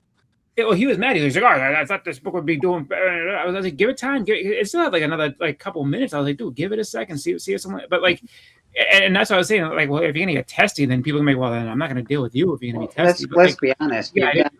You've got what, 10 buyers in the Astonishing chat, like 10 decent buyers, and then a couple of survivors. You're selling books. You're selling books to the same 10, 12 people every night. You can't. I've got to get out of this rut. I'm on the wrong end of it. You can't be starting books at $1 when you know that most of them have you have to start them at a decent. Like I can't start them at $1. There's no way I could do it. I would lose way too much. You know what happens is that some people like Roman, I'll say this much: Roman with his like mystery one, he seems like he gets people intrigued, and so they'll go ahead and they'll bid just to see what's coming in. He had one where he's like giving clues about what the book was. He's basically selling little. I'll tell you who the artist is for another $10, and they're like, all right, well, who's the artist? It's Carmine Infantino. Okay, it's a Bronze Age book, and so you have to sit there and keep guessing, and so people like sitting there putting 2 and 2 together, and now they keep bidding, and all of a sudden he'll turn it over and it's like, oh, it's like it was some crazy book, like, oh wow, like this is what you got, yeah, and he's cool like with whatever it goes for, but he's just kind of like so he has that way, and then there's other people that will start things at $1 and they show you their stuff, and it's just like I mean, people are looking for, as much as people want to get good books and stuff like that and help out each other, there's people that are looking for deals too, and it's just like I'm not gonna like, while it would be nice to sit there and make, okay, like let me put $60 on this book, whatever. This is like, if you're doing a lot of books and I know I can get it for cheaper because no one else is bidding, like there's nothing to compel me to bid $60 on it when I can get it for $25. I'm sorry, but that's just the way it goes. But I mean, that doesn't mean that, if I see something that is, that I'm not willing to go higher just because. It's just a situation of, I look at it where it's like, I mean, everybody's trying not to get, everybody's trying to still have money later on, just because FOMO, even on the auctions, FOMO exists. So it's like, oh, like I've spent all my money on this thing, and then the next guy comes up and like, oh, man, he has this. Oh man, I wish I had saved some money. So I just can't get I can't wait till I can get a copy of the first Mr. Sinister. I can't wait. There's only, I think everybody has 8 copies of that book, and then it comes on. They go, oh, first Mr. Sinister. Oh, I said, I guess I'll leave my 5 copies in the box. There are 9,000, 15,000 copies of that book floating around. I only have one. I just my one, but like it's just like it's always just like funny because like you said, like there is one that I would say for the oohs and ahs that they get. I mean, if it's like a Mark Julia, okay, I can see that. But there's the other one, the So Much Fun variant. If you've never seen that, that's a hard book to come by. And if you find it, like the way you'll know it is it says classic under the X-Men title. And so if you see it, it's a tough book to get. And it's one that would counter some of that reaction, other than like you said, I have 6 of these. Here's another one right here. It's like, okay, well, I mean, you have a lot of these, but that's why like I look at things and I say like, some of the stuff I'm like, wow, okay. Other stuff I'm like, I just feel like I can easily pass on this and see what happens next. So it's fun to watch. It's good to watch, but yeah, like sometimes it's hard to keep them all focused. Last night there were 2 things that were going on. One was there were, I think, too many sellers were on last night. There were too many voices that wanted to be heard, and then if it got bogged down. If it bogged down, and then there were comments being made, and then if you had the runoff and the shot clock started, and the shot clock went on and on and on and on. And then by the time it was done, no one was buying really pretty much anything, except the dealers were buying amongst themselves, because the chat was done. We were done at least an hour and a half before that happened, and it was just, last night was perhaps not the best that they've had. There's a lot. Usually, it's really a lot of fun, and some good books come out, and you can get some good deals. But some of the sellers, some of their grading, and some of that stuff, you have to. It's the buyer has to beware about what is being preferred to you. You have to pay attention, because it's whatever the nets will garner. And then when you buy from certain guys, you know what you're going to get. When you buy from certain guys, you're not quite sure what you're going to get. So you just have to get to know the players, and you get to, and that's, of course, that's with any auction you have. Yeah. I've talked enough for 6 Sunday shows. I am now going to exit stage left. And it's been a pleasure, gentlemen, and I hope you have a wonderful weekend. And I will see you soon. And come by and visit Alan and I tomorrow for our Monday special. It will be fun. I have I have a big book to show that I made a trade for. And I'm also working on another trade right now. And I'll tell you what I'm trading. I realized that I have like a 7.5 or so copy of Blue Beetle 54, the disappearing bra cover. I have a 7.5 slab, and I remembered I have that dupe that I bought back in 1994. And so I'm going to send it to MT to clean and press and have it slabbed. And then I'm going to be chasing after, I'll tell you what I'm chasing. I'm going to go after a Cinderella Love 25. Yeah, that's awesome. And I want to get, and because I have a dupe, and he always was Yaniv always is asking me do you have anything that's bigger? Do you have anything that's bigger? And there are books that are in my inner circle that are the sinew of my collection. 7C4, 7C6, Startling 49, Wonder 15. I mean, any number of those, that stuff, my Batmans, my Caps, stuff like that. That stuff's not going anywhere. That's part of it. I guess you would call it part of the permanent fleet. And then the auxiliary vessels that are around that are nice and that I've accumulated over the years, those will go. But I have this one big book that I remembered. And that book, the 54, is the best one of the Blue Beetles, the Cayman Blue Beetles. And so that is going to go away. I'm going to see if we can work a deal on that. But now I have to have it cleaned and pressed and slabbed. And then I'm going to be at the tender mercies of the CGC, which, and I'll have to walk it through, and then they're going to zap me because of the value of the book. And I'm not pleased about that. So it's good. I'm going to be held up. So blah, blah, blah. Gentlemen, it's been an honor and a privilege. And I say to you, Auf Wiedersehen. Adieu, my friend. Adieu. That's Steven. Catch him Monday nights with a Monday night special, and Friday nights on Alan's channel as well. And they do I think it's called the All-Star Hangout now. So it'd be nice to have just a spare, massive Blue Beetle book just lying around your. Yeah, I want to say, I think that. I know I tapped out at 1 a.m. I was just like, it's 1 o'clock in the morning, I'm going to bed. I'm pretty sure, I don't know if it went on too much longer after that, but I know that they were on at least till 1. They started at 8:30. They were still going at 1 a.m. What channel was that again? Astonishing Auctions.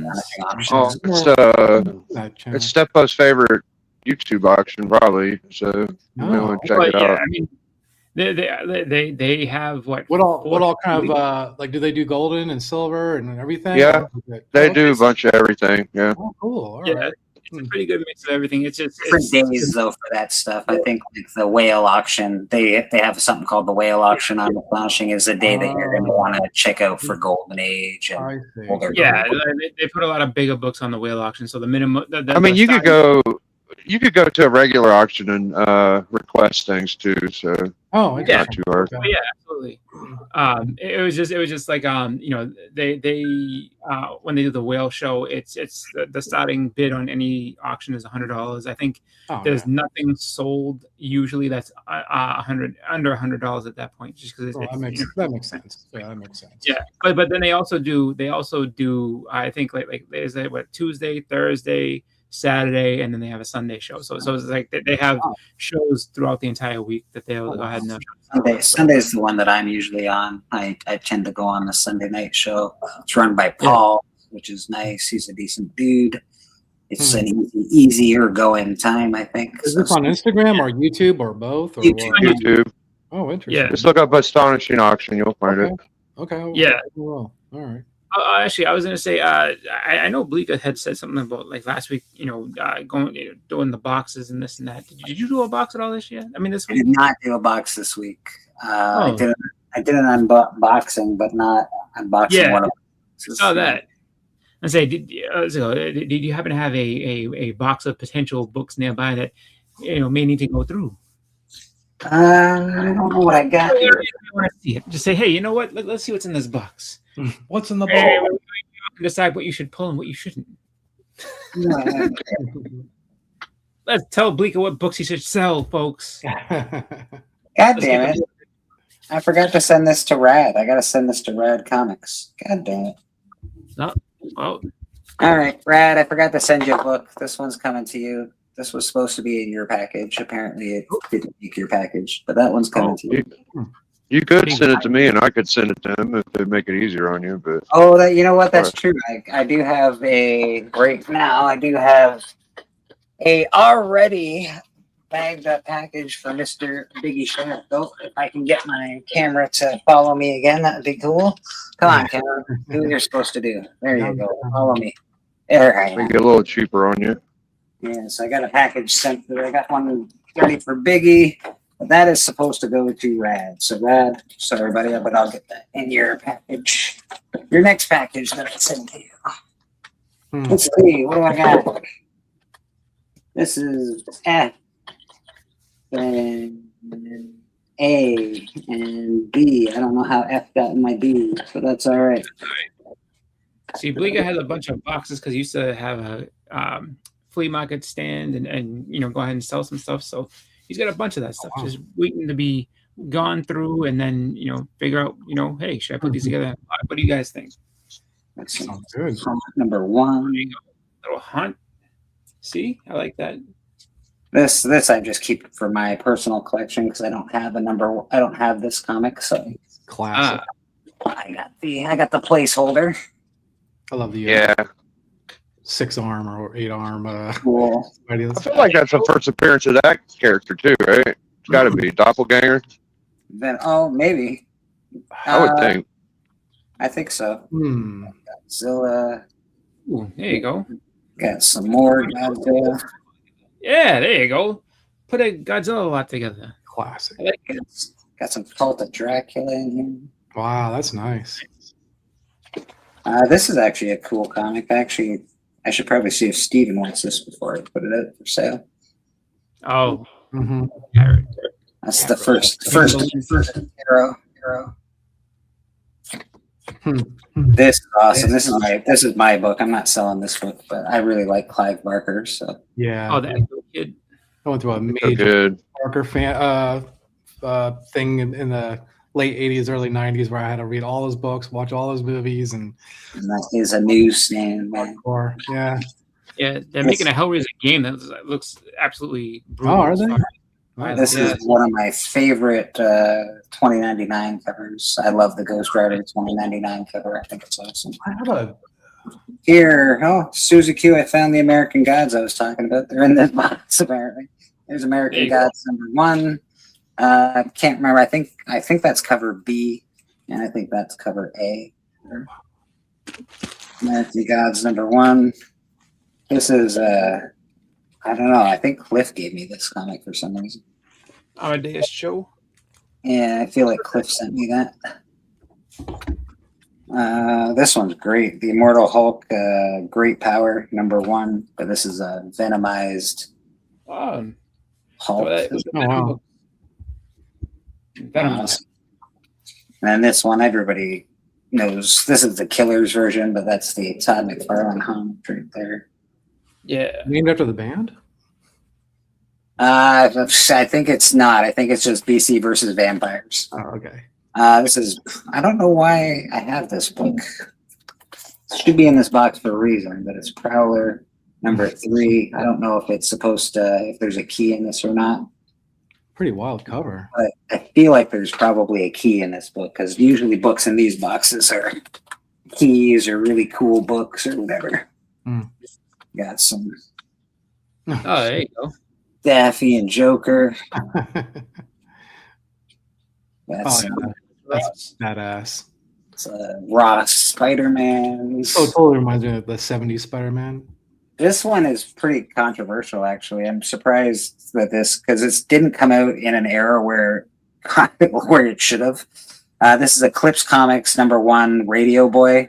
But if you look at the top of this, you can see the. Oh yeah. Yeah, and you can see there's Radio Boy. Radio Boy. And you can see how he talks. So it's not. It's not the greatest. I don't get it. What is it? I can't see. He's Asian, so he's talking. Asian, yeah, he's not politically correct accent.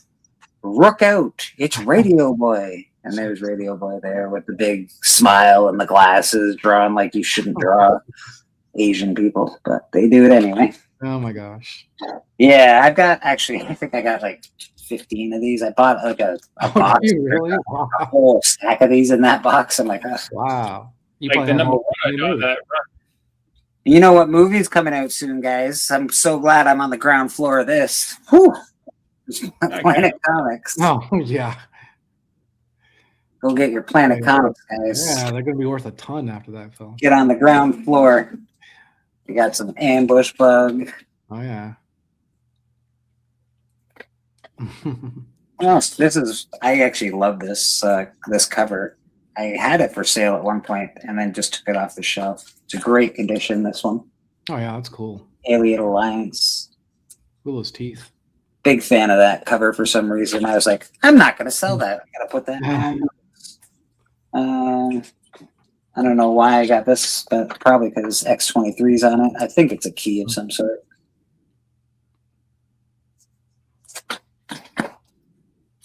That's a cool one. We got Captain Atom.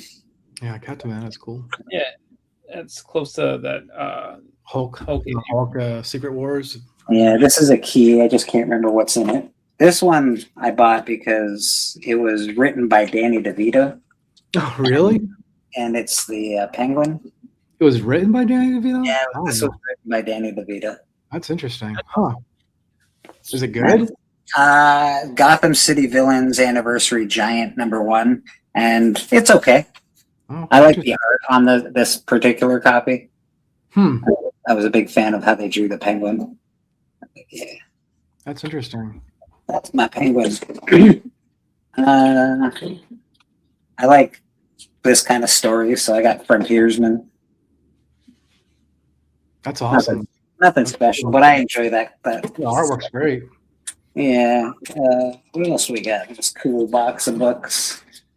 We got DC Festival of Heroes number 1. This probably, it might be the Gay Pride Month covers. Might be what those are. Not exactly sure. This I just have because I love Doom Patrol. So I got a bunch of cool Doom Patrol books. Oh, cool. Big fan of the Doom Patrol. I think they're awesome. Yeah. Oh, that's neat. That's the Vertigo Doom Patrol. Oh, that's really cool. Vertigo always did good stuff. Mm-hmm. More Doom Patrol. Got a little Power Girl action on there. Isn't that the one that Leafield did that had like the multi?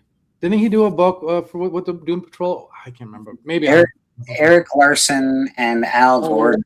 Maybe it was Eric Larson then. Okay, I think he broke up the panels on the inside or something. I can't remember. Very well.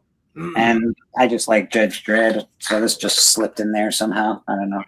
I was like, oh, that's a cool cover. I'll buy that. and I did. Like, he rules, and I look at the cover. It says Dredd rules. Yeah. Okay. That's pretty awesome. I think I want it. We got in here. We got Devil's Reign, part 2 of 6. Some of these are just strictly cover buys for me, to be honest. Oh, wow. I just enjoy that cover. Yeah, that's gorgeous. Eternals number 4 is in here. That's cool. Yeah, that's a good one. I like the bronzy looking stuff, man. Can't go wrong with it. This is just really cool. I love this cover, so I had to have it. Oh, yeah, that is neat. Really awesome. That's wild. And I like Flash Gordon, so I got Flash Gordon number 2. Flash. Uh-oh. And Flash Gordon number 1, because you can't have number 2 without having number 1. Toss some Flash together. Ah, great. Oh, don't drop those books, baby. Whew, that was a close call. Got some Peach Momoko Doom. Okay. Hey. And Boston, you're gonna have to tell me about this issue because I picked this. I just grabbed it because I thought the cover was awesome, and I'm a big fan of Cobra Commander. Is there anything special with issue 100 besides the return of Cobra Commander? So, I think that's after they try to kill him. Okay. But like it leads. It's either at that point it leads into either the story where he ends up killing a bunch of people, like Zartan and a bunch of guys, because they all betrayed him. But it's kind of weird because like he has like they go deep dive into him at one point or another, and I'm pretty sure like that might be the one where they that might be the one where they you know, again, they try to assassinate him or something like that, because there's like a Cobra Civil War that happens in the book, and having it like, you know, eventually he gets revenge, and he puts like, I think it's like Zartan, Dr. Mindbender, who else? Firefly, and a couple others into a volcano to kill them. And then I think the only one that escapes is what's his name? Firefly. The rest of them all smoked. Oh yeah, Raptor gets in there too. Like that Conan is the facsimile for Conan. I have the real Conan. It's at CGC right now. Oh, nice. There's some more Doom Patrol. Sweet. We got, this is an awesome Doom Patrol book. Yeah, see? Awfully Doom. Hey, the new team, basically the old team's dead. The new team comes into play. I didn't read Doom Patrol when it came out. I actually really started reading Doom Patrol after the TV series. So, but sometimes TV series, man, they really can hook you into something. Doom Patrol and the Suicide Squad. What? That looks like a TM book if I ever saw one, actually. That's a good little book. This one's just weird. It's got a chimichanga on there, I guess. I don't know what's going on here. But no, but that's pretty cool. It's like a sticker though, because you can feel it. You can feel it's raised. It's really weird. This is the first cover appearance of American Chavez, maybe? No. The first Nova. Sam Alexander is Nova. Yeah. And in this book, okay, I'll teach you something today. When you're looking for this book or at this book, there is a lot of copies of it. Don't worry about not being able to find one. But you can see that black line that's across this cover. Uh-huh. There's a lot of them have that black line. It's a printing error. There are only a few that don't. So if you are looking at this cover, just remember, try and find something without that black line that's going right across here. Oh, that's cool. Interesting. It's like, it looks like it ink got on the rollers and it did it to a bunch of the different covers. So be careful when you buy it, because this is a perfect copy except for that line. So it's not going to get a 9.8. It'll probably get a lower. Even though it's a manufacturing error? Yeah. Oh, okay. It's just not enough. That's lame. Be careful. Cover quality on that book is trash too, because it's actually pretty thick. Yeah, it's a super thick book. Interesting. This is a first appearance. Yeah. Alpha Flight action, and you know what? You gotta have Alpha Flight because you're Canadian. Yeah, there's more. Yeah. What else do I got in this cool box? This is Apache Delivery Service #1. I'm native, so I usually pick up books that involve Native people. Yeah, that's awesome. And so I think very cool. Yeah, that's pretty dope. And the cover, not great, but I like the idea. I like the cover. I like that minimal look. That's kind of neat. And I love Apocalypse Americana. So this is post Americana, and it's a very apocalyptic kind of world. It's pretty cool. Detail. Jeez. Yeah, it's pretty dope actually. Must pretty take cool. to do. That cover. Wow. So yeah, this is the kind of stuff that I actually have to go through and see if I can't do some picking so I can sell some books. Yeah. Where do you usually sell through? Astonishing Auction. Okay. I also do auctions on my own channel as well. We do once a month. We do a show called Band of Brothers. Oh yeah. And, we do some selling on there. American Chavez #1. American Chavez #2. I have like a fancier American Chavez #2. It's got her with like a hat. It's really cool. American Chavez #4. I don't know where American Chavez #3 went. Apparently, I was sleeping that day. American Splendor, one of my favorite comic books of all time. Wow, that's a very modern-looking cover for that book. Is it? This is a modern American Splendor, sir. Oh, So is it this- just updating his stories, or because he's? This is from Vertigo.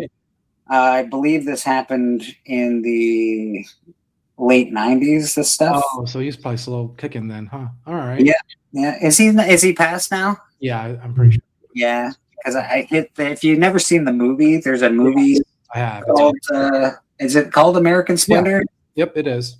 It's a very good movie about Harvey Pekar, about the artist or the writer for this comic book, and sort of the artist, I guess. Paul Giamatti, I think, is the main actor in it, and He does such a good job, bro. Yeah. Such a good job. it's got a little bit of Crumb in it, I think. Some cool. Aquaman was never this cool when I was a kid. I don't know. I don't know who they're trying to cheat, but Aquaman was never that cool. They tried to make him Namor, and he just couldn't get there. New Avengers. I know this is a key. What is it? A first team appearance? No. It's the first appearance of her as her. Oh, it's Spectrum. Yeah. Is that like Sorry, what were you saying? I think it's the first time she puts on that. Yeah, she becomes Spectrum. Yeah. I see. Is it supposed to be like a version of like him, which eventually becomes Warlock, or is No. premise? Oh, okay. I didn't know if there's like a him and a her. And We got West Coast Avengers in this box apparently. Just you know what? When I was a kid in the '80s, somehow I had acquired a number of West Coast Avengers, and they were my least favorite comic books. yeah, I am not partial to West Coast Avengers, but like I wish I had all of them because they seem to be selling over the last couple of years. They pop up every now and again. They'll be like, "Oh, this is popping off." Oh, Wow, that's interesting. All right. So Huh. this looks like a Peach Momoko Avengers. Yeah. Okay. And then I got all of these because, well, Does Moko ever do interior work, or is she just a cover artist? I think she's just a cover artist. Okay. I got all of these because you gotta have all of these. Oh wow. The Chrome Avengers and the Red Avengers. Oh my gosh. And then the really, really chromy Avengers. So, you know what's funny with that is that there's an era for that Vision one that Yes. instead of it being bronze and silver, that one's expensive. Is it That the one- white version of it? That one's awesome as well. This is So it's the white Vision, but what happens is that like I guess when they were printing it, like some of them got pressed on the emboss got on the silver cover instead of the bronze one. So it's like silver like that. And that is I think early Deadpool. I want to say like his third appearance maybe. Really? this is a great cover. Look at this cover. There's Cap on That it. is actually really cool. All in That- the bottom. Yeah, like that one's the early Deadpool. That's really awesome, actually. Oh, that's interesting. I've never seen that before. So, and I'm I'm like collected comics in the 90s, so anything shiny, I'm just like, ooh. I need that apparently in my life. Like, the Wrath of Nim, my shiny. I don't know why, but Batman #1 is in there, probably because it's Batman 1 and I like Batman. Not all Batman stuff is created equal. Like, this is not created equal. But it's still Batman. It was hard for me to get into Batman in the 90s because there were so many titles and I didn't really know where to start. So I just picked up whatever cover looked kind of cool, which was cool. I feel like that with X-Men, to be honest. Yeah, for sure. Yeah, it's just too much for me to get into when it comes to. Yeah, and I like the X-Men. I enjoy the cartoon. I enjoy the stories, but Black Widow. It's a cool Black Widow cover. That's a cool cover. We got Batman and Catwoman. Oh wow, I like that. Yeah, that red really makes them pop. Yeah, it does. More Batman and Catwoman. Oh, I know what these books are. I know why I got these ones. I can tell you because I think they have those codes in them for Fortnite or something. Pretty sure. There's some code action going on in these. Evil Comics does confirm that Peach has done interior art in the X-Men Demon Days series. Okay. It's an Ultimate I X-Men. absolutely love this cover, so that's why I got that one. Oh wow! The Wanted cover is really cool. I enjoyed that. Wow. And this one, I believe, is a second print, which is more expensive, or it was at one point. So I'll show you on this book. I'm sure everyone knows already, but there's Batman. There's Robin is in the new suit, I think. Yeah, that's great. Drake becomes Robin or something. But on top, when it says new Robin issue, that isn't on cover A. This is like when you look at this book, look for this new Robin issue. It's a little more expensive. Oh, interesting. Yeah, that's a great. Yeah, that's Tim Drake becomes Robin in that issue. Yeah. And then the one that's really expensive for that is the one that is I think it's a newsstand second print. So it wasn't an intended variant, or was it intended to? No. It was. I guess it's just the newsstand second print of it is I guess like really rare. Okay. Oh, goodness, I'm finding all. I don't look in these boxes very often. There's Batman Fear State Alpha #1. There's I did like the Fear State stuff. There's some bunny masks for this. There we go. Bunny mask #1. Let's see how hard I went in. Oh, that's not bad. I only got 2. I only got 2 bunny mask #1s. Not bad. What's that series about? It was supposed to be something. I think I bought it just purely based on speculation. A thing that never really panned. Yeah, pretty sure that's what happened there. And this is the next Batman Second Son. I do not like the art on this. This Batman Second Son. That's the one with Jace. We got Carnage, Absolute Carnage #1 in this box. That's a thick, heavy book. Holy smokes. We got Carnage. What is this? Minimum Carnage Omega #1 in that box. Wow. Jeez.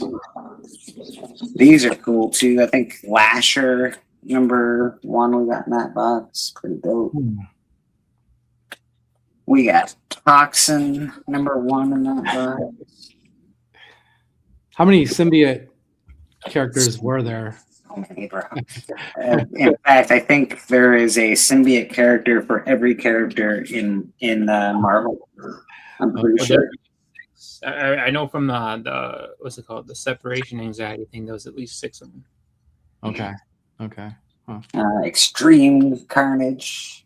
Extreme. That's so 90s sounding. Yeah, he drinks a lot of Mountain Dew. Right. Very extreme.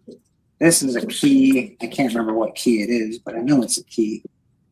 That's a cool Carnage book. Oh, that's pretty wild. Pretty dope. This I really like because it's Batman '89. This is #1, and it's got Batman coming down. You got Harvey Dent in the background. It's awesome. It's like the I wish they Harvey Dent. Interesting. Yeah, I wish they would have went forward with that. But I'm glad they did it in the story. They did the same thing with like Superman. They did the continuization and they brought in Brainiac in that story too. Like they were going to do that in the movies, Really? but yeah. Interesting. Yeah, Battlestar Galactica. I have a bunch of Battlestar Galactica's #1s. I buy this almost every time I see it. Oh, Battlestar Galactica #1. I should get another copy of that. I sure should. Yeah, it's a black cat over here. Wow. Some of these books came as gifts. Some of them I bought. Like some of them came like with, like other stuff. When you buy comics and they're like, here, I sent this in there too. So some of these came there. This did not. I like Battlestar Galactica. That one. Hold on. What's that robot dog called? What number is that? Number 3. Number 3. Hold on. Just because the only thing that intrigues me is the little 40-cent box. Yeah, it intrigued me too. It definitely looks a little different at the top there. You remember what the robot dog was called in Battlestar Galactica? Ooh, I have to look that up. Yeah, I can't remember it myself. This is just one of my. I like Black Adam a lot, and this is one of my favorite Black Adam covers because it's ridiculously awesome. Oh, that is cool. He's just hanging out with this old skeleton lady here. He's gonna want to bathe after that. He's just like, let's take a selfie. Yeah, it's Definitely- it's awesome. I'm like, that's so cool. How can you say no to that? The 40 cents is nothing, unfortunately. I thought it would have been something. But the #1 though. Muffet. Muffet's the name of the dog. Oh, I thought you were calling Bleeker Muffin. Yeah. Hey, Muffin. Hey, buddy. Hey, no problem. According to Keith, it's fine. the #1 is in high grade book. So he will put it in the Yeah, chat. I got a couple Demon Days in here apparently. yeah, there you go. Peach Momoko, I guess, worked on those. Is that Peach that did that? I don't think that one's Peach. I don't know if she did the inside, but I know according to Evil Mike, she did interiors and all that. Yeah, she did the interiors to this. I think she did the whole thing, didn't she? She wrote it too. So yeah. Yeah. Apparently Dark Hawk #1 was in here. That's pretty cool. That's the newer version of Dark Hawk. Dark Hawk was going to be my Spider-Man 1 at one point, or my ASM 1 at one point. But Well, it never panned out, I guess. Steven's got the Ferret and Alan and all them. They have the Ferret, but they don't have the Badger, and I think that's where it's all at. Anyway, that's the one. These books are really cool. I haven't read the whole series yet, but I really think they're neat. So Dark Blood. I do. Yeah. It was an interesting story. Yeah, it's just cool. Some cool covers. Oh, that is cool. I like that. Yeah. And then you get that 50s sort of, I don't know, cool, like interesting kind of style cover. Yeah, that sort of minimal style. And then again, you go back to some of the war stuff, which is cool. Oh, that is really nice. Very well done. Yeah, man. We got some Daredevil, who's apparently needs to be framed. There you go. I think the Avengers had a cover like that in like the 80s. Fairly certain this is the only one I have of this, but here's some Devil Kid hot stuff. Yeah. This is in really pretty good condition for what that is. But I don't think it's too old. It's number 90. Yeah, it's not that old. Dark Ages, Defenders. We got some cool stuff. These are like new Defenders, not the old stuff. Mm-hmm. But I thought the covers were cool. Yeah, that does look neat. Oh, wow. Yeah, I think, so yeah, we definitely have boxes to go through and things to look at. Chris might be able to help me with this. Yes. Austin, Chris, what's this? Oh, hold on. That hold on. That's a G.I. Joe comic. I don't know if that's the first Got that one. It's got 2 boards in it. I put 2 boards in it for a reason. I think that might be the first Lieutenant Falcon. And that is the 25th anniversary border cover. I like that. That's nice. So what was the chain of command between Luke, Falcon, and was there Flint? No, that's I'm sorry. So that's a Snake Eyes origin issue and the first appearance of his wolf Timber. Okay. Serpentor. I liked Serpentor when I was watching G.I. Joe, so pretty sure that's why I bought that book. Ooh, Serpentor. I need to buy that. Dr. Mindbender. G.I. Joe. Order of Battle. Yeah. Very. That's number 1. Nice. I should probably sell some of these. Yeah, Joe number 10. That's Springfield, the city that Cobra takes over. That's a good one. These, I think I'm supposed to give to Tony for some reason. I feel like the Green Hornet that Tony does. Can't remember. Yeah. It's the first person Dr. Venom as well. That one. I feel like I was going to give these to Tony Sanders at some point. Green Hornet. These are all really, really nice covers. They look like they're all painted covers. They're like really, really good. Yeah. Oh wow, those are great. Yeah, those are the Now comics, right? Yeah. I liked Now. They had some weird properties that they owned. And this, Married with Children. When everybody was real hot on the Cosmic Ghost Rider, I was like, "Wow, guys, this is the real first Cosmic Ghost Rider." That's cool. Yeah, that was selling for a while, and then I don't know now, but it's just so over the top and it's so awesome. Like, I know Kirby didn't do it, but all the crackle in the background and all the, just everything on that cover is just wild. Awesome. It's very 1990, 89-ish or whatever. Got some Ghost Rider 47 in there. Oh, I like that early 80s or something, maybe? Or yeah, early 80s, late 70s, maybe. Yeah. Gamma Flight. Got some Good Asian as well. I really think I went hard on the Good Asian for some reason. But nothing wrong with that. It's a good comic. Oh, interesting. Yeah, it's actually, these are pretty good. I would recommend hanging on to these for a little while. I feel like, I don't know, I just feel like they're good. Something tells me to hang on to these for a minute. Mm-hmm. Might be a Good Asian TV show, Netflix show, or Amazon special. Look at the skull guy in the background. Really cool. That's neat. Wow. Yeah, so I went pretty hard on the Good Asian for the first 6 or 7 issues, I think. Oh, that's awesome. And that is basically one box that I have now gone through. Wow. Yeah, man. So we'll get out of here. That's a nice box of stuff. Mm-hmm. But yeah, all this stuff has to go for sale at some point in time. I just have to go through it. Very cool. Not all of it, of course. There's certain stuff I'm keeping, but Bleaks, do you have this? What is this?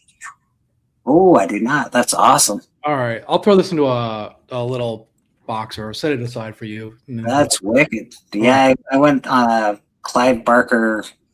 When I started collecting, I went on a Clive Barker trip, man. I got a whole short box of Clive Barker comics. All right, cool. Yeah, I'll just set that aside for you then. Thank you, sir. We'll get a little something. It is. Whoa, we're late. It's 3:50. I went through a box. We're gonna get out of here. Boston Chris, what do you got with yourself this week? Anything cool happening? Not sure. As far as anything channel related, not much that I can think of. But I'm posting things on Instagram, so you can always check stuff out there. If I do end up going live, I might. It depends.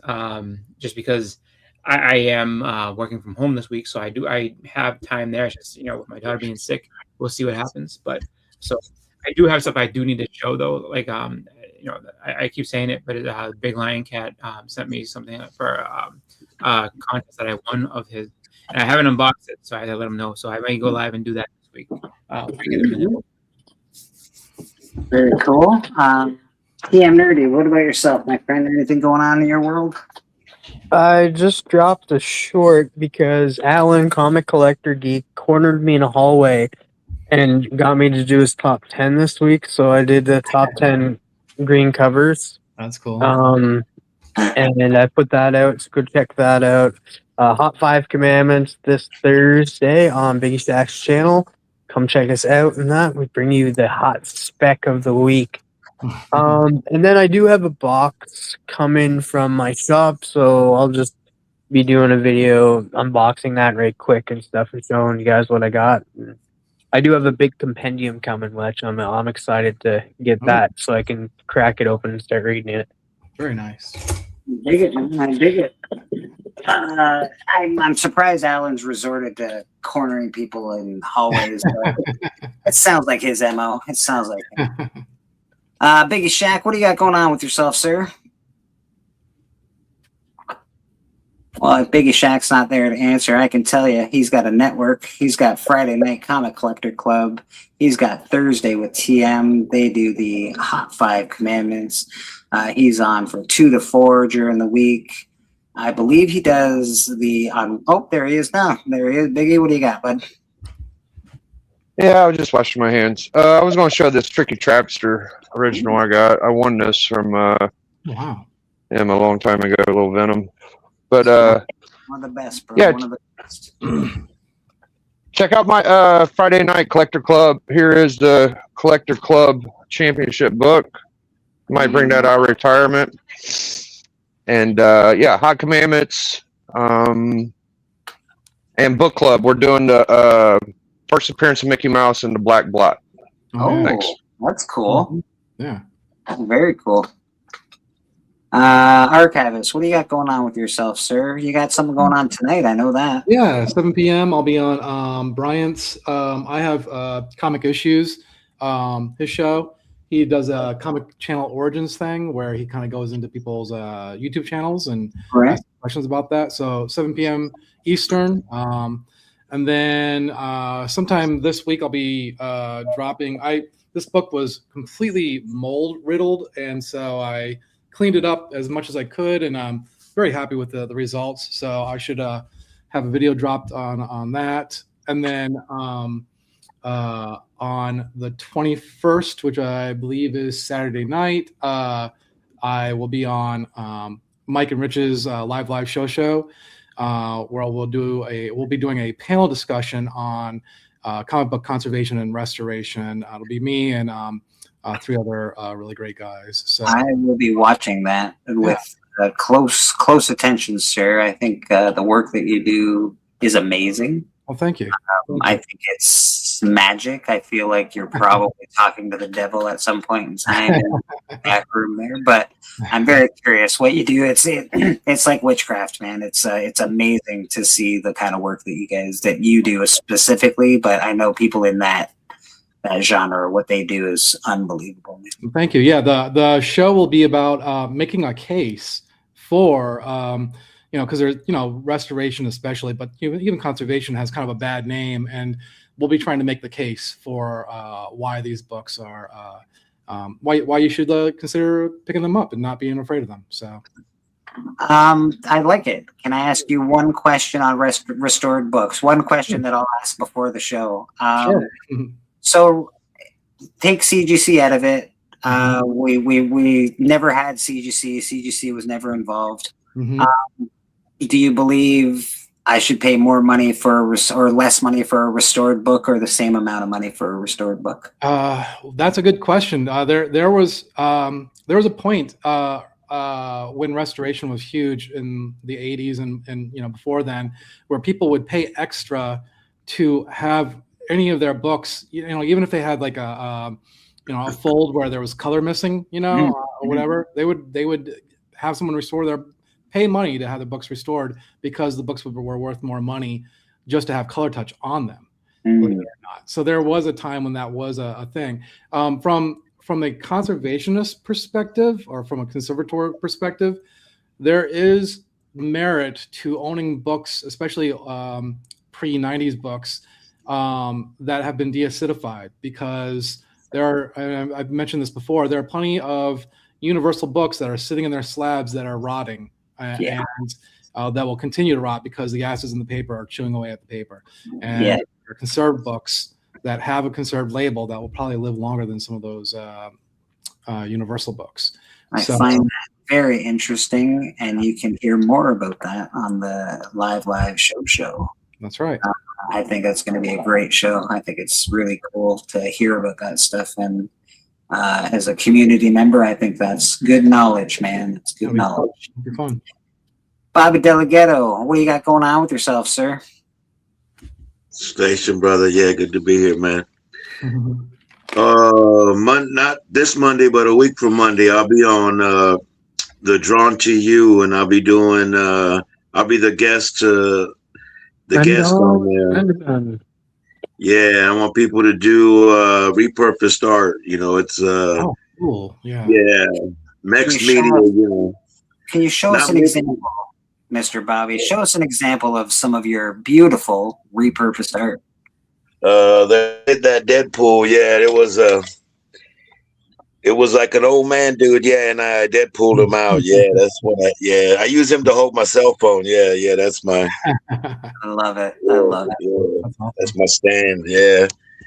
That's what I had handy, yeah, man. I love it. So I'm gonna be on there, yeah, hosting. You can ask me questions. Come on there. I encourage people to do some art. You know what I'm saying? Try your hand at it. Repurpose something, you know what I'm saying? Yeah, get in there and mix it up. That's great. Yeah, man. Yeah, very cool, Bobby. And of course, here you can catch me every Sunday. Comic Book Church. We like to have anybody that wants to come on, more than welcome. We try to let everybody on. If you want an invite, I usually send them out to your IG. I don't put them in the chat anymore because weird people pop on, and we don't need none of that nonsense. You don't need no beef hangings around here? Or? Yeah, we don't need no beef hanging, curtains, whatever you want. We don't need none of that shit hanging around. But if you do want on, let me know. This is an open chat, basically, for anyone in the community. Don't feel like, whatever, man. We're all in one community. Be cool. You're more than welcome to come on. Just let me know. Other than that, I do other videos during the week. I hang out with Biggie Shaq. I hang out on The Hunt, although that hasn't been happening for a while. We're hoping to get back there soon. And I watch all of your wonderful shows during the week as well. So, guys, thanks very much for keeping me entertained. And I appreciate you guys watching the show, man. Thank you. All right, let's get the heck out of here. How can I end the show? Let's end it with a prayer. There we go. Jack Kirby, who art in heaven, Stanley be thy name. Thy kingdom come, games will be done. On earth, as it is in comics. Give us this day our weekly pull. And forgive our top tens. As we forgive those who top 10 against us. Lead us not into speculation. And deliver us from FOMO. Hey, put it down. Put it down. For comics are our kingdom. Forever and ever.